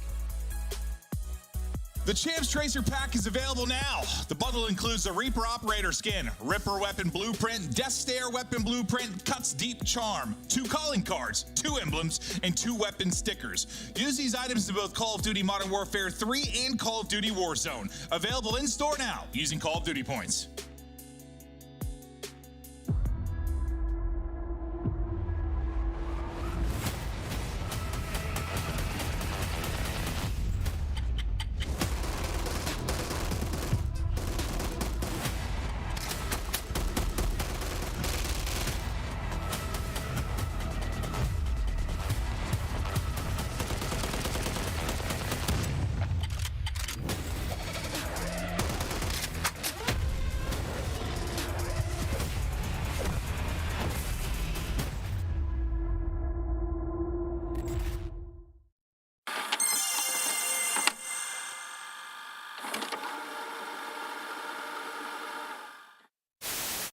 Dead. Nice. I'm good. Nice, says. Another one, he peeked over. Hit the res, dead. Hit the res, Watch out. I'm really weak. Popping plates. Play down. Yep. I am. Oh, dude, I'm coming. Nico, you might be able to get me. On top. 3v1. Oh my Holy shit! Listen, where am I looking here? It's Mother's Day, all right? Call your moms, all right? And maybe I'll call them too.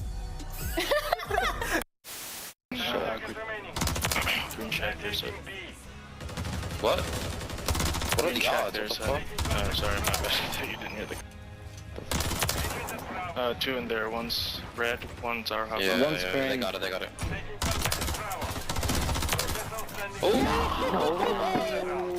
Nah. You said they got it? Hold up. You said they got it? Hold up.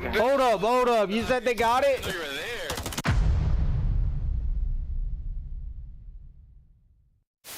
Talk about aggression. Rocker, 4 players over towards A. Zoinks! There's the second from Alex. Third for Alex. Oh! Fourth from Alex, too. We missed it! He's in the close. Dead. Nice. Yeah, nice. I'm on shot. Tempus freezer when he killed me. Okay, I'm chilling in. Oh. TK. Go back. Hold on. Nice done! I was side door and it killed me. I was like right inside a side door.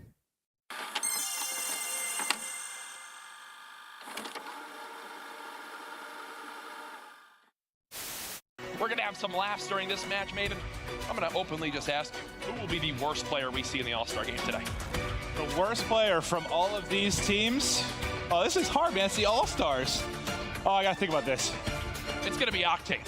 You think it's going to be Octane? Yeah. He was a beast, so he was number 2 overall SND KD. Yes, he has, but guess what? Octane's had one good event since like 2016. I'm going with Nameless just because he can probably hear me right now. he's going to choke big time.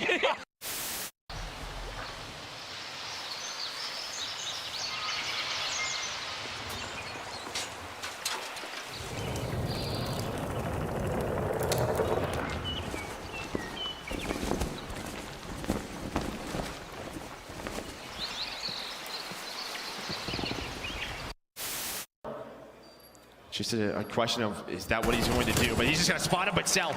So clutch. A great search and destroy player into a one-on-one. He's just going to finesse his life. The pistol. Does he buy enough time? Can he get there? I don't think he got it. I don't think he got it. Close. I don't think he got it. He might have. He might have it. I don't know. Oh! No! Buys enough time. Oh my God!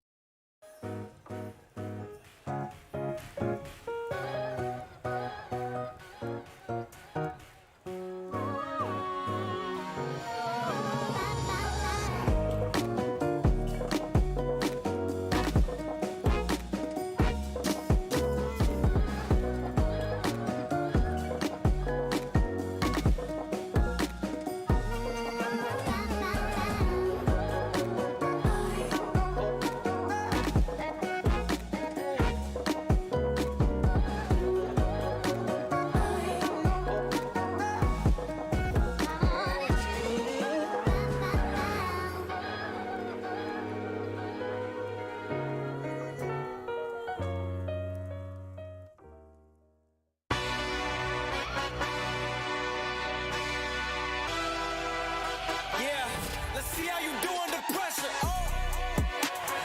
Ain't no errors, baby. It's a new era. I wake up early, feeling rich like I'm Kesha. I get to the paper, boy. Extra. Work with me, you know that I got it. Come with me, let's take a trip to the islands. We up on the jet, we'll do more than just fly on it. Stand on that hill, you gon' die on it. Boom. Back with a vengeance, I show you the ropes. Peace in my town, I can show you the coast. Up in the shots if they wanted to smoke. If you know, then you know. Hey, let's see how you do under pressure. Let's see how you do under pressure. A moment can live on forever.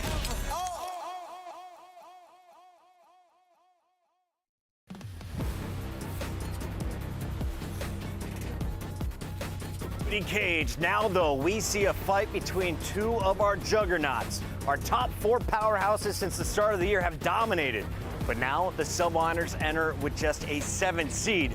And that means they're drawing Atlanta FaZe number 2 coming into this one. Honestly, they don't hate this matchup though, right? Like we're talking about our top 4, New York Subliners are not shy of this matchup, but the issue is Atlanta FaZe has definitely been on the winning one. They are 4-1 over the 5 times they've played this season, 4 in a row for Atlanta FaZe, and they have just been dominating them in the search and destroys. So while our players are getting readied up, let's talk a little bit about this matchup. And we saw it earlier. It was a game 5, right, Nameless? And it was pretty close in the first search, not so much as the series went on. Yeah, I mean, you know, 2 search and destroy wins for Atlanta FaZe. They've been trying to work on their search and destroy. That was the main priority throughout this stage, and they did a great job, right? Like, we saw them improve pretty much in all aspects there. It just really comes down to New York. Like, what version of this New York team will we see? As Ali mentioned, like, this is New York's greatest opportunity to have a deep run in a tournament. Let's take a look here at Atlanta FaZe. This, of course, is our squad that won Major 2. They did it last year, but this year, the goal isn't just the major dubs. They want the big trophy at the end of champs. With Toronto out of the bracket at the top, you have to think this is Atlanta's winner's bracket to run, Allie. Absolutely, I agree with you. They're at the top, again, when it comes to search and destroy, 8-2 in this split alone, 36-19 on the season, just number 1 overall in that game mode. And Simp has just been absolutely unreal. 1.38 in that game mode, following right behind himself with 1.37. The slaying for Atlanta FaZe has just hit a whole other level, I feel like, when it comes to this split. And that's what makes it so difficult for teams to come close to them. Because if you give Atlanta FaZe an inch, they'll take a mile. Nameless, are you surprised we've seen 10 search and destroys? They have walked away with an 8-2 record in the game. I'm not surprised, Chris. You know, they've had a couple Game 4, Game 5 series, and it was the theme throughout this is Atlanta FaZe is going to be testing their map pool throughout every single match, which is what they did, and still came away with a ton of victories. And the Hardpoint did not fall off. It's still 8-4. We're going to say worst mode. That's just because how damn good the other modes are. I mean, you talk about Control. They got 3 players in the top 6 in Control. They're just so good at search and control that it looks like their Hardpoint's bad. 8-4 is fantastic. There's a look at Celium. He has been one of the greatest ARs since he entered the league. You've got the 2 SMGs in the middle and Simp and Abizi, and of course, the missing link, Draza, bringing that confidence, bringing some extra firepower to round out Atlanta FaZe. On the other side of this matchup, though, they've got the New York Subliners, a squad that shocked everybody at champs. They rose the trophy at Major 4. They did it back-to-back for the champs, but they still made a team change, bringing in Sib. Paid off. It's paid off well. I think New York Subliners, regardless whether they made the change with Sib or not, I think would have found themselves in this situation when it comes to this game, just because it's a new game. Obviously, people aren't going to play it the exact same, but they're still in the top 4. They're still in the conversation. The issue is with Atlanta FaZe, like, they have the edge fundamentally in the respawns, but their slaying is just a hair short compared to Atlanta FaZe. And like I said, Atlanta FaZe's slaying has been a step above than what we're used to previously, and that's where the other top 4 teams have been struggling to push them for these wins. Yeah, I mean, you look at this roster, and you mentioned Sib, right, Chris? It's like him and Hydra have had a really good stage in Hardpoint. Both top 5. He's been putting down a ton of damage. Just as a unit, they haven't found the deep tournament runs that they have. It's been up and down. It's like one tournament good at Hardpoint, next one they're good at Search and Destroy. And then it's just flip-flop. They haven't put it all together at the same time, and you can see right now, they're in that Hardpoint one, right? Like, they figured it out throughout this stage, largely in part due to the slaying from Sib and Hydra. 7-6 with a plus 32 margin is second in the league, and the fundamentals have been there. You know, they've been great at rotating all year long, but in this stage, they've improved their breaking a ton, and their worst mode control. 3-4 record, 1-3 in the last 4, and 4-11 in attacking rounds. They will have an invasion in this one, which has been a tough map for them as of late, but the defenses have been very strong in invasion, still 4-0 this split unscathed. There's a look at the New York Subliners. Hydra, the Rockstar, a top 5 KD, definitely in our MVP race. But I'm looking at Kismet. If they're going to win another trophy, it's the second SMG, the dynamic duo that needs to get it done together. Alley Cat, let's take a look at our maps and modes and how everything is going to be breaking down. What do you want to see? Well, so as I look at the maps and modes already in this layout, having 6-star this early, I'm leaning towards FaZe, you know, getting a lot of their picks in. I mean, the 6-star HB, 6-star SND, they're 3-0 on that right now. And then you move into an invasion, you want to lean towards New York Subliners, but they're 0-2 on that control actually during this split. So Atlanta FaZe looking to close this out really early in. Yeah, you know, I look at these Hardpoints, I'm like 6-star, 1-2 for New York. Like, both Hardpoints really just haven't been that great for them, but they're new and improved, right? So it's sort of testing their map here up against Atlanta FaZe, and then that invasion invasion control. Like, that's the map that they have been losing. Me and Merc were talking about it in the green room. We're confused as to why they vetoed Karachi, a map that they've been good at, that they beat Atlanta FaZe on. Well, they're going to go ahead and test it. They've had 2 round 5 losses. They've just been struggling on their offensive rounds, capping some tiers. Yeah, I think for New York to win this series, they have to win that 6-star SND to push for that map for Karachi. Maybe that's going to be their game plan, because that map 1 and 3 does not favor them in the slightest. But again, this is the New York Subliners. If you get Hydra and Kismet going on a roll, we could easily have a game 5, absolute banger of a final. Yeah, and for Atlanta FaZe, like, this, when we saw the video of them earlier in the season where they were like, you know what, I would rather win champs than win every single major. It's all preparation for that event. For them, obviously, like a win here would be fantastic, but you just want to learn more about each other and your system, and they've been testing their map pool this entire stage. So for these guys coming out here trying to beat New York, they've done it plenty of times before. They could do it once again, but it's time for the match. Let's get it. Clint and Joe, take it away.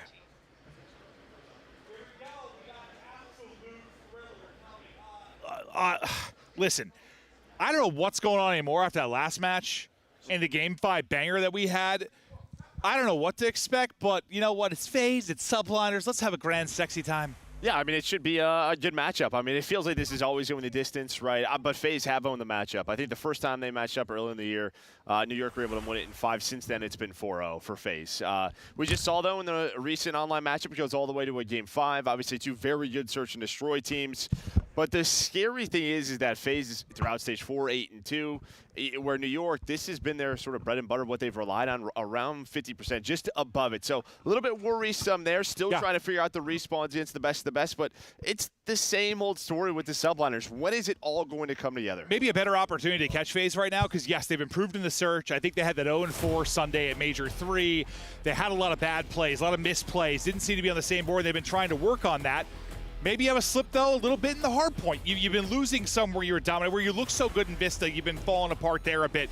You haven't been as good in the respawns. Maybe a chance for Subliners to strike? Yeah, maybe. I just think maybe it's tough because you go with this 6-star, and I think if you're New York, you look at the map vetoes, just 6-star, they're only 1 and 2 on the year. Maybe scrims have been going better for them. Yeah, you never know. Yeah. This has been a very solid map. Well, right into it we go. FaZe first to set the tempo here inside the point as Hydra comes bursting on through. There's going to be individual talent all over the place in this matchup. As Hydra off to 3 straight early. Yeah, I mean, 3 straight for him, and now Kismet able to find the 4. So some nice early time, 20 seconds left.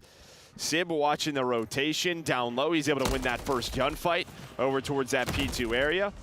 But, I mean, Kismet, Sky's locking this down. This is going to be great early time. And you see Hydra, he's just making sure they have P2 control. Was there anything when you just saw the overall best of 5 that really kind of surprised you? That control pick. Yeah, okay. Right. The control veto for Subliners. They opt to ban Karachi, which they just won versus this FaZe team. So we're going to go to Invasion, which has been a little bit wishy-washy for the Subliners. Well, we'll see how that one ends up playing out. But for now, focus back over to FaZe inside of the Hardpoint, trying to rack up some time. You have a great start out of the P1 if you are NYSL, but answering back for now on 4 straight will be Celium. Simp still looking to get his first kill on the board. You know, he's had some slow starts across various Hardpoints. He's like weird, like 1 and 9, 1 and 10 starts, and then he really starts to come alive, but kind of uncharacteristic for one of the most consistent players of all time. Yeah, but the ARs are locking it down. Draza with a triple still looking for number 6. But you aren't wrong. Normally it's on Vista, I feel like, when we see that. Yeah. He does not pick up the rotation. Hydra is going. It looks like he's going to meet up with him, though. So we're going to have a big one-on-one on that, and, well, Simp able to win it. So he's going to get on the board, no streak. Or, sorry, Cell's still alive. Draza was getting that scrap time, but a much better P2 for Atlanta FaZe. Yeah, here's a chance for the streak. You're trying to throw shoulders. You throw them a little too wide if you're Sib. So you get the streak. Celium locking it down until Skies gets the better of him, but you've got backside control, you've got close spawns, you're trying to break in through a pool, but the nade over the top there from Draza going to slow things down, also trying to dish out haircuts. Yeah, I mean, you're just a little staggered here. Hydra, though, is going to win one, try to make a play. He's just by his lonesome because front side, it has been all Atlanta FaZe. So Hydra was able to win the first, but he's got no help. So again, a bit staggered. You're going to wait for your teammates to come off spawn. Nades over the top. Kiz is going to find the first, but the trades have been on point so far for FaZe near the hill. You're in another sequence here where you're able to trade, but yeah, with the close side spawn, you're able to get into it quickly in through the rear. It's going to be Hydra who gets 2, but it will stop after that as Simp, after the 0-4 start, now up to 4 and 6. But there he'll drop. You'll get in for the little bit of time, but you'll take anything. I mean, after that, like 40-0 start, that great start from Subliners was kind of all phased for a nice stretch. No, and it has been again, and on this rotation, who is here first? It's Atlanta FaZe. aBeZy's going to win one on the right side of your mini-map to just make this rotation a bit easier. I mean, you have so much map control. It's aBeZy on one, Cell on the other, locking this down. That will start the pinch for Subliners. As well, Cell will die, but they win it on the other side. So, all right, we know where they're coming from. Let's get into our setup now. Watch this left side of the map. Yeah, things fall apart if aBeZy loses this fight too, right? Like, you get pinched out, you're spawning out, things might fall apart. But yeah, as long as you win on one side of it, still got a chance to battle. And so far, efficiency in the trades department, in and around the hard point. They've been soaking it up ever since the P1. One battle going down at mid. They're trying to cut it in through there. Get a lot of info if you are aBeZy. So all the heads from Statue going to shift focus, try to pick this up and see if FaZe can deal with it. But you surge on through middle. Nice little break there. But again, it's when there's 15 seconds left. 15 seconds left. You still have that cruise on Cell, depending on when he wants to use that. But inside of this P1, we are going to go. And maybe with aBeZy taking this route, you want to use the cruise? Or is he just going on a long route to set up this pinch? Hydra's going to try to pick it up. Of course he is. He's on top of the stage. So big one-on-one, a great read by Hydra. Able to win that, and that will slow down FaZe for just a moment and a good 10 seconds here at P1. Yeah, I mean, you run that whole route to hit the left push, then spawn out wide right. Like, you're just trucking right now if you're aBeZy. But a great pickup by Hydra, like you said. The tiny tears get involved with the aBeZy right back to it. You take that route, and then he's like, I can also just punch you in the face. Yeah, just run right down the middle, down the middle of the map. Obviously, the nades, stuns are on point. But right back into it on the other side. Jump the Subliners. Still 25 seconds left. Both teams trying to fight for this before we rotate over towards P2. Sky's just trying to get some shots in. You see the spawns are there for Subliners for P2. Maybe FaZe not going to read it. Cell is going on a long route to try to win rotation.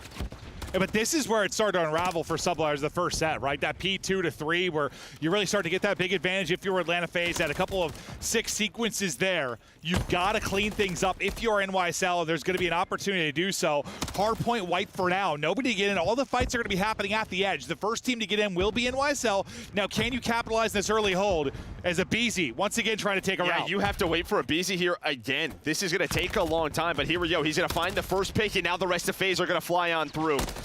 He has been the route man at times. He's going to find a double that breaks the hardpoint. Great heads-up plays by aBeZy. Now he knows exactly where Subliners are going to spawn. He can flank them again if he wants. It's great patience, too, just to wait for him. Play your lives, wait for him to pounce, and now trying to flake on through yet again. Everybody else drops, but aBeZy is still here, but he is the only one, as you said, and can't get it done. But I mean, you disrupted for a bit, but you're looking at what, about a tie game once you get this time if you're YSL? I think definitely better. That's a situation you probably want to be better at, but Sim's all right, I'll get them off the hill. I'll make this an easy transition. Sky's really the only player in a good spot.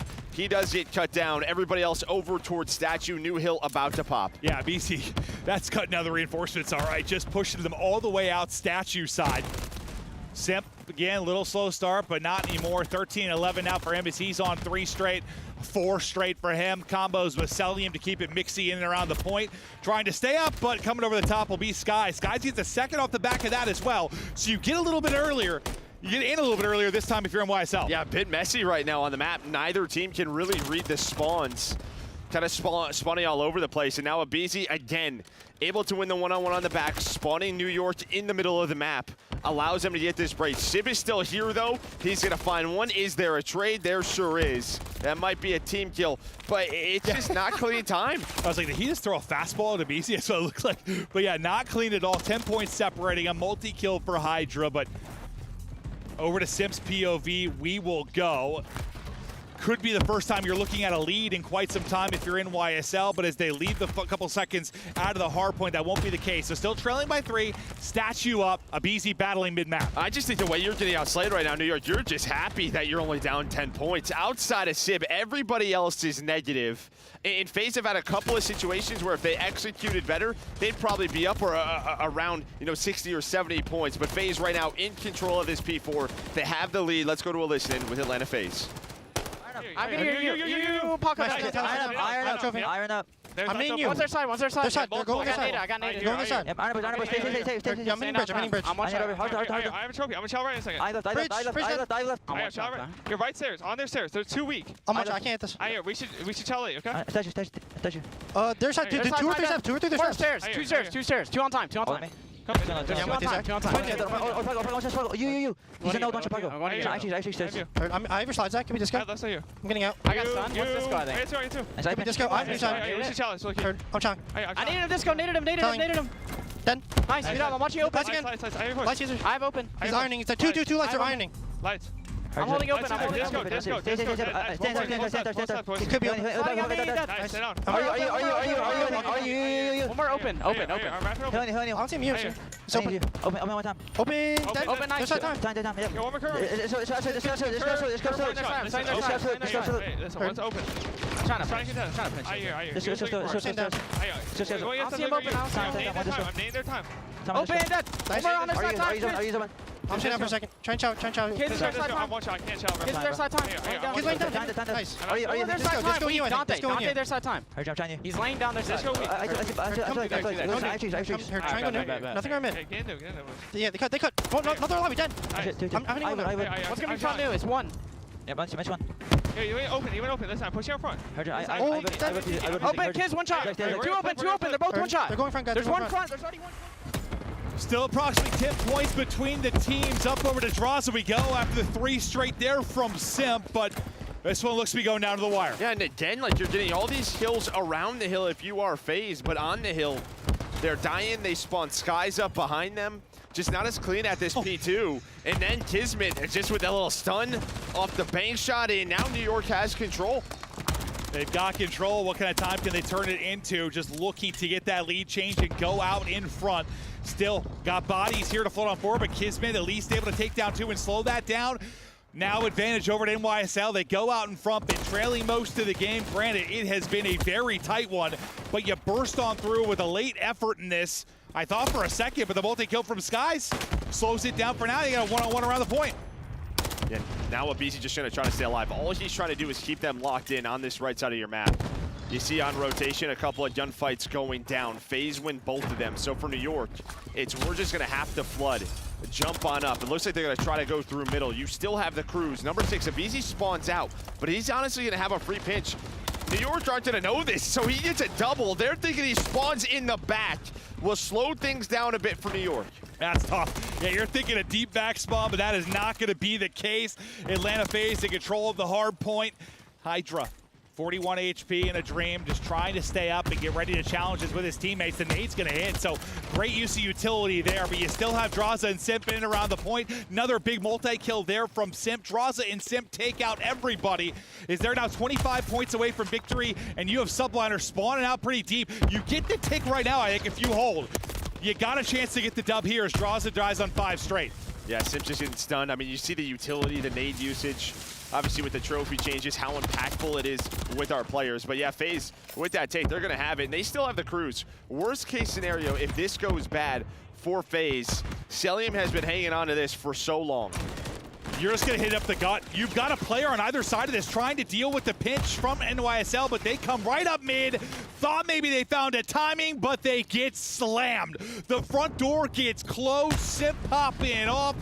Abizi with 30, Simp with 30. The entire squad at 30 plus. They have outslayed them. They have fried them. A triple and a statement late as Simp is chirping. Just a total team effort there from Atlanta FaZe.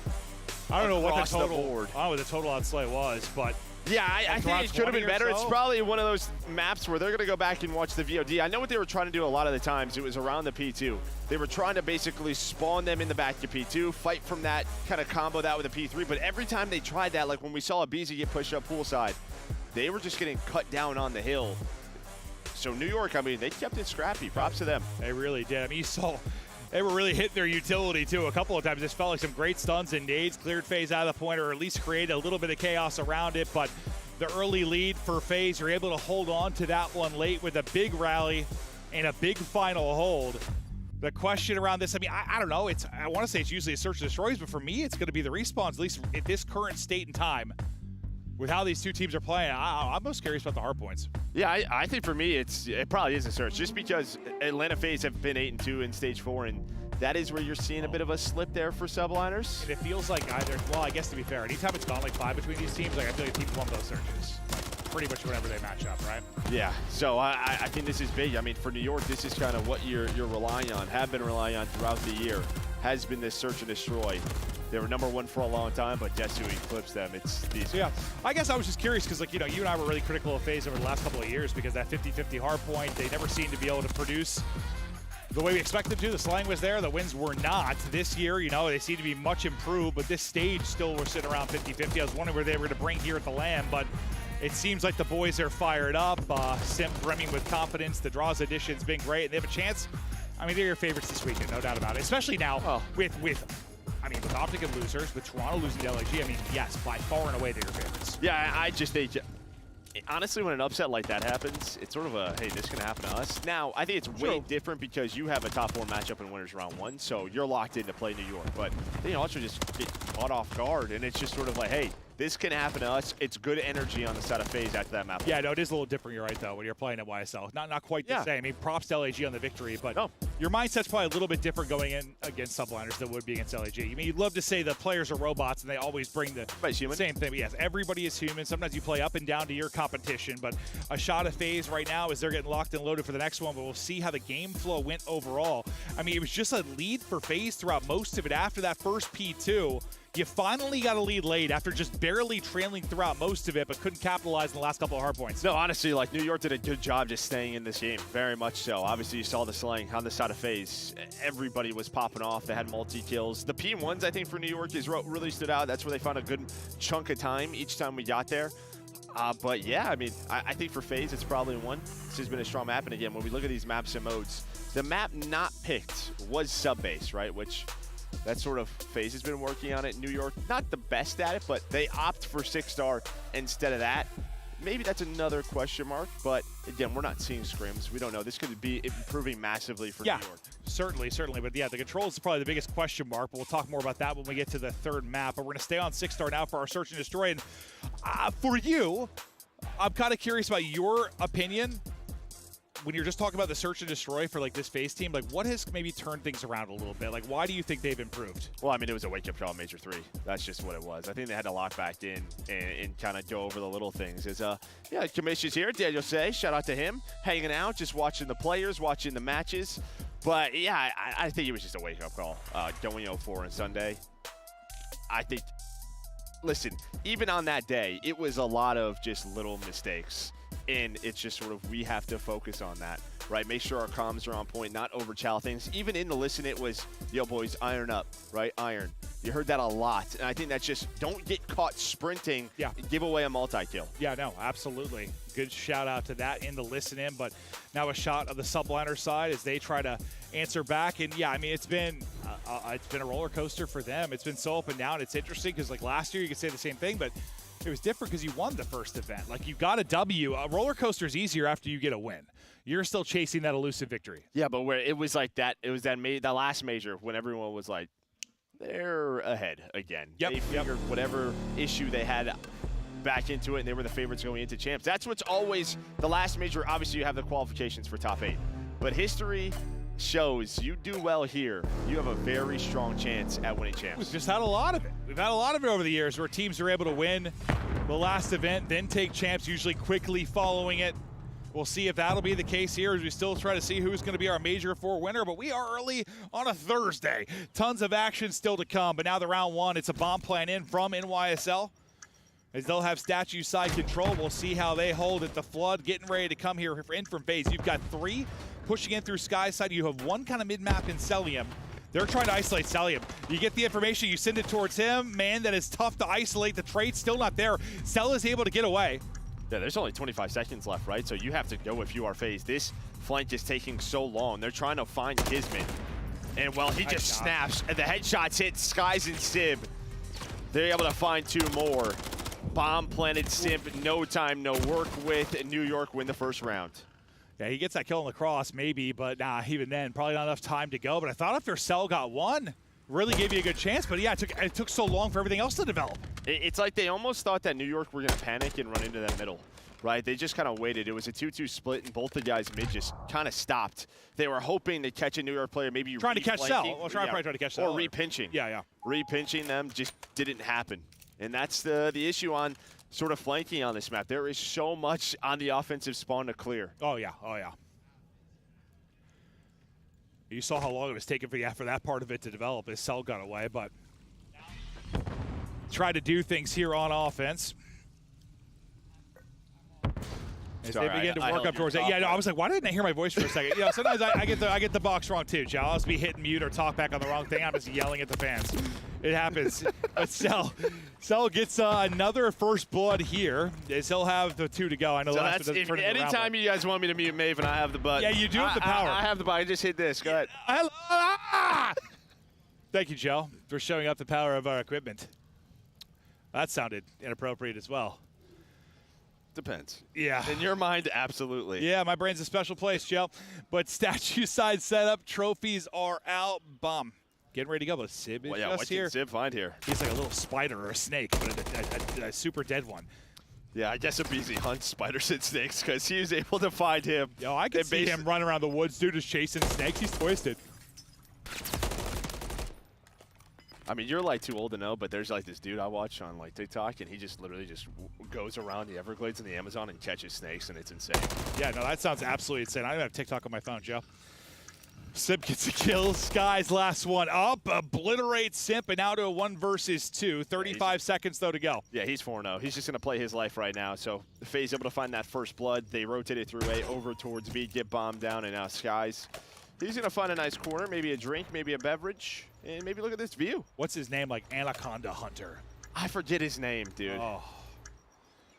He literally walks around forests like the Amazon, the Everglades. Snakes don't actually freak me out. It's just spiders. No, spiders get me. Okay, well, he touches those, but he's just barefoot, just hanging out. Barefoot? No, he's insane. No, his brain's got to be studied. Same goes for Cell. There's a brain that's got to be studied. Speak of the devil. Fist bumps out. Round went in. Tied up 1-1. As you bring it back. And for the most part, I mean, calm, cool, collected there. Sky's in a tough position. Really just going to play around the streak. So he'll have the 4-0 that he'll carry on through. Nice start from him. And now I think if you're FaZe on defense, again, you kind of throw in that flame play. I've seen them try to incorporate it. Again, I think when you get security control that window, it gives you a great angle. It just takes a long time to work that on defense, but maybe they try to switch it up here. I mean, it looked like Sky's got eyes on all of them that round because they instantly tried to isolate Cell once they realized it was one. That's why I thought it was going to work when Cell got a kill, but it did not. But you've got a presence here on defense, a big presence. Is the first blood from Simp. Simp, though, able to trade that out. Sky's still working on a streak. Not going to happen as the nade combines with Draza's shots, and you get dropped. That's bomb down poolside. And your 2 remaining players here in Hydra and Sibber, you're pretty split. Hydra can't get out.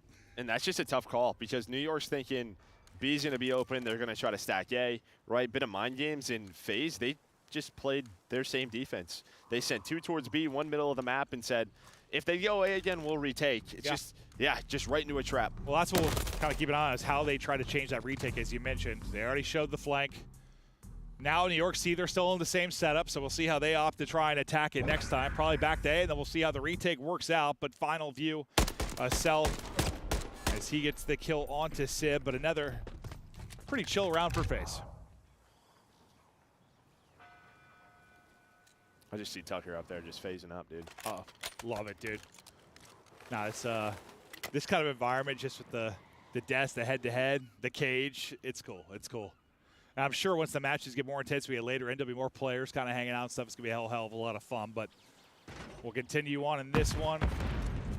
Simp, once again, going to be that island guy that's going to be playing the pinch. Will anyone be left by the time he gets there? And yes, because of BZ, he's able to get 2, nearly a third, but it's quickly now into a 2 versus 2. What's the timing to be like on the other side of it? Simp, nice job recentering there. I thought he got away from him, barely able to win the fight with 8 HP. Yeah, I mean, luckily a BZ gets 2, because if not, then you're in a 3-on-2. Oh, yeah. Someone probably picks up the flank. They know how Simp likes to play on an island, working that pinch. Instead, with the BZ's double, Skies is a little bit late picking that up, and now bomb being planted. 1 versus 2 for Kiz.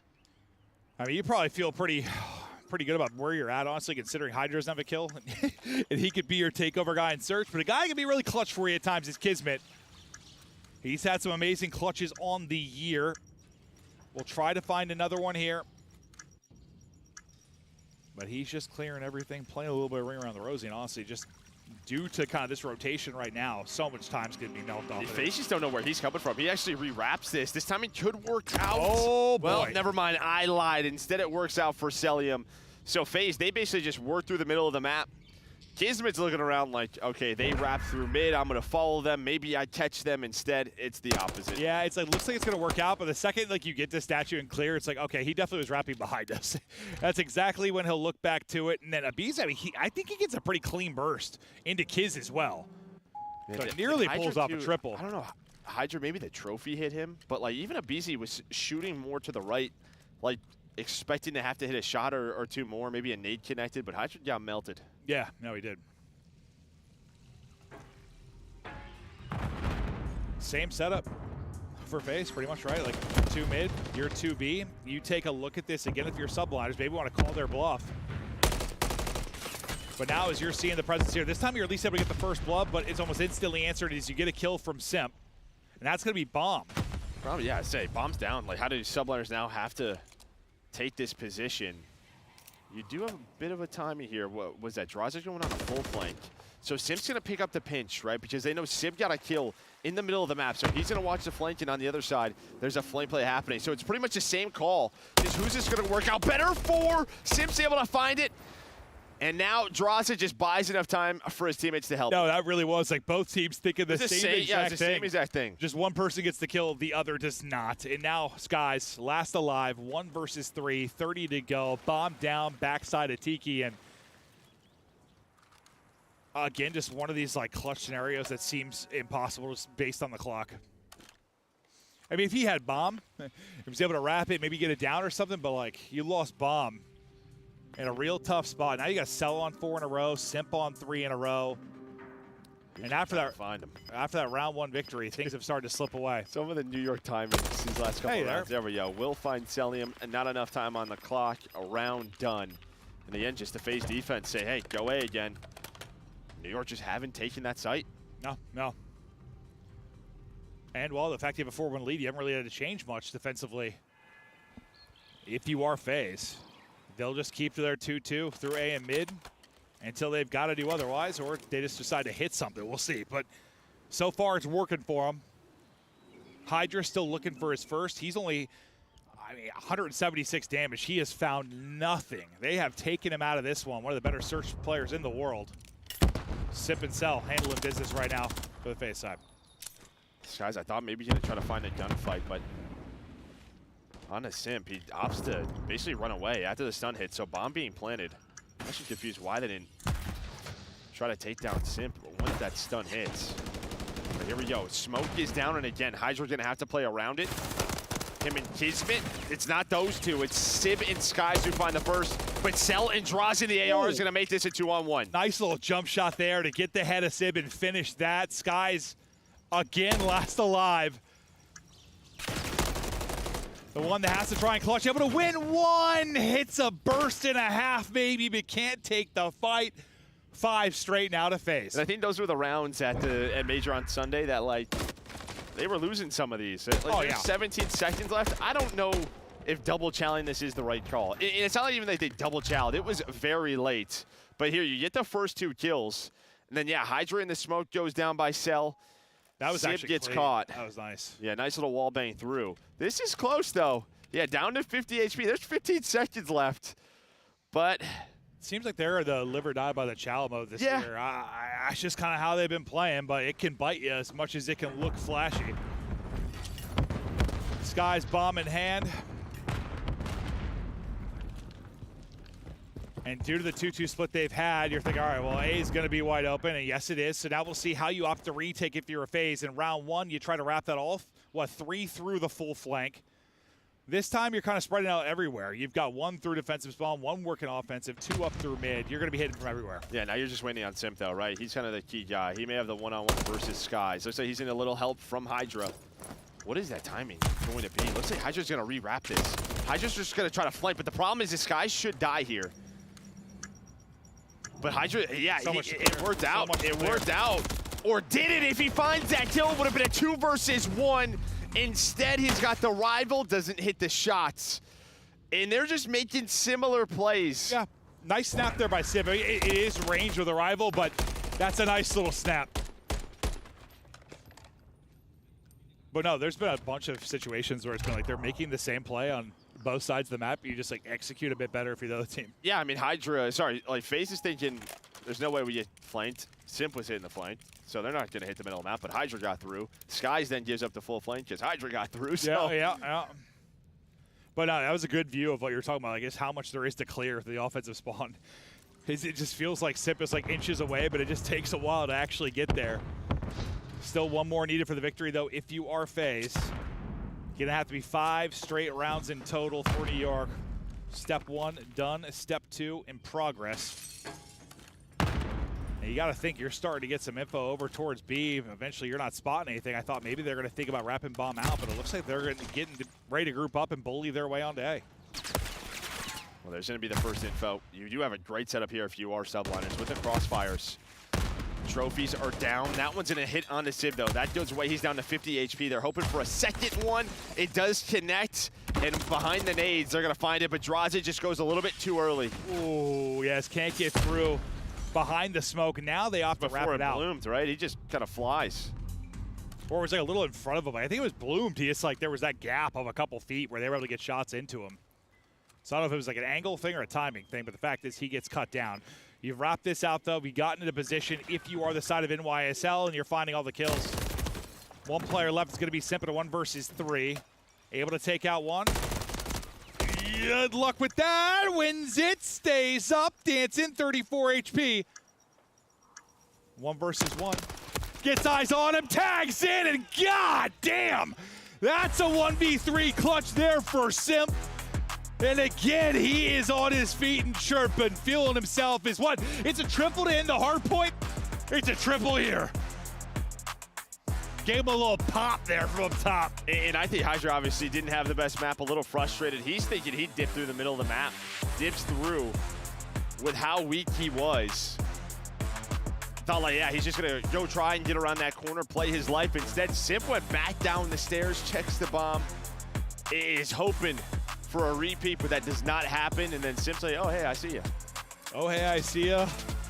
And then once again, able to toy I mean, hits with the opposition. That first shot, too, that first little pop-up. Yeah, oh, I mean, he hit like a burst and a half, like 2 bursts on the first peak. Yeah, then a little jump shot in, then his reach house. Like, I mean, he had to have been like 15 HP after the jump shot. The confidence is flowing right now for Simp and FaZe. You're in a dominant position, up 2-0. A real tight back and forth Hardpoint, but this one was, I mean, I think you saw a lot of moments and rounds where you can see it's 2 very good search teams. They have a very similar mentality of what they're trying to do on the map. Like, one team just executed a bit better or won a big gunfight when they needed to. Yeah, I mean, outside of, like, there were a couple of rounds where you had numbers. The 2-on-3 that Cell and Draws were able to win, that one. Outside of that, I think from the New York side, it's just like, you got caught at B twice where FaZe were saying, go A. Your 2 round wins are the bomb plants at A. Yeah, no, they were telling you, they were literally saying, please go A. Like, yeah. Go A. We'll try to retake that, but it's almost like New York just kept trying to call their bluff. Like, they're going to change up their defensive setup. Yeah. But they just didn't, ever. They just held to their 2-2 mid and B split, and they were able to lock it down and get control. And like one of those rounds, if they call the bluff correctly and they're able to get a wide open, pull side plant, things might go differently, but you just had the hard counter to it. 2 big rounds. Yeah, that's it. But yeah, I mean, FaZe now up 2-0, looking comfortable, and go to invasion control. So I think they're feeling happy about that. Yeah, because we thought, based on the last series, we're probably seeing Karachi, then New York banned Karachi, then we end up in invasion. We were a bit surprised, but that's where it heads. We'll chat more about the control, though, after the break. We got a ton of action to come. Don't go anywhere. We'll be right back.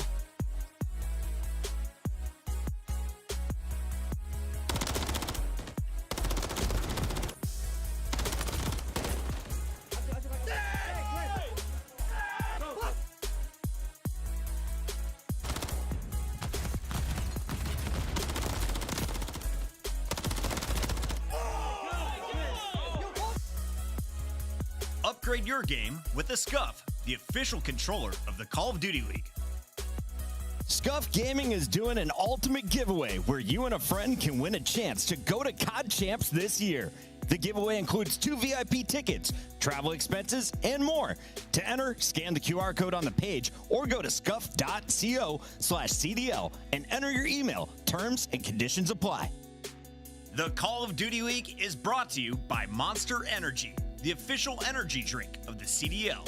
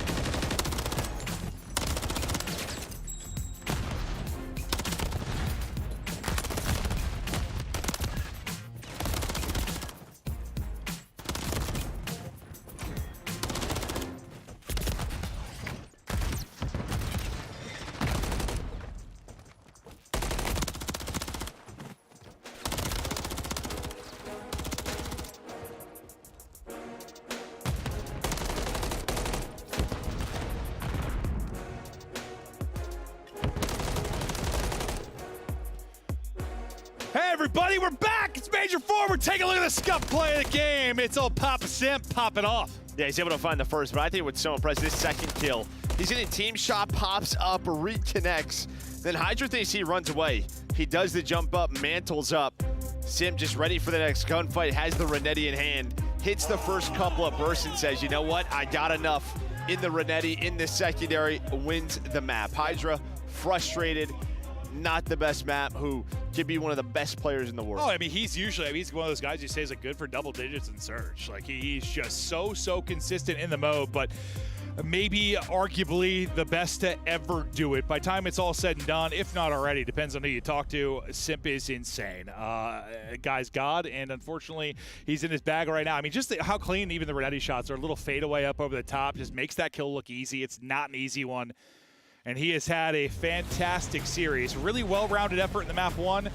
Same in map 2, really. FaZe are clicking right now. They're looking dangerous. No, they are. And, you know, again, yeah, just they've been 9-2 since that Major 3 Sunday. So really stepping up in the search and destroy. But you can see right there, Hydra in this series, just a .72. I don't know the last time we could say that for that man. Even against FaZe, feels like he's always putting up numbers. Yeah, maybe it's an off day. I mean, everybody has it. Yep. Could be an off day, could not be feeling well. Who knows? Who the hell knows what it is? Just turn it on right here. We're on the West Coast. We're too far away from France. I don't know. But he's already on the board, Joe. He's ready to get a rock and roll, and they're going to need him. If you're going to win a matchup like this, he is your superstar. They need him to go nuts. It's just hard to hang with a team like this unless you get it out of your super mega superstar. But as we go to Invasion, we know FaZe have been the best control team in the game.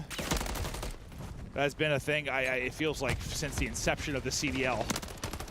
Well, yeah, 14-3 on this map, and Sib, he's going to keep this going. He's able to find Sib. Going to get that progress now, start to push up. But yeah, what we kind of talked about was the one thing that Subliners had was high-rise control, right, versus FaZe. So you get away from that. You've played Invasion a couple of times.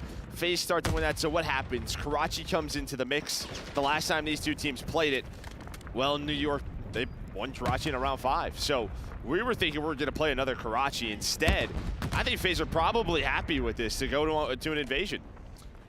Yeah, I'm pretty sure, yeah, we can hear the players are pretty close to him. Like, Simp's not usually in that mode where he's just screaming dead every kill, but he is doing that right now. Like, guy is brimming with confidence, and kind of like Hydra got the kill when he got up to the 4 straight and shut him down. Like, he's going to need to probably have more moments like that. It's Skies that's maybe started a little bit slow in this, looking to still get involved. It's a Beezy on the point, just trying to be a threat. The help is working up, trying to avoid the nades. The nade shots going to combo, but Draza putting you away and sliding across. No way. And re-challenge. This guy is a psychopath. Oh my God! What am I watching? Draza's a lunatic. What? I mean, he just kept running. He just kept going. You already have another player in a BZ back onto A. Kismet, though, with the heads-up play, just gets the cutoff, able to get the double. But we are quickly, only 10 lives left for New York. Yeah, there has been a lot of gunfights. Is all, well, you try to go through a door, door hits you in the face, you back up, go back through the door. Doors in Call of Duty doors. As Simp gets one and then ends up dropping, but minute 10 on the clock, 12v9. You know, BZ, I mean, he's been living on the A point. He's 2-5. He's got a couple of deaths on the objective, so he's going to get around. He's kind of see Hydra looking around. Sky's starting to just trying to see where this guy is, but he gets behind enemy lines, and again, just pausing the clock. Every time that he pauses the clock, it is an advantage, due to the life advantage for Atlanta FaZe, the lead that they have. This is exactly what they want. Now he's going to help his teammates leave the base.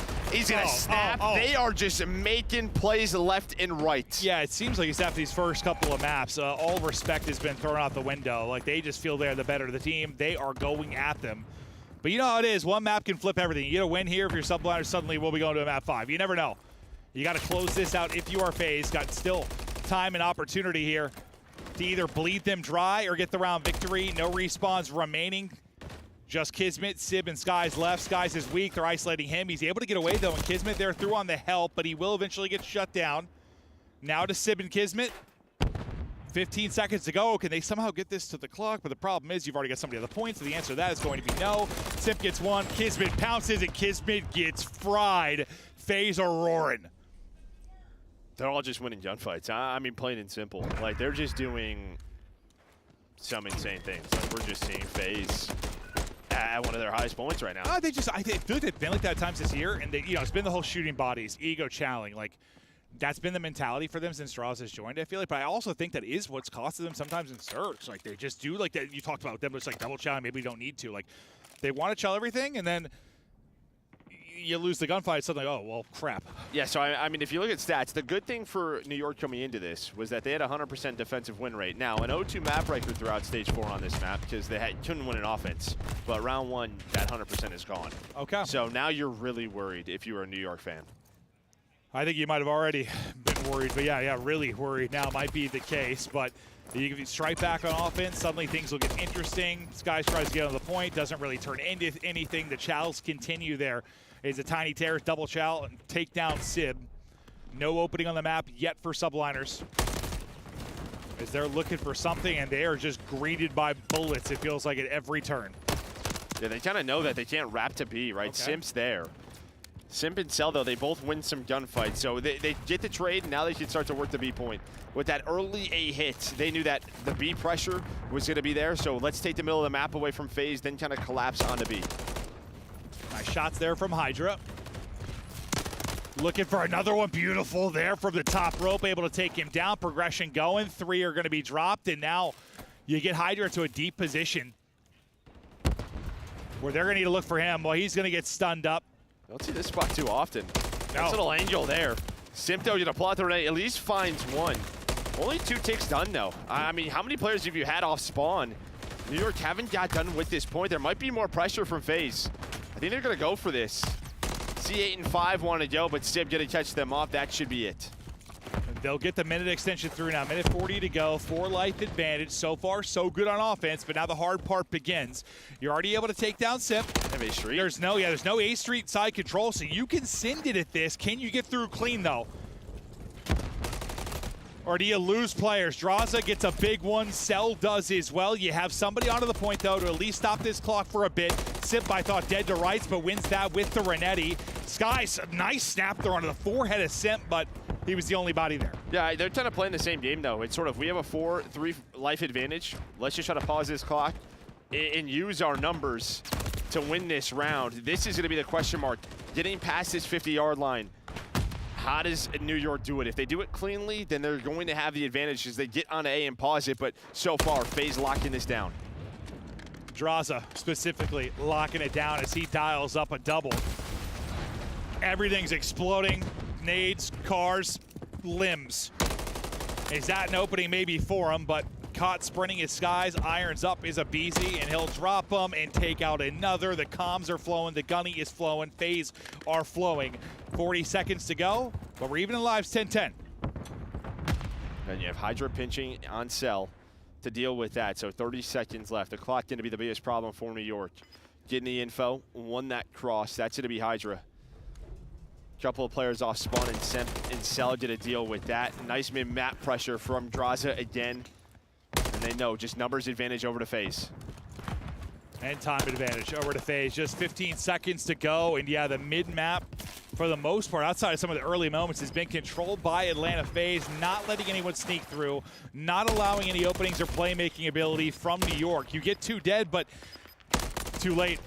Not enough time to get anywhere. Defense holds for FaZe, a round away from a convincing 3-0.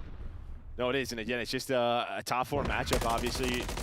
Question marks just around New York. I mean, we may have obviously one of these teams is going to go losers, but 3 out of the top 4 are going to be down there.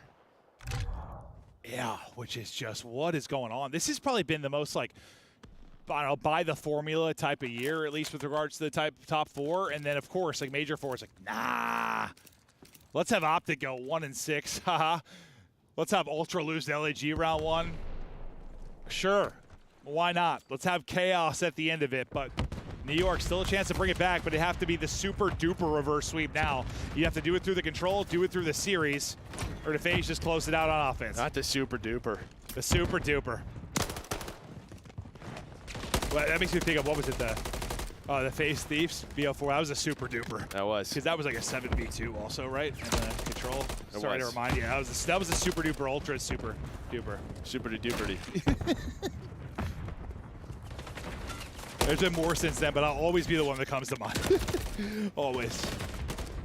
I mean, this has been such a great start for FaZe in this round. Already putting pressure on A. Already have 5 lives. Yeah, Draws is just hanging out at B, pausing the clock.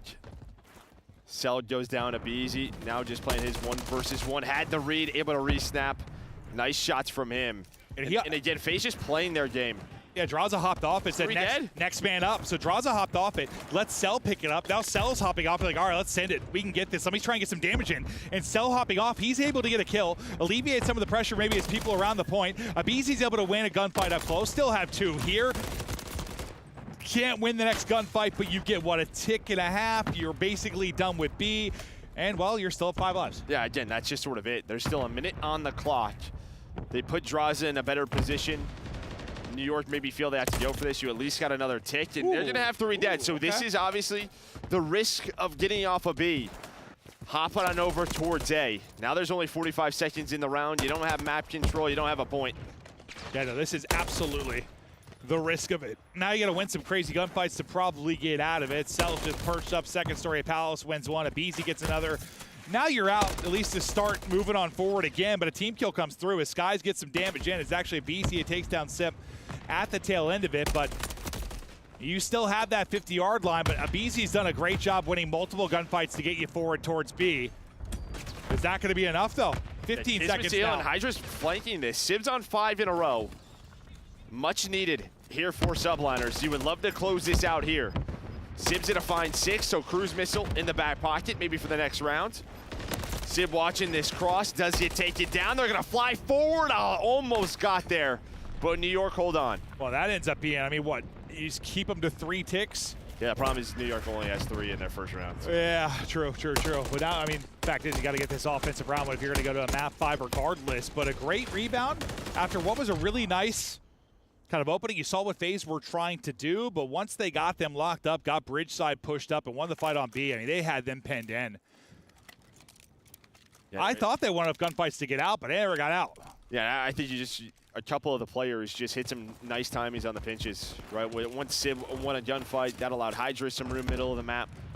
And just reflanked FaZe and stopped their push. But now, this is where you got to go nuts.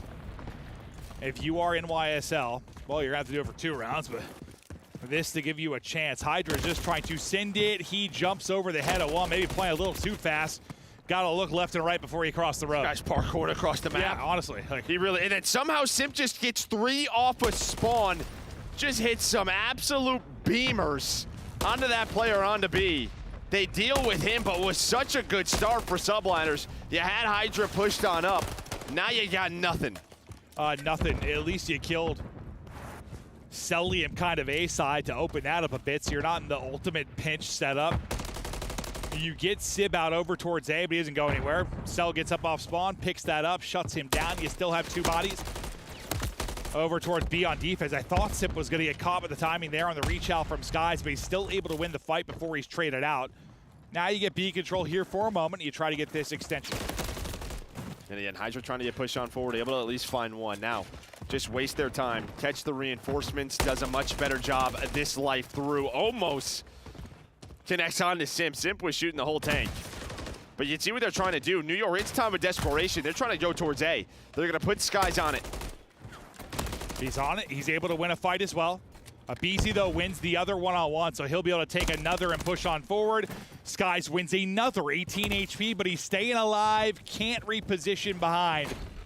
As he's probably trying to dodge nades, bullets, crossfire, everything in between. They get off A, though. Or sorry, B. They're trying to go back towards A. They finish it. Yeah, just get done with B. You still have the cruise on Sib.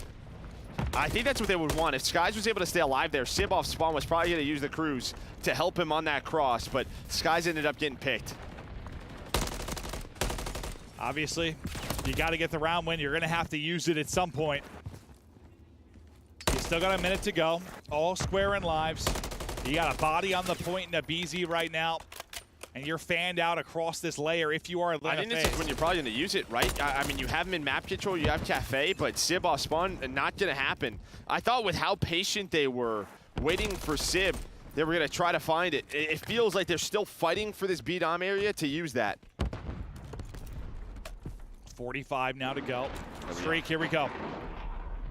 This might be the moment they got a chance. They're going to push it to around 5. Sib going to be calming everything, trying to connect. Not going to be able to do that, so you're still tucked away if you are Atlanta FaZe. But you get some positioning if you are Subliners. The fact is you got to win some gunfights. Draza is going to be able to win the first.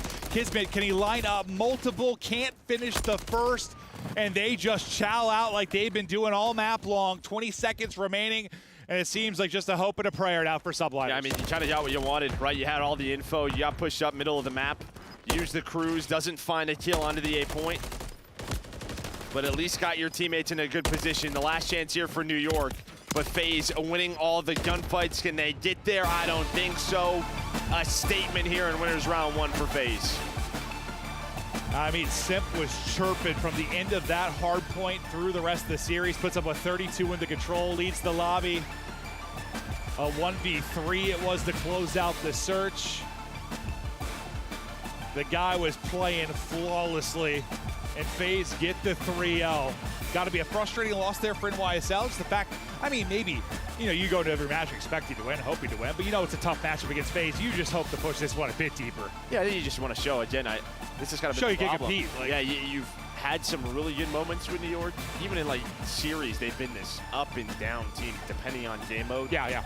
This one, I think, one of their weaker showings, honestly. And honestly, it just wasn't a great series for either. It was. I mean, they stepped up better than I think he did the map 3. He had some moments, but they're gonna need. They're in a position right now where they just need him in every map. Yeah, like you do. And he's one of those guys that can put up in every map. But when he's fallen off, I think it's just much more difficult on the team, and just didn't have the most stellar of series. But in fact is 3-0 for FaZe. So after started with a crazy. Well, I mean, everything was wild to start. We had that crazy map 5 with a comeback, 3-5 comeback for Surge. Then we have the upset there for LAG. Then I'm thinking, what the hell is this going to bring us? But this is just, I think you set a FaZe statement. I mean, you're still not on our level. It's FaZe before Get back to the lab. Right. It's true. True. It's the staple. It's just been a question of once we get to the Sunday, what's going to happen? Or if you play Toronto Ultra. Yeah. I mean, but to be fair, like, there have been some years where they've been to a lot of finals, but they weren't like really playing all that well. Like, they limped into some Sundays. Like, pretty good start. This is more of a jog. Yeah. Nice jog into Saturday at least. They kind of ran through them, yeah, to be honest. But yeah, they set up now for Saturday. Look at how the series went overall. I mean, it was a real solid map 1, but after that, the search just not real competitive. There weren't a lot of moments there in control. FaZe handled that one really from the get-go, but now, I mean, not back to the drawing board if you're Subliners. You know you can get wins off team. Now it becomes more about, like, the rest of the party because, as you said, you already had Optics starting in losers. Now Toronto's suddenly there. New York is there. Like the losers bracket looking like the winners bracket, and what the hell is going on? Yeah, I mean, this should just be one of those things where maybe we have a losers round 1 all the way to the final. Like, just some crazy momentum from one of these teams down there. Well, it's a hell of a series from Simp, maybe the greatest to ever do it. The guy is a beast, and we've got him now with Guy Blaze. So much, Merc and Maven. I got Simp with me on the main stage. FaZe fans, blow it up in the chat because the squad, they get it done in a 3-0 fashion. Simp, you know, when we looked at the bracket, we said, man, we got 2 of the top 4 teams playing round number 1, and a lot of people felt like this was going to be the match of the day, but it was simple. It was 3-0. What was the game plan coming into this? I think our game plan today was just to come in and dominate. I mean, I don't think it mattered who was on that other side of the stage today. I think we were just coming in with a plan to just slam. Hey, you guys definitely did slam, okay? Now, you know, when it comes down to it, you guys seem like y'all been playing with a chip on your shoulder. You know, you didn't get the last major win that you wanted to. You know, cheeky things happen online. What's the statement you want to make here in Major 4 before you get into champs? Oh, I mean, we're trying to dominate this event. I feel like last event our Surge kind of had some flaws, which I feel like was the main reason we lost. I feel like our respawn's still godlike, and I feel like our SND's back, so we're about to dominate. There you go. Now, when it comes down to some of the other squads that got to make it to champs, there's a lot of storylines out here, okay? You're qualified. You want to win this tournament. But when it comes down to some of the other squads coming to champs, any teams you want to see probably make it, or you don't care who gets there? I don't really care who makes it. I mean, I'm excited to just play whoever I play because champs is always the funnest event. It's always the most on the line, and I'm excited to slam. All right, yo, keep on slamming, all right? That's going to do it for me and Simp here on the stage. Chris, what's up? What up? He's here. He's there. He's every freaking where. Chris Lair. Simp dropping another 6,000 damage, and that was in control alone. Let's talk a little bit about this series and what Atlanta just did to New York. We knew New York has been struggling. They fell to LA Thieves in the last qualifier. That's how they ended with this 7 seed and not the 4 seed. They draw Atlanta, and they look good. Game one, after that, this was all FaZe. Yeah, the stats set up the way this match was going to go perfectly. I said New York had to take map 2 so that they could push possibly their best respawn in that map number 4, but the S&D lands on top again for Atlanta FaZe. They've been unreal with it during the split, and New York Subliners just a very slow start in that opening hard point. The sling was not on their side, and Simp, BZ Draws, and Telium had a absolute time with it. That map number 3, all of them 20 kills. Simp going 35 and 25. They were just outslaying the hell out of them. Yeah, I mean, I look at the map spread, Chris, and I'm like, I see New York's vision of trying to get to that Game 5 high-rise where they feel kind of comfortable, but I just don't see the avenue to get there. You take a risk with a 6-star, it's pretty close, you get edged out, you just don't have enough reps. You got 3 times you played it, and then we go to that 6-star S&D, Simp just goes off. I mean, 10-5 with a 1v3, kid's unreal. Then we get to that invasion. Once again, they're just giving up way too many ticks on their defenses, although they're winning their defenses, giving up ticks, which if they did go to round 5, they wouldn't have had defense anyways. So for the New York Subliners, struggle once again versus Atlanta FaZe. Simp, he's simply that guy. Let's update you all at home where we're at in the bracket, as we now have 3 teams moving on to our winter semifinals. We have one more match to go, and that is a great one because it's also going to have implications on what's happening in our elimination bracket. Alley Cat, break it down for me. We've got FaZe, Surge, and Guerrillas in the winter semis. Like, this was already like a very high-octane match for LA Thieves, Miami Heretics, and their road to chance, but because of the LAG win over Toronto earlier, that just throws a wrench in everybody's plans. Like, that makes this match that much more important for these 2 teams that LAG has the possibility to jump. Yeah, you can't go to lose bracket here, Chris. Like, as a former player, I look at this, I'm like, this is my best opportunity to get the deepest run that I possibly can. LA Thieves and Heretics know what is before them. This is a massive match. 3 of our top 4 seeds waiting in that elimination bracket, which of course will kick off tomorrow. But when we come back, it is the final fight of the night. LA Thieves looking for a battle of LA. But first, they got to get through Miami Heretics.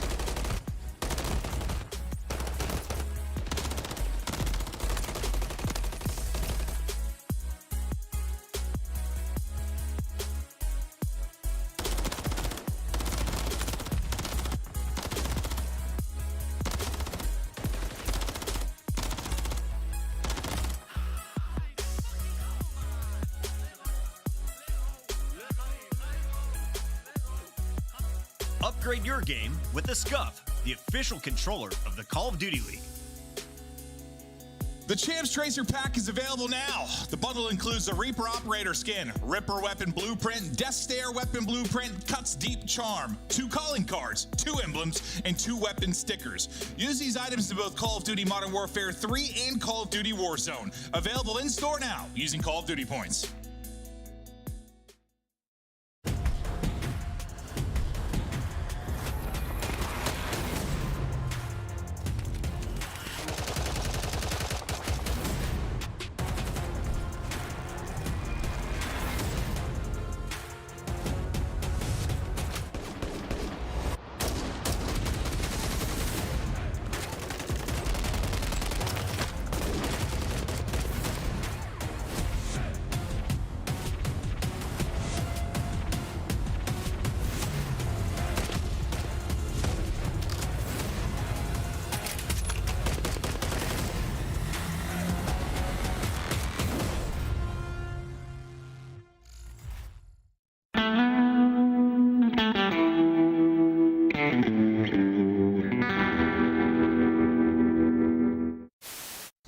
Now, last one up. He's got a trophy though, right? He threw a trophy out. Might do it. He threw a trophy out. I think this might be too slow. He's still there.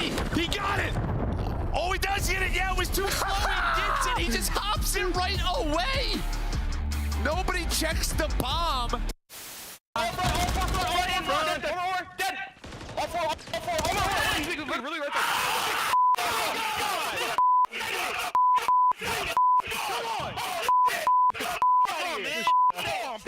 Yeah, got me. Don't even worry about it. Got these guys on. So go next. Don't worry about it. Yeah, Did you go next? Just go next. Just go next. Yeah, we're good. Oh, we gotta laugh that one off, boys. Oh, yeah, we got that one off. Bad. We gotta laugh that one off. Correct. No, he's mid desk, laying down mid desk, the long desk, snaking the long desk. Nice play. Good Let's go, Clay. Let's go, Clay. Ran at him, bro. Yeah, you should have with the Vaz for sure. All good. It's up and about, as is tradition. We're going to fly towards that ring, that first hard point, as both teams will jostle for position. New York in first. Over to Celium, who finds two right off the rear, makes it three. FaZe will take those points. And I don't think Hydra's going to be in a position to at least get towards the bomb. He's the first one to get up with his life. Oh! Akko, the 1v2, takes him off to the fuse in the perfect amount of time. And Krim cannot believe it. Let's take a look at this again. Look at the top side of your screen. Oh, inches away. That's got to be 0.2, 0.1, and also...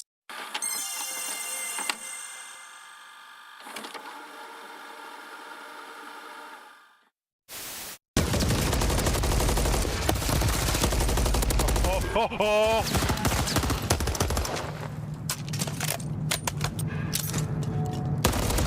my god. Oh! 3 bullets. 30 seconds left.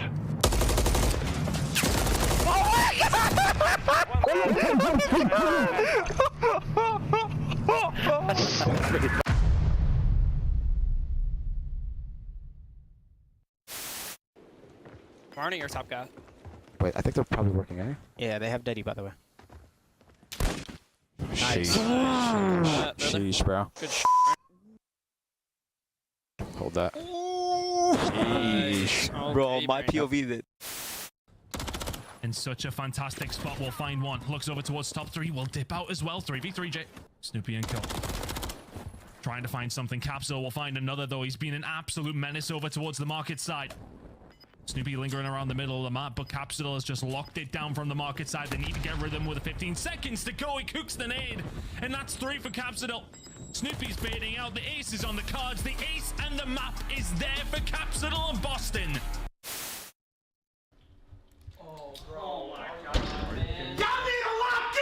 I'm trying to make ends, I don't want to make amends, and I came to the lens. I mean, seriously. 1, 2, 3, 4, 5. Yeah, I'm turning up to the sky. Yeah, I go up till I get right. I ain't really trip till I get by. Yeah, I'm going up to the top, Dubai. If you think I'm playing, just know it's on site. What you on? Hit you with the more tight. You don't kick till you dome, bitches on site. Try to walk in with the limelight. I come up with the kush right. You know better than a shot right.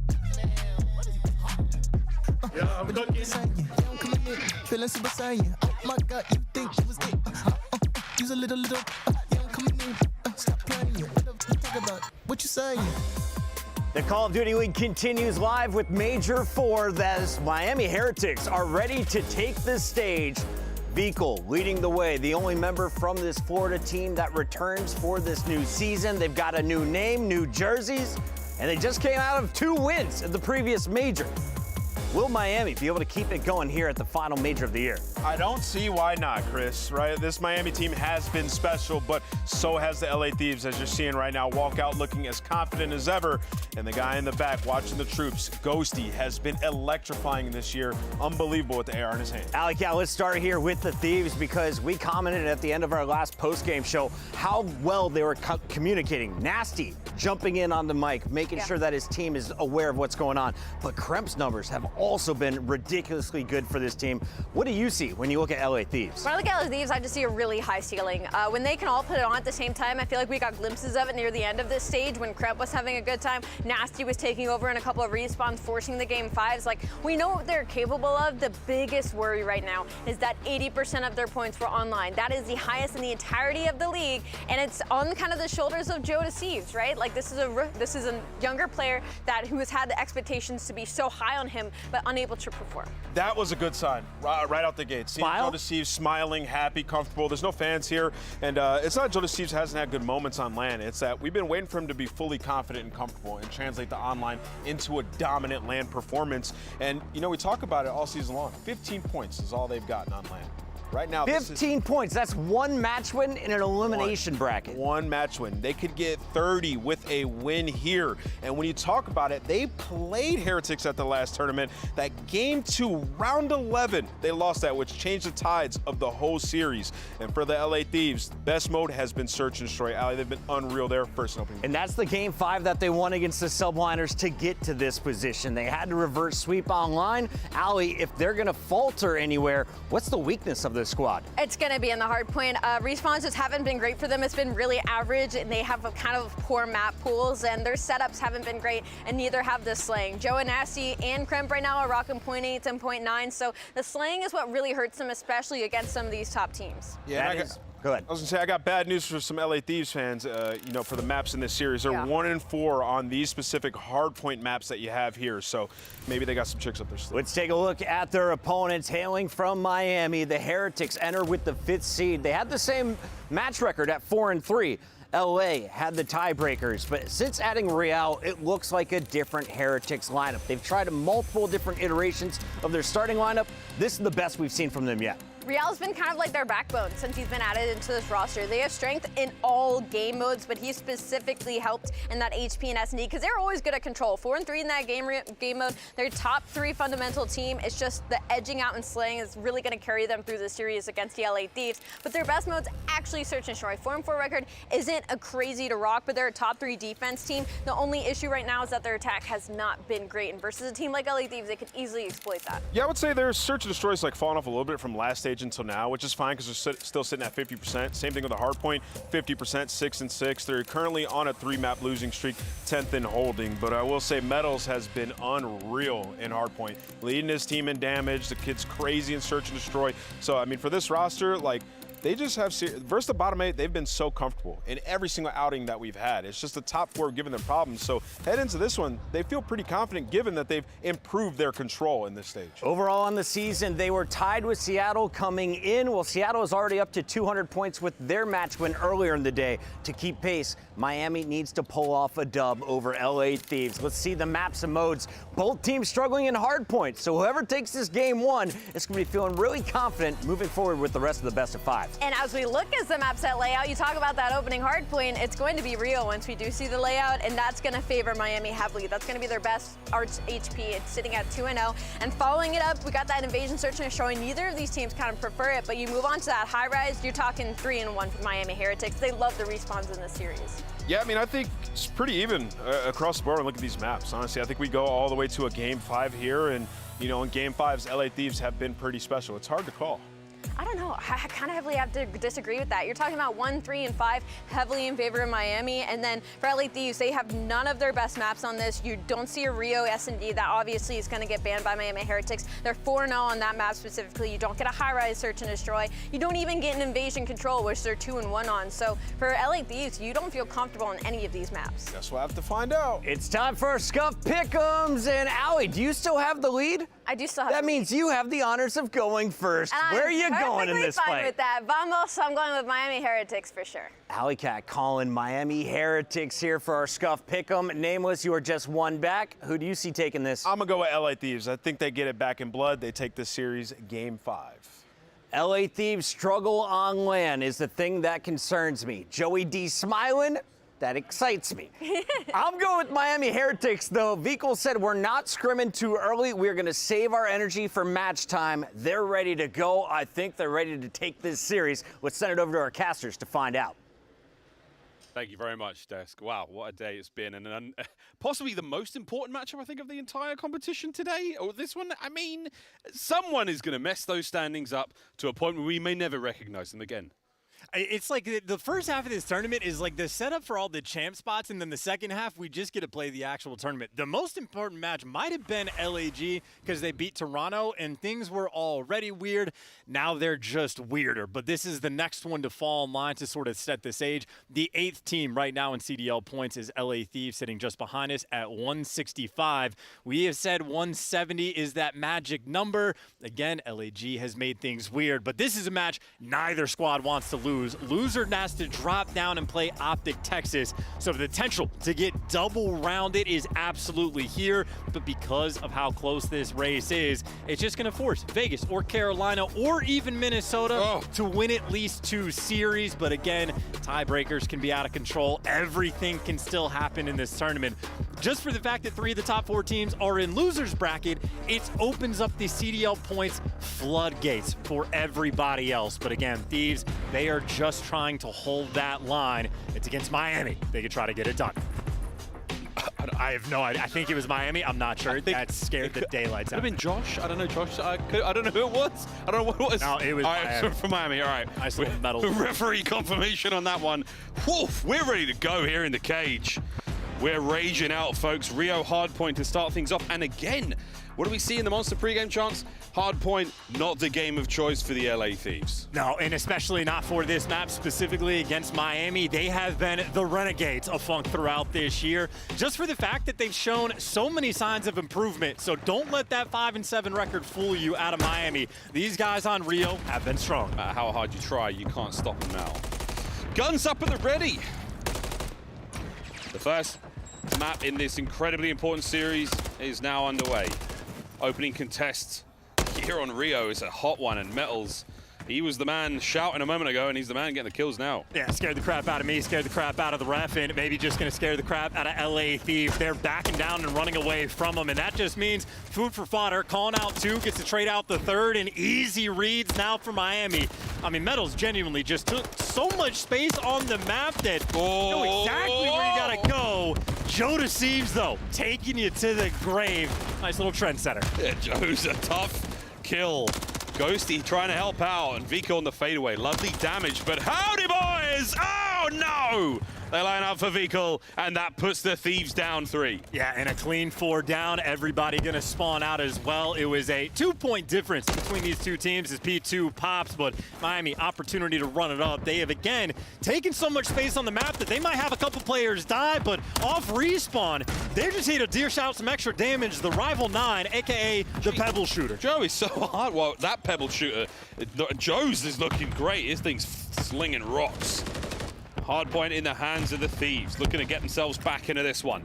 30 to go, and here comes the first considerable attempt from the Heretics. Yeah, well, I mean, again, they had that free and clear rotation, but Joe Thieves, 8 kills already there to break it down. Things, though, getting weak, and Kremp gonna use that to soar and fly. So much so that Lucky caught off guard. Nobody ready for Kremp right now. Thieves, they are running it down. Full streaks and the lead. LA Thieves are alive and kicking seriously.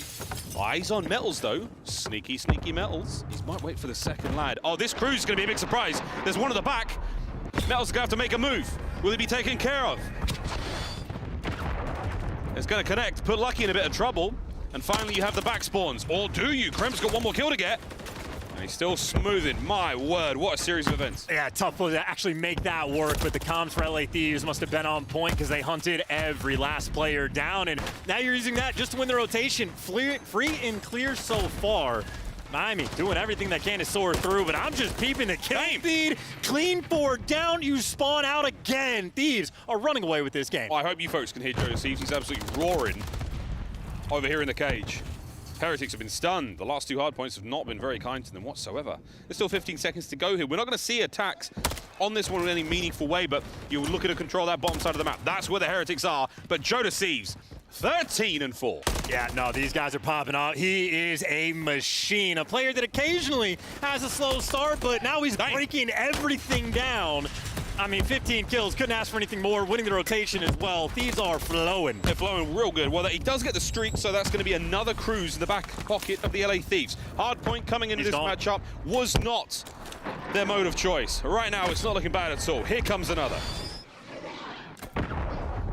2-piece for Joe Thieves. And everybody's spawning out again. Nobody made it to the garage, so everybody's going to have to be spawning out. Real doesn't get traded. Nasty and Ghosty get dropped, and maybe a moment Miami needed, or maybe a moment for Joe Thieves and Kremp to be that dynamic duo. Taking the hill right back, Heretics. They are feeling this heat. And this is clearly a very explosive comm session from the LA Thieves. No guarantee of listening there, folks, but what we're seeing, damn, is endless wave of kill after kill. I'm excited to see the assist on the stat board after this one. I mean, this is going to be a little bit crazy, but even on rotation, Miami, they just can't get any space on the map. They had a strong start. As soon as P2 got broken down, they've got nothing. But finally, 3 down, stable on the rotation. For the first time since P2, Heretics have a semblance of control in this game. We'll see in the game flow, that was the first. Dude, they're alive. It's alive, and is it a monster? Or is it just a regular person? That's what we're going to find out for a moment. The Heretics, the hold is good so far. Joe Thieves, lovely strafe there. They hold up and down. Finds himself kill number 18 in this map. Still though, chance all Heretics. I mean, hey, again, solid on the hill. Jodeci's might be making the reads, but the AR is yet to really contribute until in the feed. 2 of them pop up. Nasty gives you the extra 2 and buys you the space to let his team get inside the hill. So finally moment of stabilization. Heretics don't quite run away with the score. They make a dent on that lead, but still going to be down by 30 or 40 points after the first set of rotations completes. And right now, they just need to pick up the pace just a little bit more.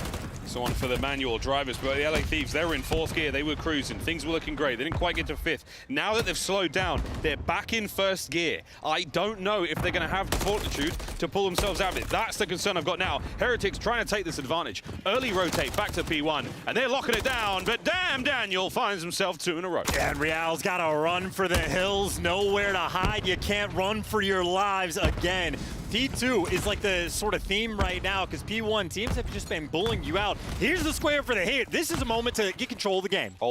Holding it. Contest is there, looking for reinforcements. Any angles on the fight. Kremp and Nasty find theirs. Thieves forward. Thieves in. That's a massive set of work, and that's the Thieves with 3 in the feed. And what a big moment, because now Heretics spawning all the way out on the left side of the map. This is easy to collect these final 20 seconds, play out these cutoff kills.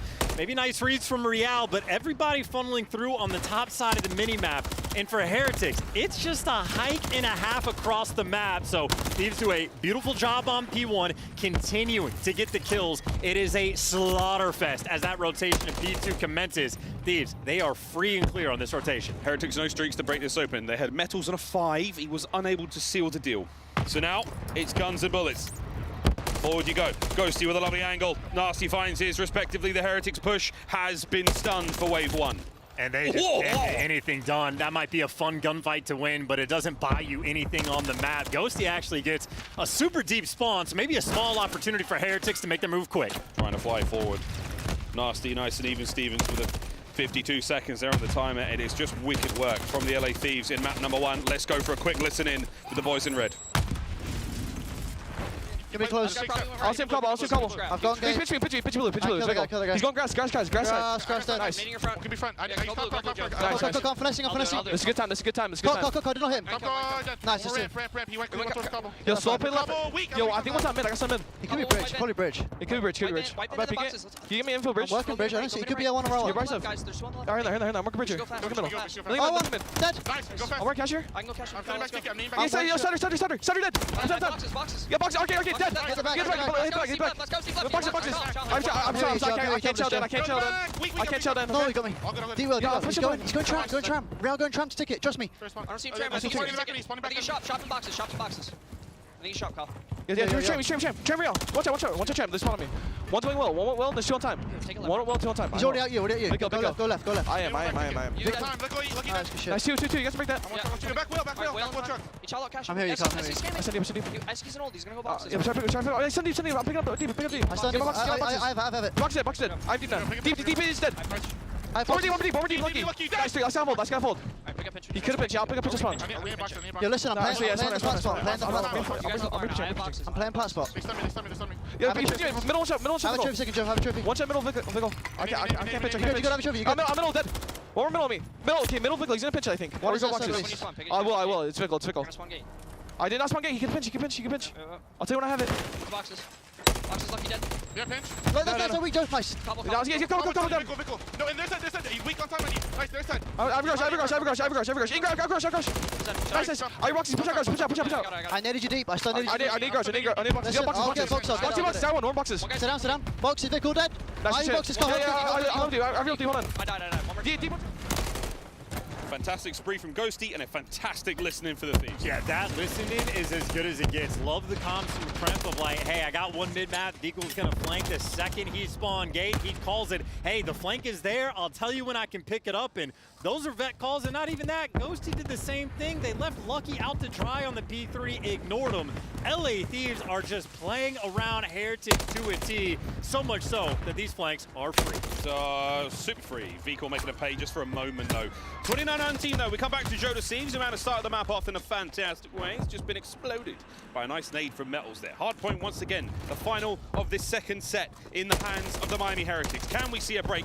As is tradition, a little late, but better than ever. And you don't even need a good break here. You just need an average, a mediocre, subpar break. It doesn't matter. 13 seconds, and with a lead like this, LA Thieves have put in the work and then some.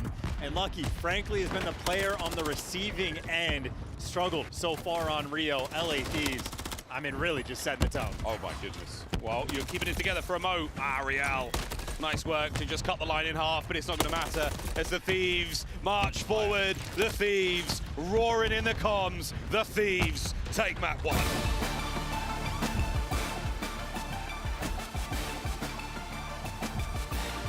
I mean, seriously, bro, let's flipping go. Nothing but kindness and pleasantries out of the LA Thieves camp, being so respectful to their opponents. But no, trendsetters on map 1. Godlike performance through and through, and honestly, one of the best listenings we have heard from this team all year long.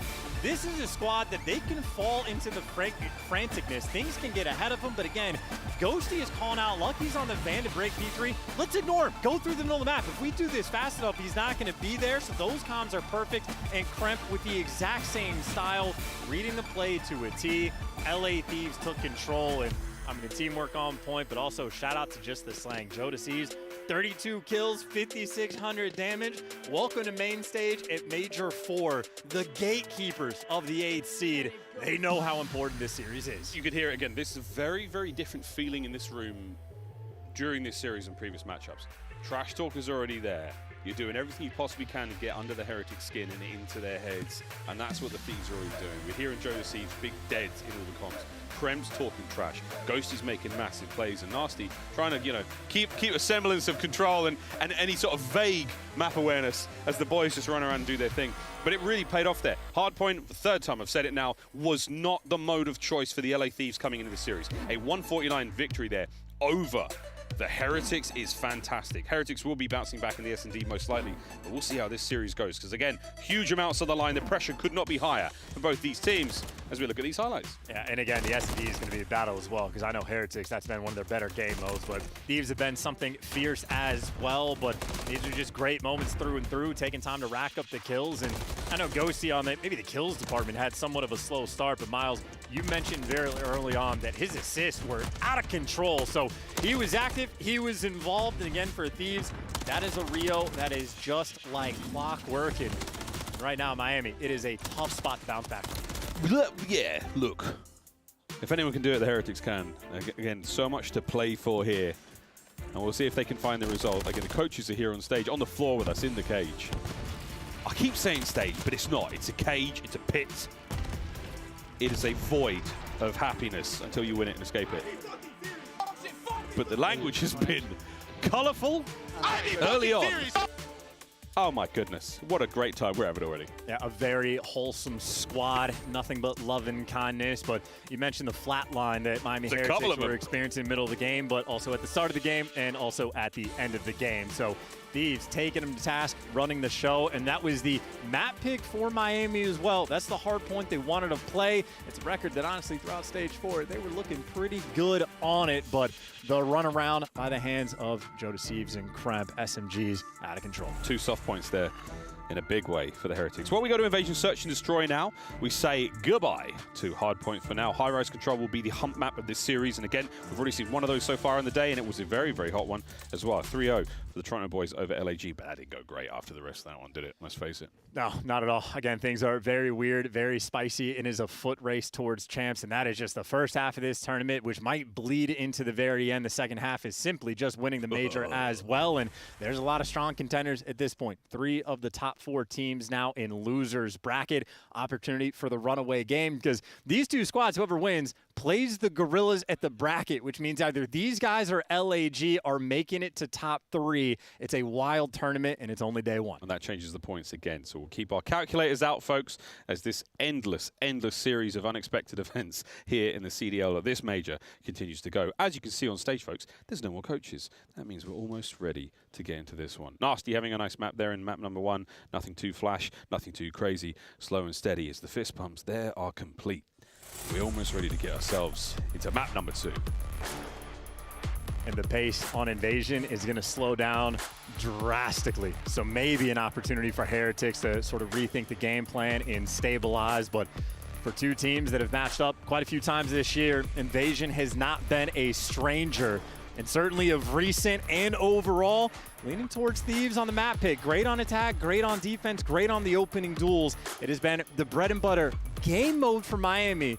But in stage 4, they only played it a single time. So I'm expecting good things. And honestly, maybe the element of the unknown is something that could help Miami in this match. We're in the very much the twilight of the season. So the secrets start to come out here. We're starting to see angles we've not seen before. Strategies that haven't been played yet. What will our team show us here on Invasion? A map that has had no stranger to a crazy clutch or a wild comeback. Here we go. The opening exchanges towards the dozer. And the stun check is going to clear that out, so nobody's home, which just means Vehicle's in a spot that is much more difficult to nade. So these are looking to set up the coordination. Nasty's cooking it.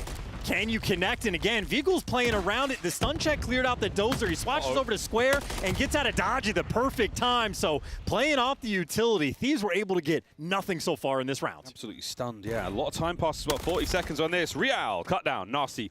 He and the Thieves make short work of mid-map now towards the bomb site. And we're looking to get that one down sooner rather than later. Lucky trying to reposition. He and Ghosty at long range. A bomb site plant. And, well, it's going to be a square up over towards A. So Lucky wants to back Ghosty down, who actually just gave it up himself. But man, disadvantage. Everybody's got their sides. Nasty fully stunned.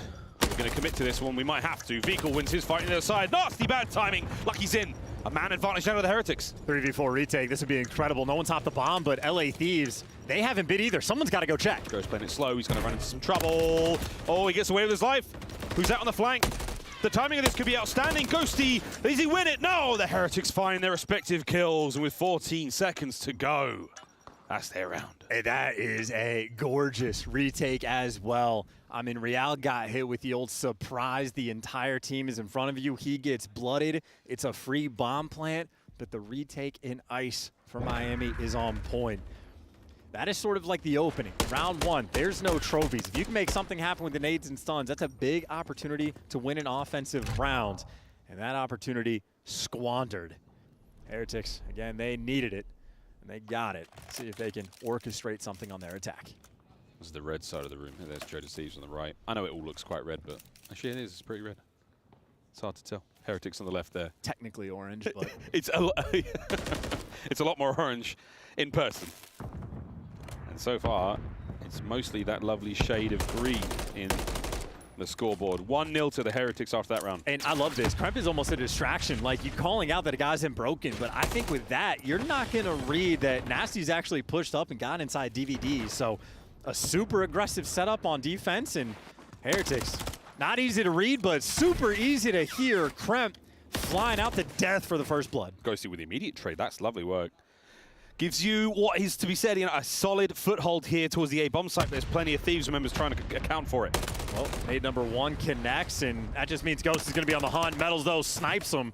3-2 man advantage, and Nasty, the aggressive man, tries to make a move, but MCW at close range hits different this patch. Even with the rival 9 there, Nasty couldn't find a single thing. Well, 3v1, Joe Thieves, all on his lonesome. Well, okay.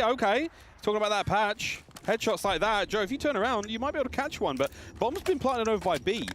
Lucky will have the full cross covered, unless Joe can sneak through, and the answer is no. The fight's still alive, though. 35 on the clock. And Lucky's going to shoot him as well. He might just make a run for it dark if he can. And he's able to get out, but now the problem is you don't know where Metals is, and Lucky's repositioned. I mean, Joe managing to take Vehicle off the mid-tank in that initial kill was very special. A sign of promise, but not enough. 2-0 Heretics. It doesn't matter at all. Again, you had Thieves sort of digging deep, trying out a new strat, got Nasty inside of DVDs, very aggressive, but then Kremp came stomping around corners, and maybe with the crowd blaring, you might not be able to hear it, but here in this environment, Miami, that was the freest first blood you're ever going to get, and they capitalize off of it to a lead. Yeah, truly. While we do miss the fans, we do miss you folks, there is something about the tension in this room that is palpable.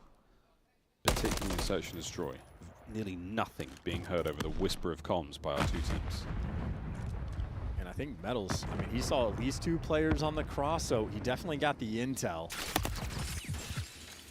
Real was a little aggressive. He feels safer playing in Cafe. He's not worried about the jump up spot just yet, but after made 1 shot, gonna have to back down. But Thieves, it's the same idea as round 1. They're leaning towards B to see if they can find that pick, but if they can't connect with anything, might have to reposition again. Real's been the guardian of the middle of the map. He has taken many gunfights in many angles. He's about to have a few more. Real, how big can you go? The answer is big enough. Gets himself at least 1, makes it a 3v3. Oh, that's a stun, not a smoke. So if anybody crosses, Metals could have spotted it, but even after 2 seconds, gives it up. So they're just hard reading this pressure. Fecal ahead of the game, great tags, but now he's got to get out. 43 HP, not enough. Thieves run you over. You're going to need a little bit more than luck to win this round. They're not quite planting just yet. They're waiting for any more gunfights. Lucky's got in position now. Eyes on Krem. Lovely shots. Ghosty sent in for it in the Thieves. They bait the perfect opportunity. They think the bomb's going to be going down. The answer is no. The guns are up, and they were ready for it. 2-1. Yeah, that's so tough. I think Metals might have just gotten gunned in that moment because Fecal just trying to get out of dodge, but his teammate behind him falls, and just overwhelming presence.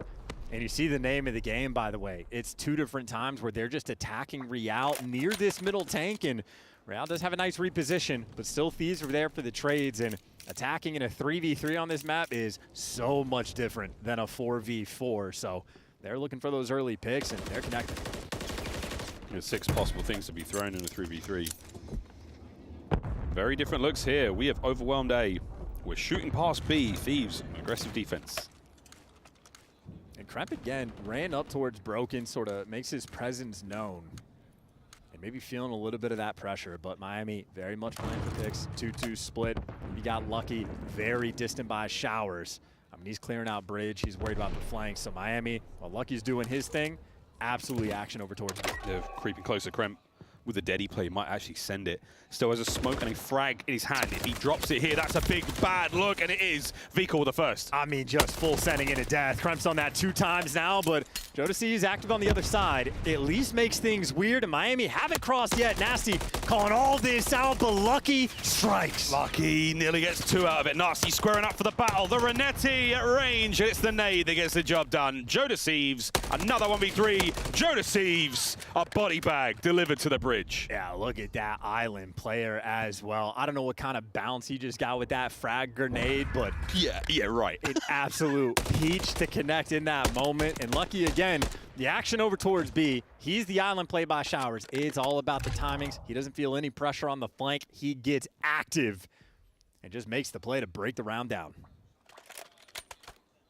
Oh yeah, the fragmentation grenade. Quite the range on that one. Young Metals on your screen. Instrumental in getting the Heretics to the point they are now. 3-1. What have we got? Well, Real's been a man in the first engagements quite consistently, and Thieves might be attempting to attack him once again, but instead of 2 players on defense from Miami over towards the B site, now they've double stacked the middle of the map. So that's where Thieves have been putting on the pressure. Heretics, they've made the adjustment. Pressure is on its way. Joe sends it. The instant cross. Real. To the smoke, he finds his death. Metals trying to join in. Empty pockets now, 50 on the clock. And you just don't want to let him out on the cross. You don't want to let him out. That's what Fekal's attempting to do, but Nasty just took so much space. Thieves, opportunity, use their man advantage. They're going to run it down again. The Thieves have slipped the net, and now over towards the B site they go. Only a man advantage to them, but Ghosty's going to post up in a corner and try to find anyone here as the bomb goes down. Yeah, just waiting for the flank, and Metals might be taking that bait. You check all your corners. Nope, not good enough. 4v2 bomb down. Thieves going to get it done. Poles apart right now. Vehicle at one end of the spear. Lucky on the other. We'll find out which the pointy end is, and that's right. There's only one end left. It's all on a vehicle. And he's going down swinging. Not a lot of time to get this one done, Chance. A great round from the Thieves. They played the Heretics very well. Yeah, and again, they're just attacking Real from so many different angles. The first time, it was like a triple trow from like DVDs and back blue. Second round, they're squaring up from DVDs and catch them again towards A side. Real keeps sliding further and further over on the map, and Thieves just also keep sliding further and further over to meet them. Obviously, it helped with the chaos of the smoke grenade, but 3 times they've blooded Real. at least on the attacking rounds. Now they're going back to defense, and on defense, Thieves' issue has been Kremp running into death. Got to pump the brakes. Take your time. He's keen, man. What can I say? Go get him, Tiger. That's what I'd say. And he's over towards the A-bomb site. And already the boys, they might actually do it. They might overshoot the A-bomb. Real, an exchange. A slight suppression, enough to get him back, but not enough to stop him. Over towards B, though. And I do think, yeah, Nasty's been pressured heavily. Ghosty on the pinch here might go huge. Yeah, so aggressive, though, on one side of the map. And look at that. Yeah, he catches him. That's the most important kill. Miami might have had this space, but still Kremp does get traded out. Oof. And Ghosty, trigger discipline, not quite there. 3v3 bomb down. Got Joe to back him up. A lot of damage done. Over to the dozer. Calling it out. Vickle. Banged up. Cleaned up. Real on the pinch. Done. The equalizer found. It's Heretics 3. Thieves 3. And Ghosty on a 4. So creeping up on the cruise missile and a great execution.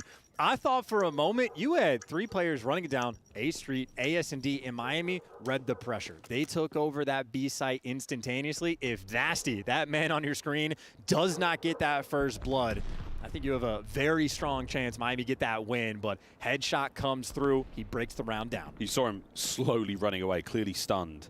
Bit of displacement, turns, finds an angle, catches that first blood. Huge work.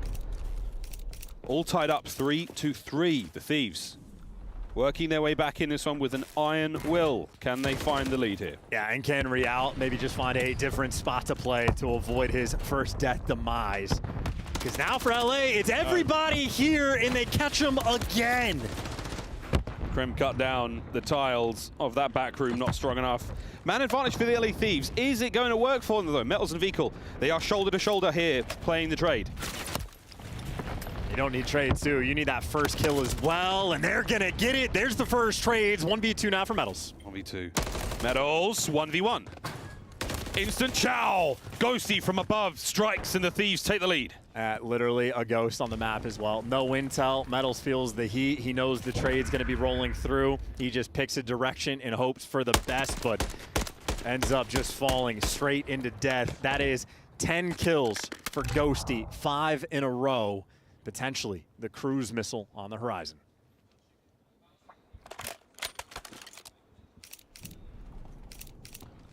A calm collection of Spanish players to our left-hand side of the stage there, just trying to get some wise words out, trying to stop the bleeding here, because you've had a couple of strong rounds in a row here for the LA Thieves, and the prospect of that streak deadly right now for them in the map. Yeah, he's looking for number 6 as well, and the biggest problem Thieves have had on defense is Kremp just getting blooded, sitting at 2 and 6 right now, but he's not going to be the mix, at least not at the start of this round. Pressure's on Joe, and for Thieves, I think they might be happy for it.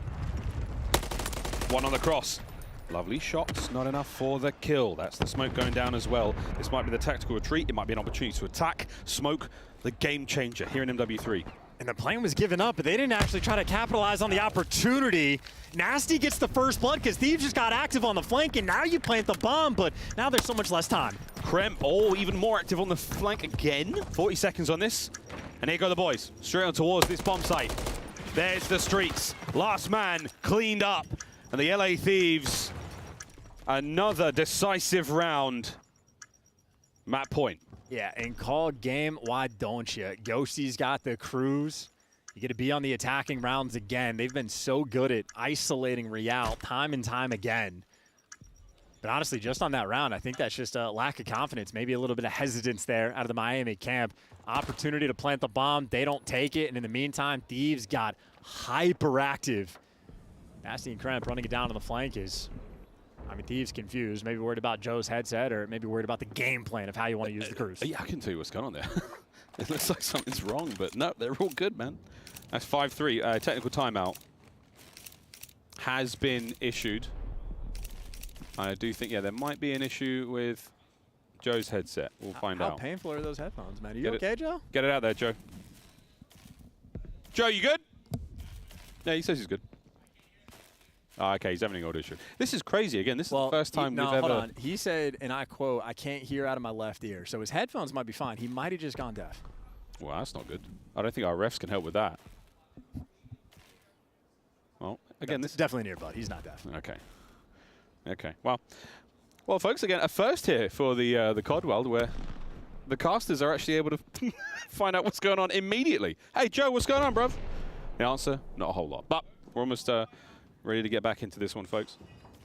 A little exchange there of the boys on stage. Everyone's sort of feeling pretty good about this. But again, for this moment in time, LA Thieves map point. Let's go 2-0 against the Heretics, which again, I don't know exactly where the community was sort of leaning this one or where the analysts were. I feel like this was a relatively even matchup. Thieves, great form coming into this one. The reverse sweep we saw on Sunday against the New York Subliners. Heretics, similar sort of situation, Chance. Yeah, this would have been the closest match. I think most people would have had roughly 50-50, but I would have leaned Miami, and I think most people would have done the same. Yeah. Not to make it like overwhelming by any means, but it's just a test of how well these guys are going to do on land.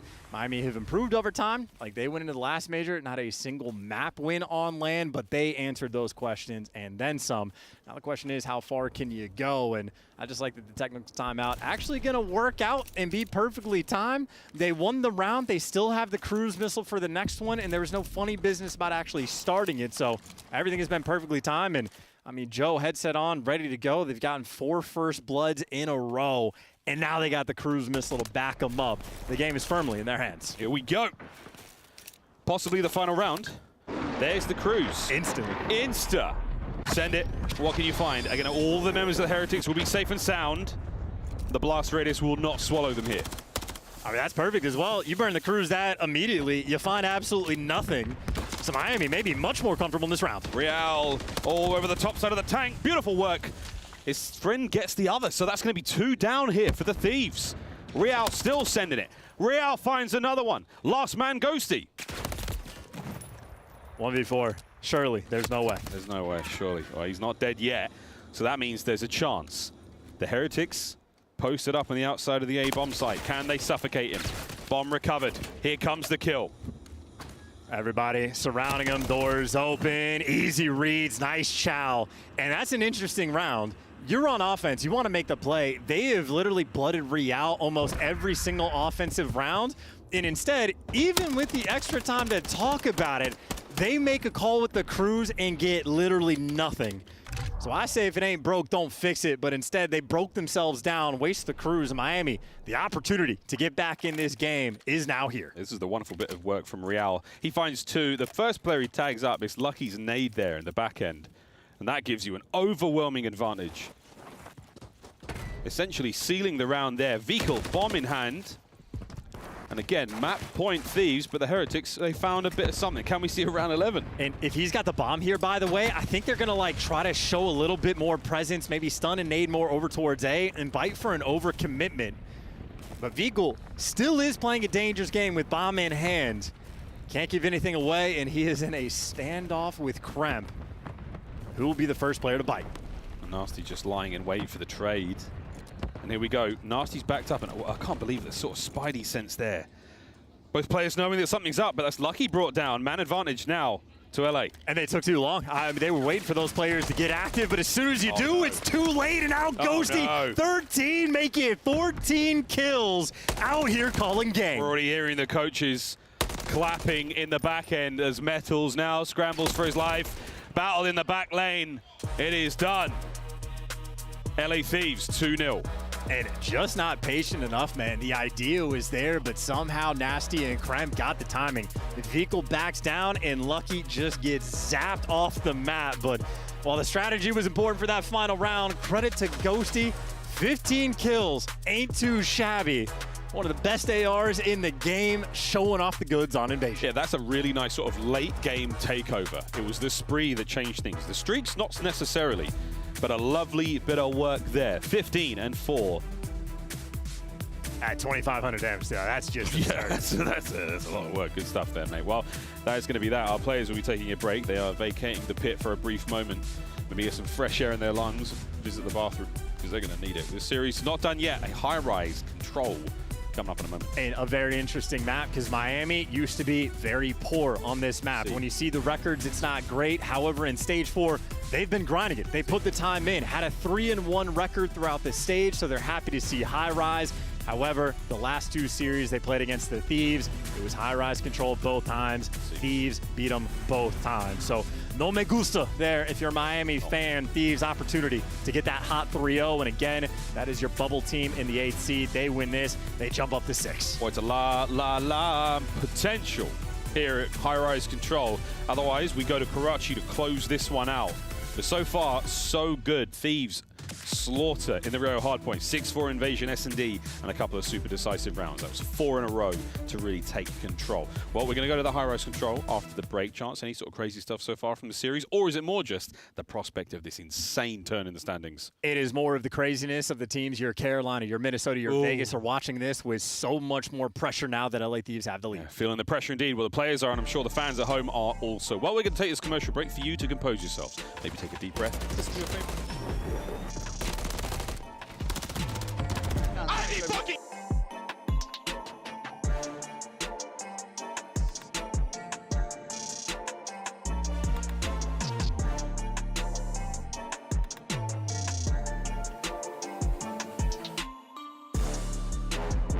Upgrade your game with the Scuff, the official controller of the Call of Duty League. Scuff Gaming is doing an ultimate giveaway where you and a friend can win a chance to go to COD Champs this year. The giveaway includes 2 VIP tickets, travel expenses, and more. To enter, scan the QR code on the page or go to scuff.co/CDL and enter your email. Terms and conditions apply. The Call of Duty Week is brought to you by Monster Energy, the official energy drink of the CDL.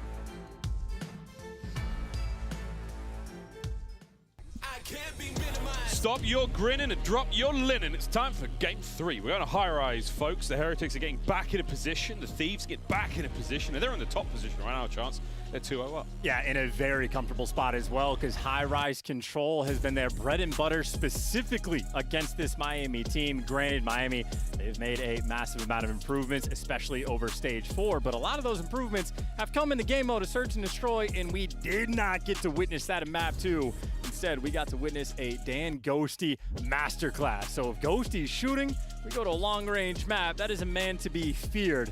LA Thieves, again, the bubble team, 165 CDL points. They're trying to keep all of those hunters at bay. LAG, they made things mixy. The potential for Thieves to get knocked out is there, but a series win here makes their lives that much better. They're looking for champs. They're looking for the dub. Looking for at least a little bit more here. Again, don't know the records for you, folks. Fake. Not necessarily fake, but for the Miami Heretics, it is 3-1 in stage 4. It is a map where they were looking dismal early on in the year, but they've clearly showed improvement. So Thieves, make no mistake, they got their work cut out for them. That's what I was trying to say. Lovely shots to open things up from Real and Vehicle Metals. Beautiful. 3 down. Miami Heretics now fighting for the map control. Ooh, Nasty might be able to give you 2. Yeah, no, Vehicle gonna stay alive, so absolutely no space on the map. And Real funneling through the left side. Couple players by Green Tarpon. He's got the angle to make it happen. Real, again, the Rival 9 players love when they can use an MCW. We're gonna go 4-0 if he can find it. I mean, he's looking fantastic. Metals now on the opposite flank, pushing forward. Joe Deceives with the defense. Real still though. Oh, yeah. Wow, Real. He is cooking. Look at these angles! A fadeaway for the Cruise. I mean, we're what, like 30 seconds into this round just about, and he is 7-0. This man has found his spot, and he's got Vehicle watching his back, Oh, so no way. what a read, feeling the pressure. No way. It's 9. Real. 25 seconds on the clock. There is absolutely no hope for the Thieves. They have been banged up here, big time. And if you're wondering why their record is fake and they look so much better on this map now, Real may have just given us the answer. A 9-1 start is quite literally the best start we've seen on this map all year. Oh my God. I mean, where are you going, Thieves? You got 3 seconds. You got to get out of there, Krem. And look, Real's here for it. Easy peasy. 1.1 on B. Joe Deceives. That's the round. That's the round. Wow. Okay. I'd have been chirping a lot more than they did after that. Yeah, throw the team on your back. They're just down 0-2. They had 7 deaths in that round, and Real had 11 kills. He effectively could have just 1v4'd them. That is a bonkers start. Rookie on the squad making his presence known. Okay. Thieves, what you got? 2 breadsticks. 3 for Nasty, 2 for Joe. You are down a horrible round after that one. All right, go again. This time, Thieves on defense.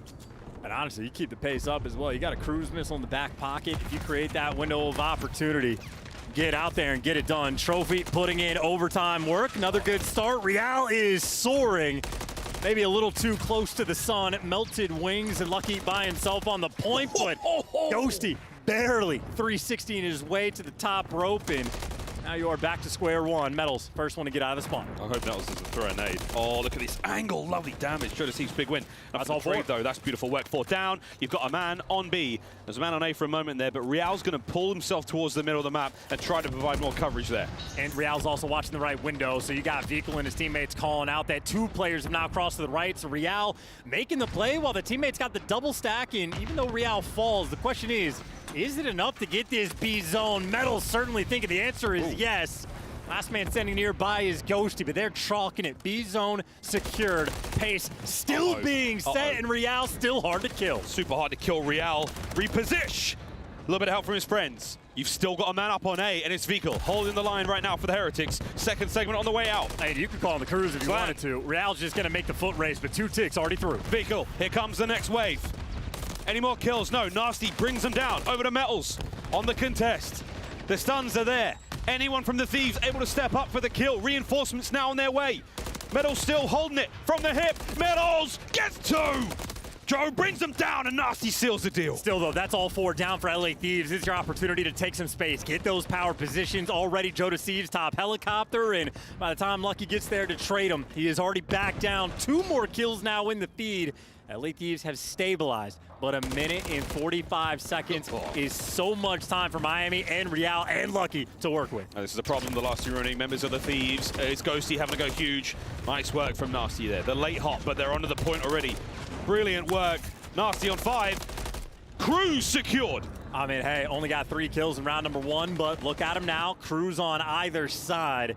Right now, the big problem is Real is behind you, and what a corner as well.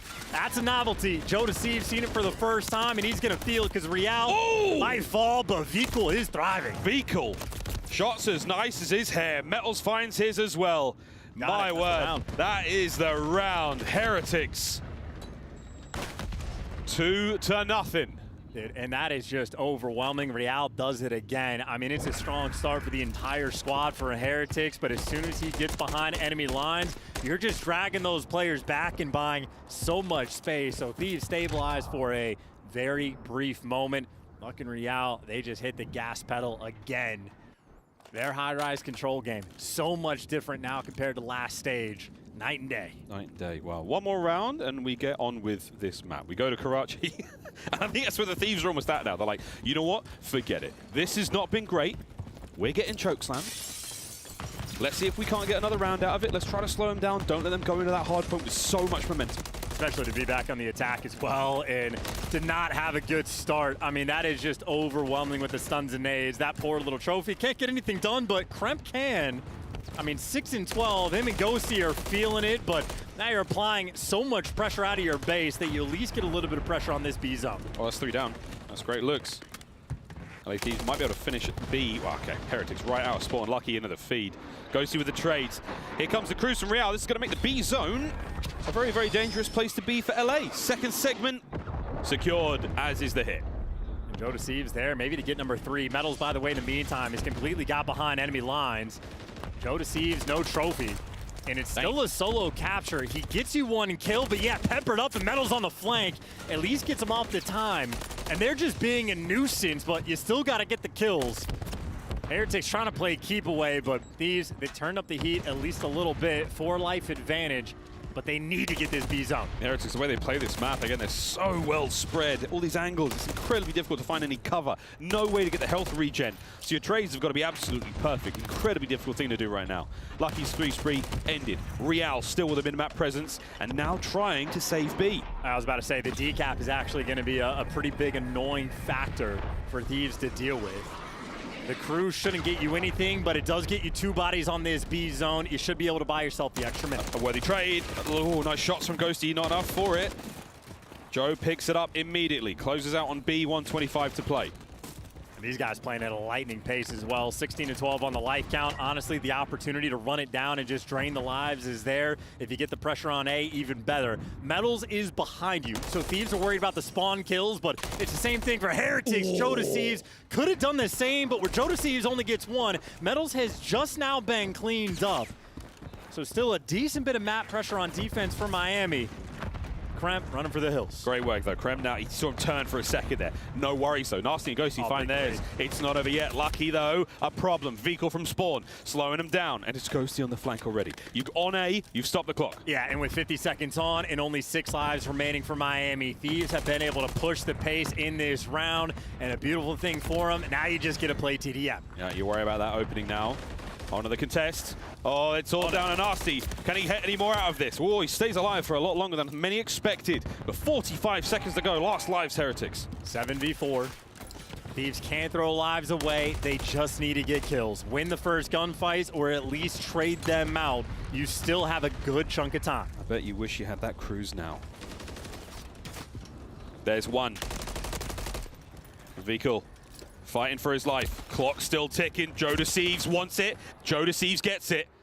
2v6. Now you're just trying to find these last 2 players. One's on the zones, one's in the back window. Lucky, well, you know where both of them are now. Look for the trade. Joe Deceives not on the mini-map, and now everybody's falling. 3v2. Wait a minute. 3v1 now. Real. Can they stop the clock? Real. In the 1v3. Done.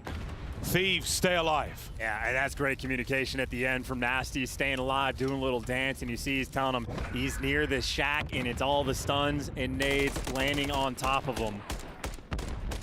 Communication on point. Thieves still got some fight in them. Yeah, Josh is going through it. Josh is, they start the series off so well, but a man who certainly wears his heart on his sleeve, he's going through it. As are the members of the Thieves, and as are the Thieves fan base. What a season you boys have had, up and down.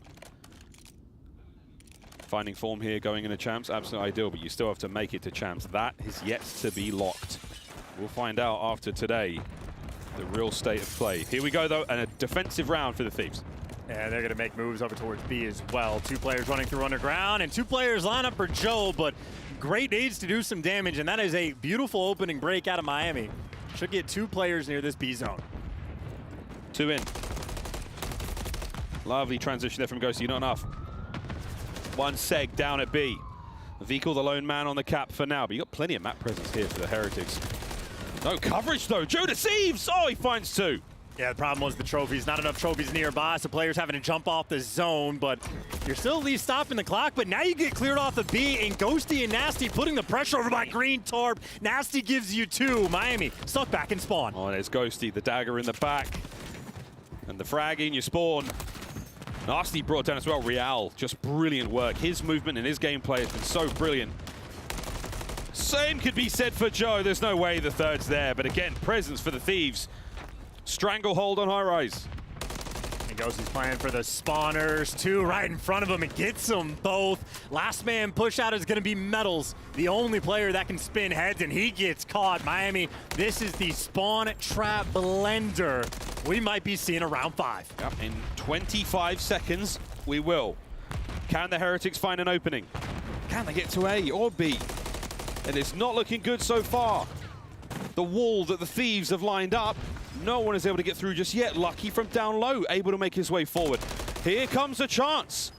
Ghosty on a 4. Ghosty down, they're on B.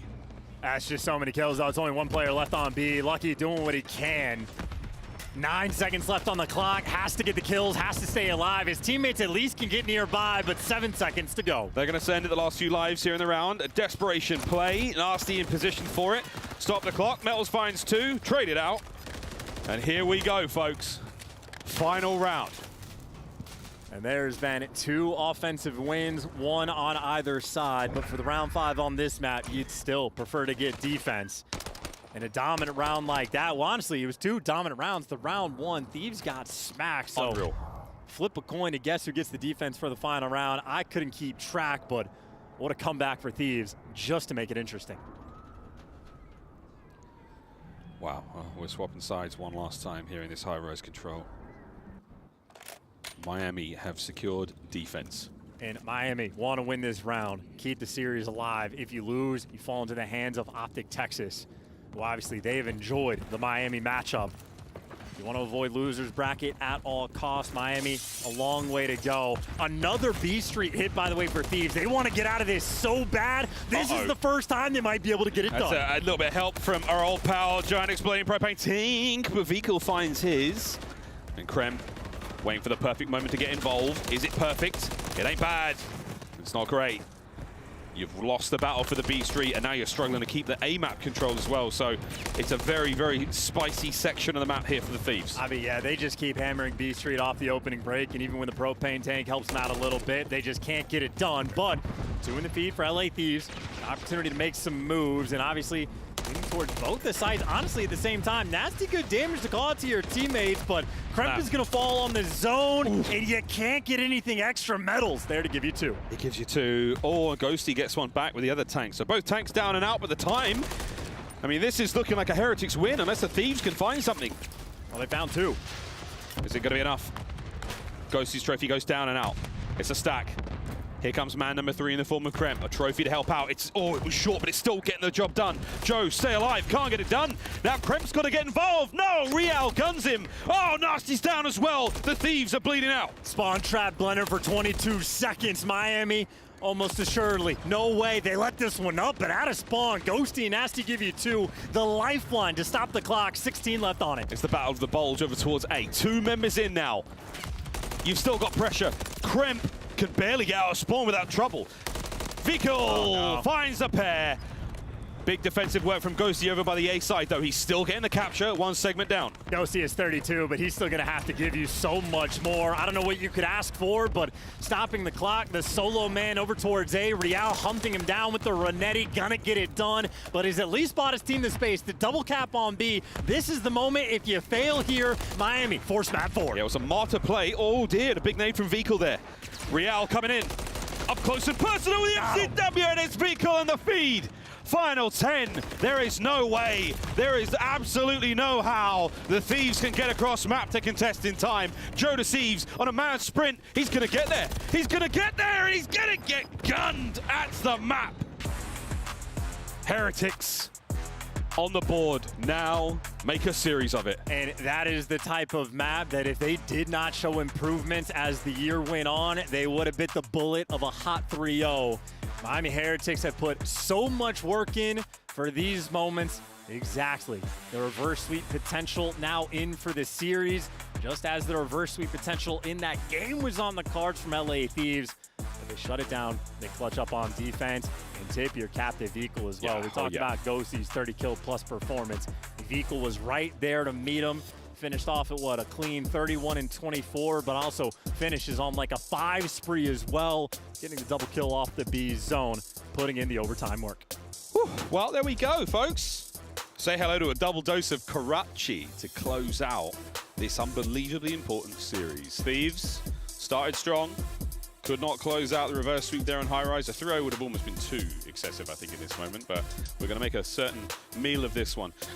I think, again, good news for the Thieves. You take 2 rounds off the Heretics. You don't let them go into this matchup with this overwhelming confidence, this super hot hand. As we look across the highlights, a strong, dominant performance from the Heretics there. Real's opener, actually, by the way, one of the best looks we have seen an individual player have on high rise all season. I mean, we've had some crazy plays already. Like, I know Estriel was pulling off some wizardry in his series against Toronto, but that is already a very strong contender for top 5 play of the week. Just to start things off, 9-0. Gets a cruise missile, finishes off round 1, 11-1. And obviously, off the back of that momentum, they get those first 2 rounds with paid dividends in the end. So Real has been the saving grace of this squad. They're winning maps on land. They're showing signs of improvement in different game modes as well. Not just their S&D, but control. They got it when they needed it. Series still alive. Yeah, series well and truly alive. Karachi Hardpoint in a moment. Vehicle. But again, the closeout of these highlights, just him tearing the Thieves attack to pieces. Wonderful timing. Joe Deceives getting gunned here. I mean, that was a perfect end to what could have been an unbelievable comeback. But Heretics hold it together. It's Lala with a hard H on the end there in high rise. Karachi now to close it out. And because these guys have matched up 3 times on the year, granted, especially the first one, very different rosters in the mix for LA, but even the past 2, we've seen so many different maps in the mix between these squads. High-rise control, one of the very few consistent sort of contenders, but the new difference is new maps because a new man like Real is on the squad, absolutely balling out there on high-rise control, and potentially could be the front runner on Karachi Hardpoint as well. It could be indeed. That man on your screen there, getting hands ready. And they have been the magic moneymakers here for the Heretics, keeping them alive in this series. If they can find one more map, certainly make an interesting look of this. Because again, S&D, where the Heretics want to be. If they can get to that game 5-2, wasn't all that. But you know what I'm saying? And because of the Team A, Team B sort of situation, map 5, that S&D is in fact Miami's map pick. So they're going to be more comfortable on the map 5 than they were on the Invasion. Admittedly, still a close game. But the map 4 is the interesting one because this is what LA Thieves wanted to see. They wanted the Karachi in the mix and they picked it because it has been an absolute weak point for Miami all year long. It doesn't matter the roster. So I'm going to have to dig deep on a map they have not found a ton of success on. That being said, it's not like it's the bread and butter for Thieves as well. So it is going to be a very difficult map to predict and a very fun map to watch them play. Again, I feel like the game plan here for the Thieves is they're happy enough to be up 2-1 at this stage. I mean, they were sort of more excited to get towards the sort of hard point S&D end of it. I was going to try to grab JCap there as he walks past, but no. So tall. I was going to grab him. I mean, we can do that here. This is the way this major goes, folks. Well, this is the way the map's going to go. Another hard point, map number 4, friends. Again, if you're at home and you're worried about your team's standings or their options to get to champs, this is the one you want to be watching. This is going to change everything. And again, just looking at the records, this is why it's an interesting one, because LA Thieves, obviously a good chunk of this record comes from previous rosters being such a deficit, but even still, not the strongest map for the squad, but I think it's picked especially because it has been such a weak point for this Miami squad. Starting out on the technical good side, though. Maybe easier rotations over towards P2. Vehicle already top third and already going to give you a double kill, setting the tone and picking up exactly where he left off. He gets 3. I mean, like, the best start you could ask for. Top AC control, an MCW in one hand, a Rival 9 the other. The boy has just got rid of his lethal, and now he's dealing with the next wave of attacks. The timing couldn't be worse. Unfortunately, nearly everyone's managed to get in a position to try to contest him, but his boys have found the hard point. Good start here from the Heretics. And the one man that sort of found a route to get through, well, in fact, doesn't. Lucky's and Metals, they got everything under lock and key, and finally you trade out vehicle, but this has been a dominant P1. So much so that you're just shooting players out of the sky. Kremp, a man that does not fear death, but what you do fear is this rotation. You're already down by 35 seconds, and you do not have that pressure towards New. You break with 4 seconds to go, and now you're flying towards the next one. It's Joe in the feed. Vehicle by the back end of the bus. It's where the cool kids like to sit. His teammates on the other side of the map. The comms are furious. Vehicle once again. Oh, nearly snap on an RC there. But his Rival 9 working out as he continues to flex over, and Heretics have not let go of the hard point. It was a sneaky Kremp, maybe the only man to break it down, but now you got eyes on him, and they might have lost track for the moment, but you still get the kill. So this is no success right now for LA Thieves. You are getting blown out of the water. A 60-point lead, and still 30 seconds on this hill to go. Plenty of time. Plenty of time. They haven't let go of it yet. 20 seconds to go. Real gets his. Metals with the suppression. No one's getting close to that hard point without a bullet or two, and now we're hitting the road. Hey, look, there ain't no secrets, right? Thieves ahead of this rotation, but Miami, if you get this break, I mean, if you get the break in the first 40 seconds, you're feeling good about your chances going into a scrappy P4, and they are setting up for the kill. Power position secured. Here comes Vehicle. Sending it downstairs. I'm not sure if this is going to be red. Doesn't matter. Joe's too hurt. Nasty down. Over to the point. Cleaned up. A perfect break. Oh, my word. They're in. Ghosty, pick a corner. Good luck, mate. As Vehicle. God. Like a lightsaber through a youngling. LA Thieves just got absolutely bodied. Yeah, you're not even fighting back. Not a trade to be found, not a kill to be found. A cruise missile that Real finds in his back pocket. That's 2 maps in a row, and now a 100-point gap. I mean, this is, as far as like perfect time goes, there's been no time wasted. Finally, a few seconds on the map where Miami isn't collecting the time. But maybe 10 seconds where they haven't been a part of it. This is perfect Karachi. Absolutely outstanding, folks. Well, it's time to put the Duolingo to the test, boys and girls. That's right. It's the Heretics listening. Vamos a jugar por medio, van a tener palacio. Vamos por medio. No, vamos a jugar por debajo. Londri, un tiro. Londri, no le puedo dar. Muy toco en Londri. Muerto, punto. Vale, bueno. No le veo Londri. Salgo y no conmigo, chavales. Aguanta, mátale punto. Se mete por shop. Yo no tercera. Uno Miali y tercera. Miali tercera. Se mete Gras. Vale, Gras. Tercera un tiro nasty, ¿vale? Va ahí palacio arriba, Lucky. No, shop un tiro, Ghosty. Abajo del yo palas abajo. Tercera, un tiro y tercera nasty. El otro está en medio, ¿vale? Vale, medio. Tengo racha para el P5. No lo veo tercera. El otro está en combro con... Puede ser. Está en segunda nasty, sale tercera. Tengo palacio, te me meter vosotros, bro. Segunda no le puedo dar. Sumo yo. Segunda en el heavy, Palco muerto, queda segunda. Sumo yo, Lupi. Segunda y tercera a la derecha, tocado, yo estoy segunda, Palacio muerto. Quédale tercera a la derecha. Voy a pusar el medio, ¿vale? De la izquierda tercera tocado. El Joe ha rotado. Sí, está jugando por brisar. Vale, buena, falta tercera. Tengo racha. Tengo la derecha. Vale, yo tengo una racha. No la ven tercera. Vale, jugar derecha. Están dobles, creo. Vale, escúchame. Le busco Londres. Voy a ir medio yo, ¿vale? Voy a pegar la racha de contra un segundo. Estoy en dobles yo. Os digo ahora. Tengo el fuego arriba. Vale, escuchadme. 1, P3, 1, Plate, Londri arriba, P3, Hatch y punto, ¿vale? Creo que está esquina. Matan de los Hatch. Hatch está muerto, Hatch. Vale, falta. Londri P3, Hatch, Londri P3. Un tiro en el último coche y Halbol. Último coche y Halbol. Halbol está muerto, ¿vale? Algo mal en café. Lo mato. Salen al fondo todos. Muerto. No, se ha salido de frente café. Sí, es Halbol. Yo estoy bloqueando desde Vale, está hacia 8 de frente yo. Kitchen ahora, Sí, deberían haber nacido Kitchen. No, he nacido, puede ser que haya nacido. Nasty, muerto, otro más Halbol, queremos tiro. Son todos ahí. Vale. Queremos estar un tiro, bro. Cerca derecha barriles, Arriba un tiro, ha saltado. Un tiro con la derecha, chavales. No puedo hacer el chat. Vale, estoy Está tú vacío, saldo, derecha. Te tengo yo. Nasty tocado, Nasty tocado. Das con la izquierda. Ha puesto unos tick rápido. Cuidado, Adri, te la vas a comer, te la vas comiendo. Sí, saco la bafo. A lo mejor saco la para Gras. Voy a jugar lento a la derecha yo, ¿vale? Voy a jugar lento a la derecha. Nasty en el crack muerto. Vale, pues yo voy a ir por Gras al punto yo. de fuego? Sí, tengo fuego. Voy a ver un tío en reloj, Estoy yendo por yo. Está a punto muerto yo. Vale, Queda el reloj, creo. un tiro crem. Lo busco. No hace falta. Está fuera de la play, Tengo punto, Well, it's not a great look for the LA Thieves here on Karachi Hardpoint, Chance. I mean, look, we talked about Miami making improvements all year long. You pick it because it's a weakness for the team. Apparently not. They're playing like gods. Maintain a more than 100-point lead for quite some time. LA Thieves finally signs of life, collecting a little bit of P1 time, and maybe they can find a way to turn this game around. But right now, Miami Heretics, just the beat of the drum. Percussion is crazy. Just got to get nasty outside the point. Trying to. Whoa, nearly Nasty, managing to stay alive. Gorgeous hold there from the LA Thieves, despite the overwhelming odds. Now, 20 seconds left to go here. Chance rotation already on the way. That's where Crimp is. Yeah, but he didn't actually watch the dumpster hop. He completely gave up the control for these guys to get through, but still you're putting on the pressure for this rotation. Nasty is watching literally nothing. All the plays over towards P2, and you can see Crimp playing it nice and slow. His entire team is here, and I mean, LA Thieves, as far as control goes, they're in control of the game now. Whoa. Still down by 70. A full 60, though. Who knows? Who knows? I mean, right now with Ghosty and Crep find their kills. Ghosty sniffing out another one in the middle of the map. Metals is continuing to be a very, very difficult player to deal with. A slow look on the approach towards the hardpoint here, but the LA Thieves, they are back. They were at, what, 4 points for the first 3 hardpoints?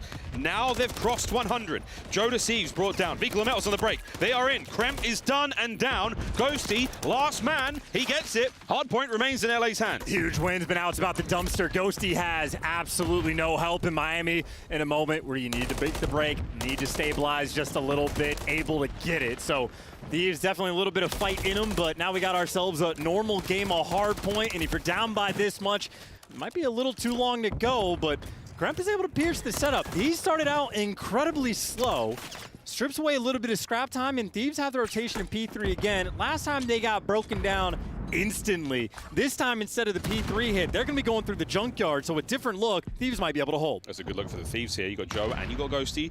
Guns at the ready. 2 upstairs, 1 down low, waiting for the timing together. You're looking for the red dots before you send it in for the kill. Metals is lying in wait, but the war of the junk pile is going the way of LA for now. And still, even though Ghosty's tagged up and is going to get dropped, you still haven't actually made too much map progress. He got to the junkyard, but still, at step 1, long way to go. Yeah, next line is Nasty, and he finds 1. A lot of damage dealt. Joe Deceives, cutting him off. No one ever gets to the hardpoint without a little bit of love from Joe himself. Another no. Vehicle, the slow and steady crawl towards the hardpoint, and it's Ghosty. The barrel of his MCW is raging hot. 3 in the feed. LA in control. Oh, that was phenomenal pre-fire. And shout out Ghosty as well. 22 kills, team on his back. And all of a sudden, Karachi looking so much spicier. 120-point lead has evaporated. And not only are Thieves winning the gunfights on rotation, if they maintain these right side spawns, they could win the rotation as well. Oh, frankly, at this point, the game might be in Thieves' hands. It might be. The boys are back in town. Real's nade is landing at feet. And okay, Vehicle, up and down you go, waiting for something here. An ugly fight, but Nasty at 1 HP. He maintains control for a Mo. A bit of friendly fire as the battle continues in the alleyway. Yeah, nice bit of patience there from Real, but still, you got to crank the heat and the speed and pressure up because Kremp, I mean, he's just come alive in the second half. So Ghosty's been the sort of the budgeting, the man in the back to hold on. Heretics, you are getting daggered in your spawn. Lead change, 4 spree for Ghosty. The spawns are not good for the Heretics. They're in trouble. Dire need of a lifeline here. Big rotation, and it might have been those kills. And that is 3 down. Heretics with a chance to take it back. Yeah, nice read from Vehicle to shut down that final push, but Ghosty on a 5 might need to get this cruise missile. You do have Kremp waiting in the wings on the back line, and now you got the cruise as well. Thieves, you should be clear for this break. Couple of kills. Here comes the cruise. There's no way. There's no way you don't get the break after this, surely. You've got the time to run it.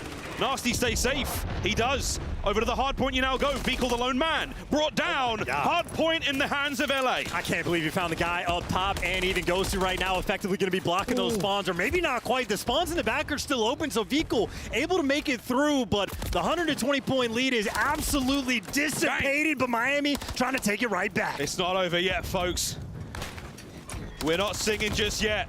The 8 spree, done. The hard point open. We need to time, boys, but you know that Crimp's nearby. Real on the defense. Now Real on the time.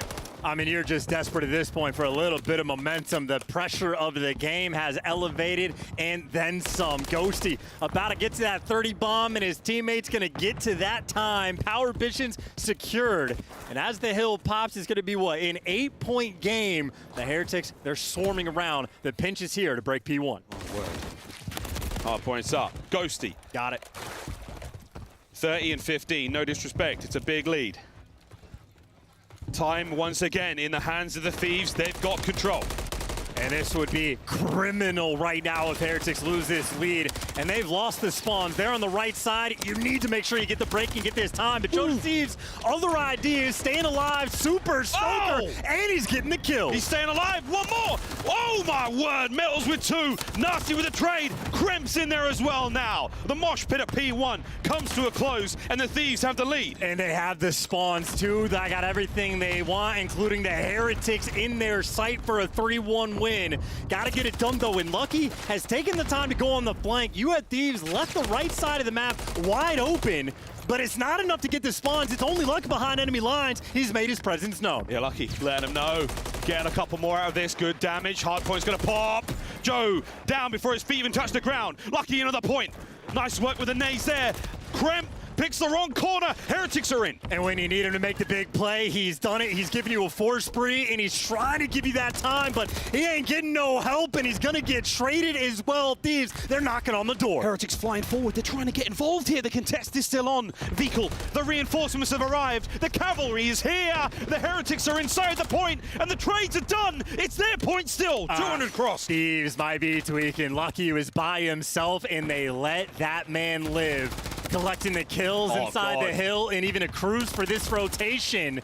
You've at least made it to B3 again, but Metals is here, waiting in the wings. Did Ghosty buy enough time to get the trades? He did not. You have this rotation. You blew the lead. Can you blow the game, though? That's the question. Krem cutting it through junk. Trade's done. Here comes Lucky's cruise, all towards the new point. Well, that new point is indoors. They're going to be able to survive this.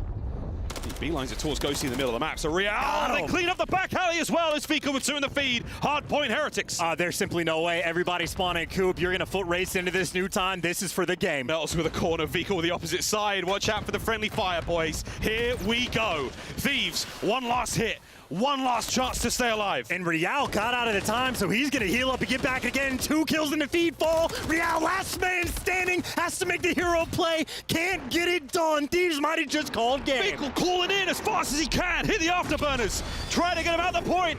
Time's still ticking. And we go. Still in the point. Thieves, it's done.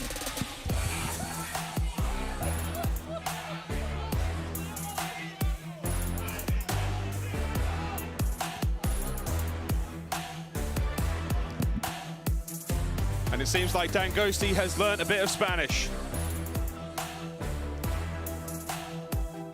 What a hard point finish. The Heretics lead blown. The map blown, the series done. And you brought up the younglings. It turns out Ghosty is the father. That is a dominant performance from start to finish.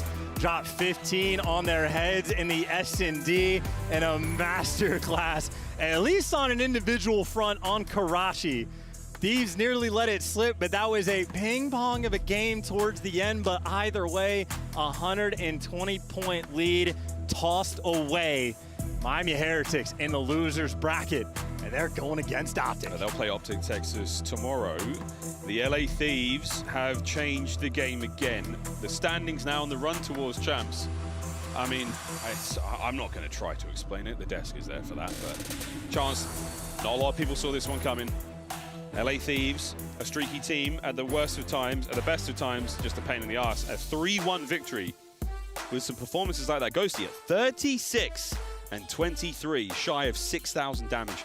A brilliant, brilliant hard point to close out the series, and a nail-biter and a heartbreaker there for the Heretics. Yeah, and Ghosty, MVP, no questions asked, but you also want to tip the cap to Kremp as well. Started out incredibly slow. Might have only had 21 kills, but he caught back up and even had 17 assists, so might have struggled early, but the man was getting involved, and I mean, Thieves, again, 165. 170 was that magic number. They have done enough. They have ricocheted up. It almost certainly secured their spot for champs. LA Thieves, they did, in fact, clutch up when it mattered most. It could not have mattered more. And that's the game flow. That tremendous bulge closed towards what, P3, P4 in our second go-around. A just unbelievable hard point. And there was a couple of moments there where it did look like Thieves were going to close out. Kudos again to the Heretics for pulling it back, but a 5-second difference in the end was all that mattered. A unbelievable series.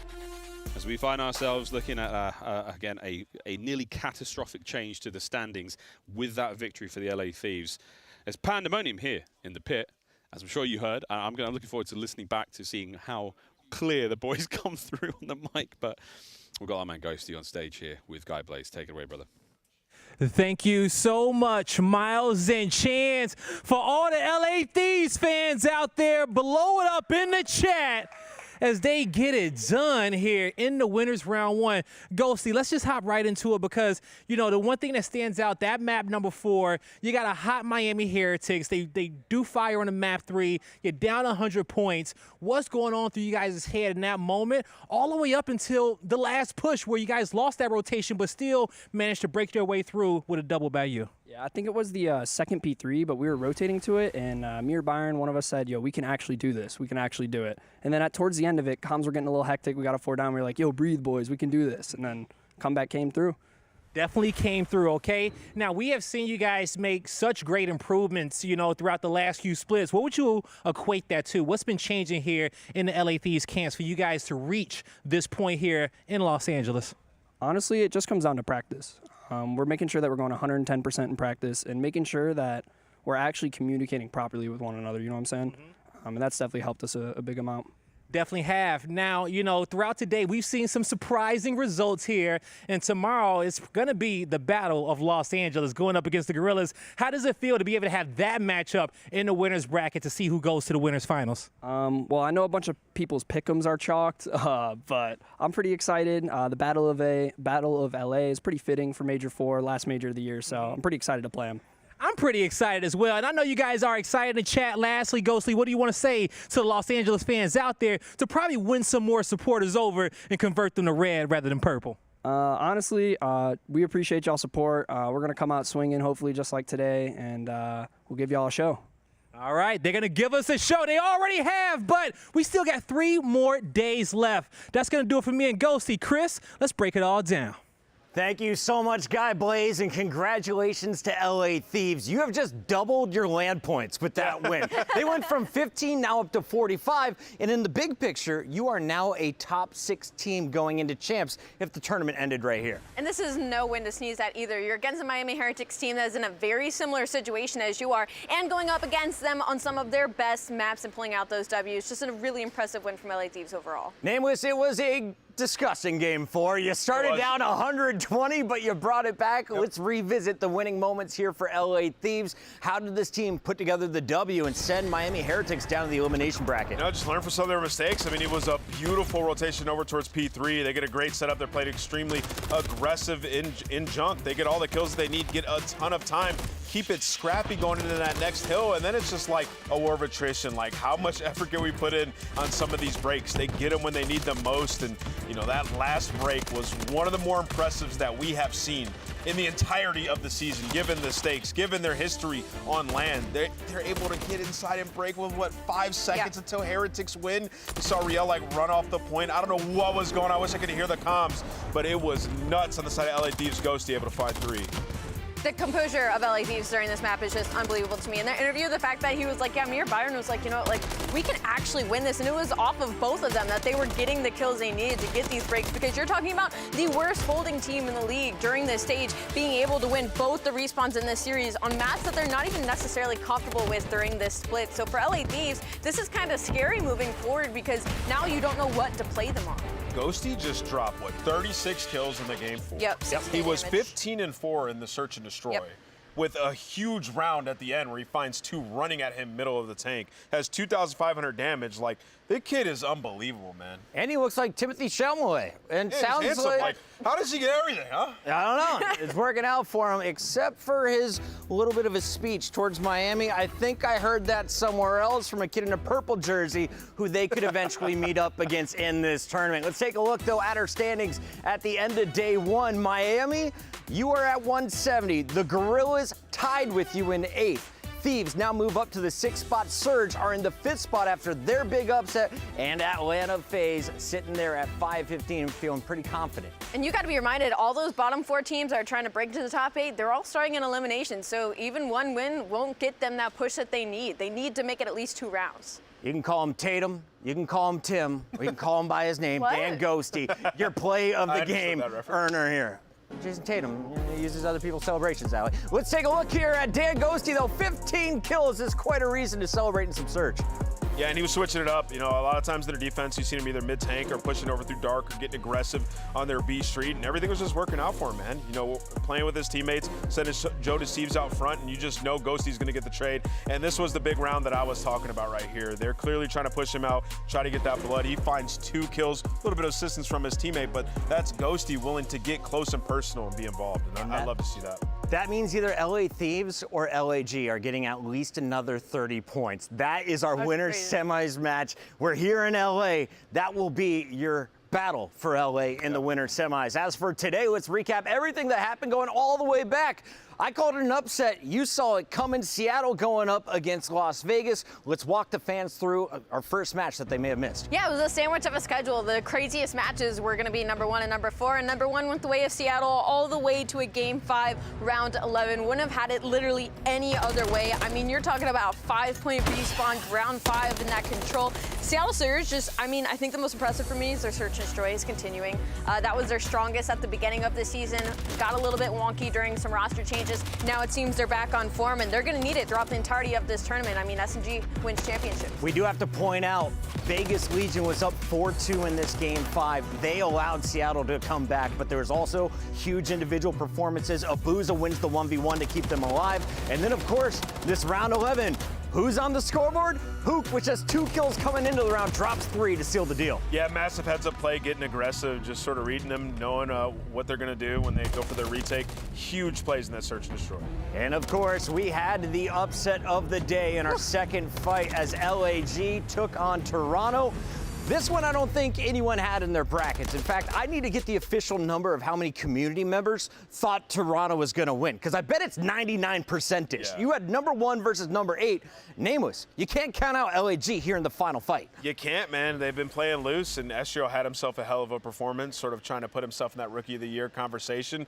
And now they have an opportunity to get top 3. If they bring that level of gameplay, I mean, they're going up against LA Thieves. It's not one of our top 4 teams on the year. Massive opportunity for LAG. Do you give Estrio the MVP? Who do you give the award to? Oh, yeah, got to give it to him just because he came clutch when it matters. And I mean, the fact that LAG, they beat the number 1 respawn team in 2 Hardpoints and beat them on one of their best search and destroys. You can't make that up. And now they get LA Thieves tomorrow. And of course, we saw Atlanta FaZe versus the New York Subliners. We thought this was going to be another Game 5. They went to Game 5 in our online qualifiers. Atlanta won then. But today, it is a clean 3-0. The hardpoint was close, but search and control, it was all Atlanta. With Toronto kind of out of the running now on the winner's side of things, like Atlanta could easily win this entire tournament very easily. I mean, the fact they 3-0 New York Subliners, we forget all of stage 4 qualifiers, they were literally just map pool testing. That's all they were doing, is trying to expand, get more reps when it came to these games. And you heard it from Sim in the interview. They are not playing around now that it's come to LAN time. They got some of their best maps in this lineup, and it really showed versus New York. Yeah, New York, tried to play some tricks going into the map pool veto process. Don't think it worked. Map 1, they got outslayed by 26. Yikes. Simp was going off. Probably the best individual performance on the day was Simp in this particular series. They shut down Hydra in the search and destroy, making them go 2-8, and then in that control, just masterful once again. I looked up at the scoreboard. Simp had 30 kills. The rest of his teammates had 20. So our MVP that we talked about, our likely MVP, furthering his case to be the best player of the year. Fan voting for All-Stars and MVP is going to open up on Sunday. Take notice of the stars today. For Seattle Surge, got to show some love to Hook and Abuza. Of course, for Atlanta FaZe, you got to show some love to Simp. Estriel for the Guerrillas and LA Thieves. It's got to be Dan Ghosty, right? 100%. Oh, yeah. He was going crazy. Incredible day one of action. The winners round one is done. But Allie, tomorrow we go down to that elimination bracket, and this is nothing that we had predicted. Which one of these matches is most important? Honestly, I'm just looking at the top side of the limb. You got Toronto going versus Carolina Royal Ravens for their dreams and hopes to make it to champs. And then Optic Texas literally cannot escape the Florida Heat. I mean, Incredible likely stuff. Ravens to make it into champs, which has been a huge story. They would have to go through Toronto and likely Optic Texas. That is a hell run. I might be It cool really about is. most. That's a loser's bracket from hell. Lock in. Royal Ravens trying to fight for their lives. They'll have to knock out the #1 seed, and it all goes down tomorrow, 12 PT. We open the show with it. That's 3 o'clock out there on the East Coast. We got Vegas against Boston, Subliners versus Minnesota, as it's their last chance to lock in for champs. And of course, Miami now draws Optic Texas. Is that a good or bad thing for Texas? That is a horrible thing for Texas. If you know the Florida lore, that is not the Floyd one. Miami Heretics looked pretty unbelievable. But this year, Pred has just hated the Heretics. He's went off against them like a 1.3. Optic Texas had their number this year. Put Subbase in the best of 5, please. As it goes for some goods at home, if you guys have been rocking out with us all day, please scan this QR code. The first 300 respondents are going to receive the Let Them Cook pack via email after questions are completed. Pull out your cell phone. Click it right now. Yeah, scan your QR code, complete the short survey. It's only eligible for participants who are aged 18 plus. Okay. Keep our lawyers happy. Eligible. I don't know if that's going to fix it. All right, everyone is already leaving. I feel like it is our turn to exit the venue. Final thoughts here on day #1 Nameless. I don't think any of us saw these results coming. No way. I mean, we're going to have potential LA Thieves or LAG in the winners final. This tournament's going to get wild. Alleycat? It's going to be an LAG chip. I'm just calling it now. Clayster fans, it is time to give him your support. Royal Ravens, Toronto Ultra, day 2, and here is what's on the line. A final look at our standings as we close out the night. Carolina at 150 points is 20 back of 8th place, and they're hoping for the downfall of LAG come day 3.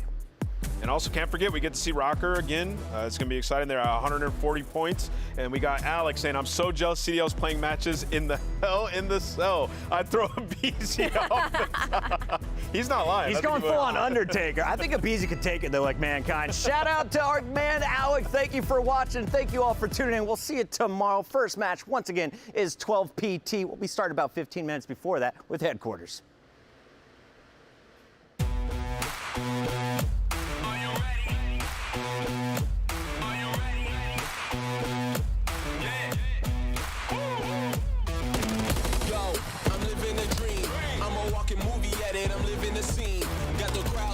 Up, I'm pulling the strings. I've been trying to run the game since the age of 17, but I'm here now. Eyes on the prize, my vision is clear now. Popped up on the scene, on the tier now. Hope you're not getting in my way. If so, make the right choice to clear out. Mama told me let my work speak. Then flex on your class like a school on the first week. This grind isn't dirt cheap. Had to pay my dues, now I'm first in the first seat. Yeah, the hunger, yeah, birthed me. Been overlooked for years, so happy it ain't hurt me. Not the type to be thirsty. I'ma get it on my own, I'm not showing any mercy. I don't make a move on the man, like I made a rule with the fans. Sticking to the plan, I'ma make a move with my hands. Going up and down, knowing I'ma land. Sticking to the plan, I don't make a move on the man, like I made a rule with the fans. Sticking to the plan, I'ma make a move with my hands. Going up and down, knowing I'ma land. Sticking to the plan.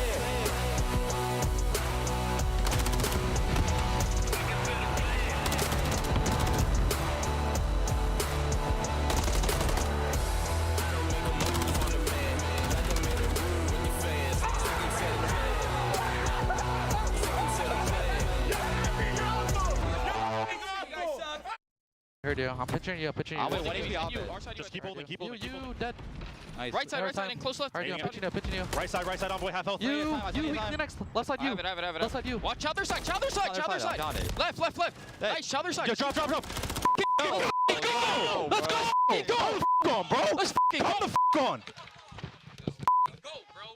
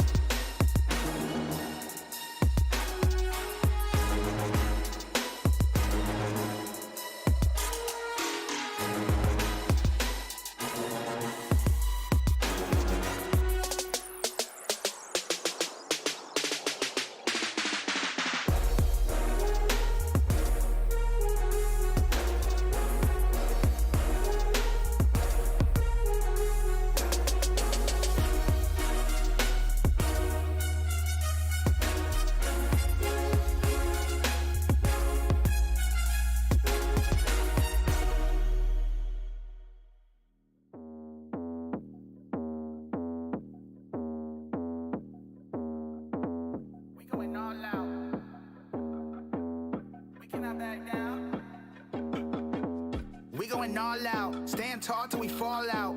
We cannot back down. We cannot back down. We going all out. Stand tall till we fall out. We cannot back down. Let's run it back now. Run it back, run it back, run it back, blitz. Run it back, run it back, run it back, run it back, blitz. Run it back, run it back, run it back, run it back, blitz. Run it back, yeah. Ayy, we going full steam. How can we stop now? I'm on a dream team. It's cool if they sleep now. I need some big rings. Cause by the time they wake up, we gon' be skywalking. We gon' be way up. We going all out. We going all out. We cannot back down. We cannot back down. We going all out. We going all out. We cannot back down. Let's run it back now. We going all out. We going all out. We cannot back down. We cannot back down. We going all out. We going all out. We cannot back down. Let's run it back now. run it back, run it back. Let's run it back now. Run it back, run it back. Let's run it back now. Run it back, run it back. Let's run it back now.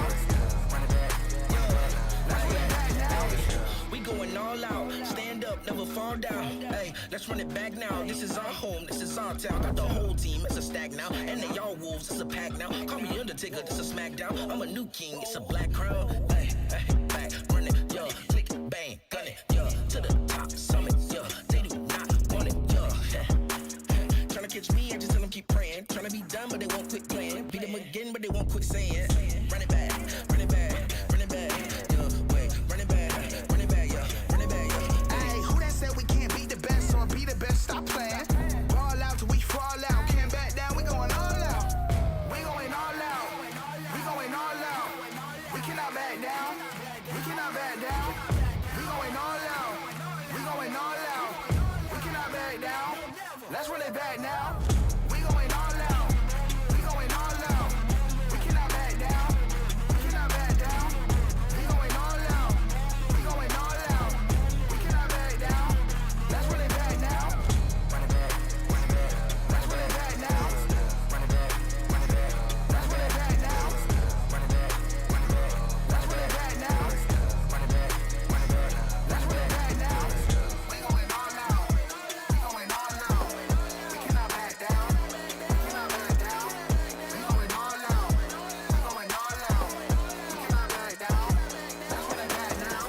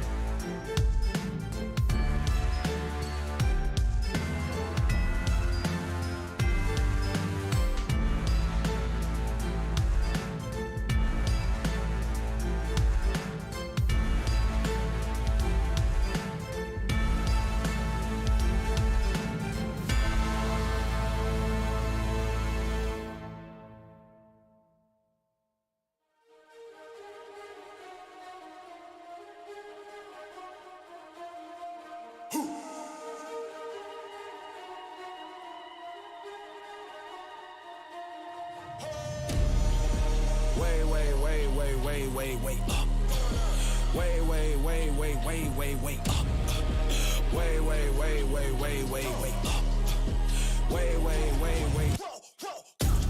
Going back and forth like it's east and west. But the whole team up, say that's north side.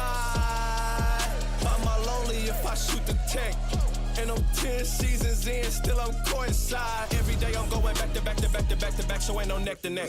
Bitch pressing in the valley, growing stronger, only open up to check the text. Really know it's superhuman, I'm in overtime, they hate, so they check the chest. I've been dotting on my eyes and crossing on my T's, right now I'm trying to curve the S. Young, set apart, and I'm passionate. I've been in my lane, ain't no passing. I'm truly from the bottom, I've been fighting for the light. But when you in the dark, man, all you get is flashes. My whole team know that it's do or die. Mountain top, I see newer highs. I'ma make a move when I make a move. Ain't no thinking, I let you decide. On the gas with the vision, I've been out to get it, here to do it different. Ripping through the tension, rallied in the streets. Now we in the building, and it's going way up. Way up.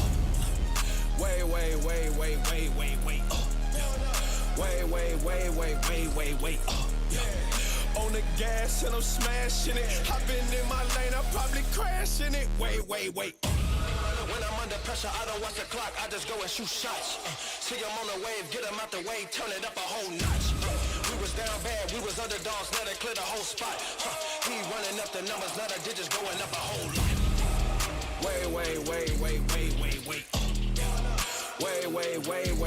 Way up. On the gas and I'm smashing it. I've been in my lane, I'm probably crashing it. Way up. Don't set apart and I'm cashing it. I've been in my lane, ain't no passing. I'm truly from the bottom, I've been fighting for the light. But when you in the dark, man, all you get is flashes. Way up.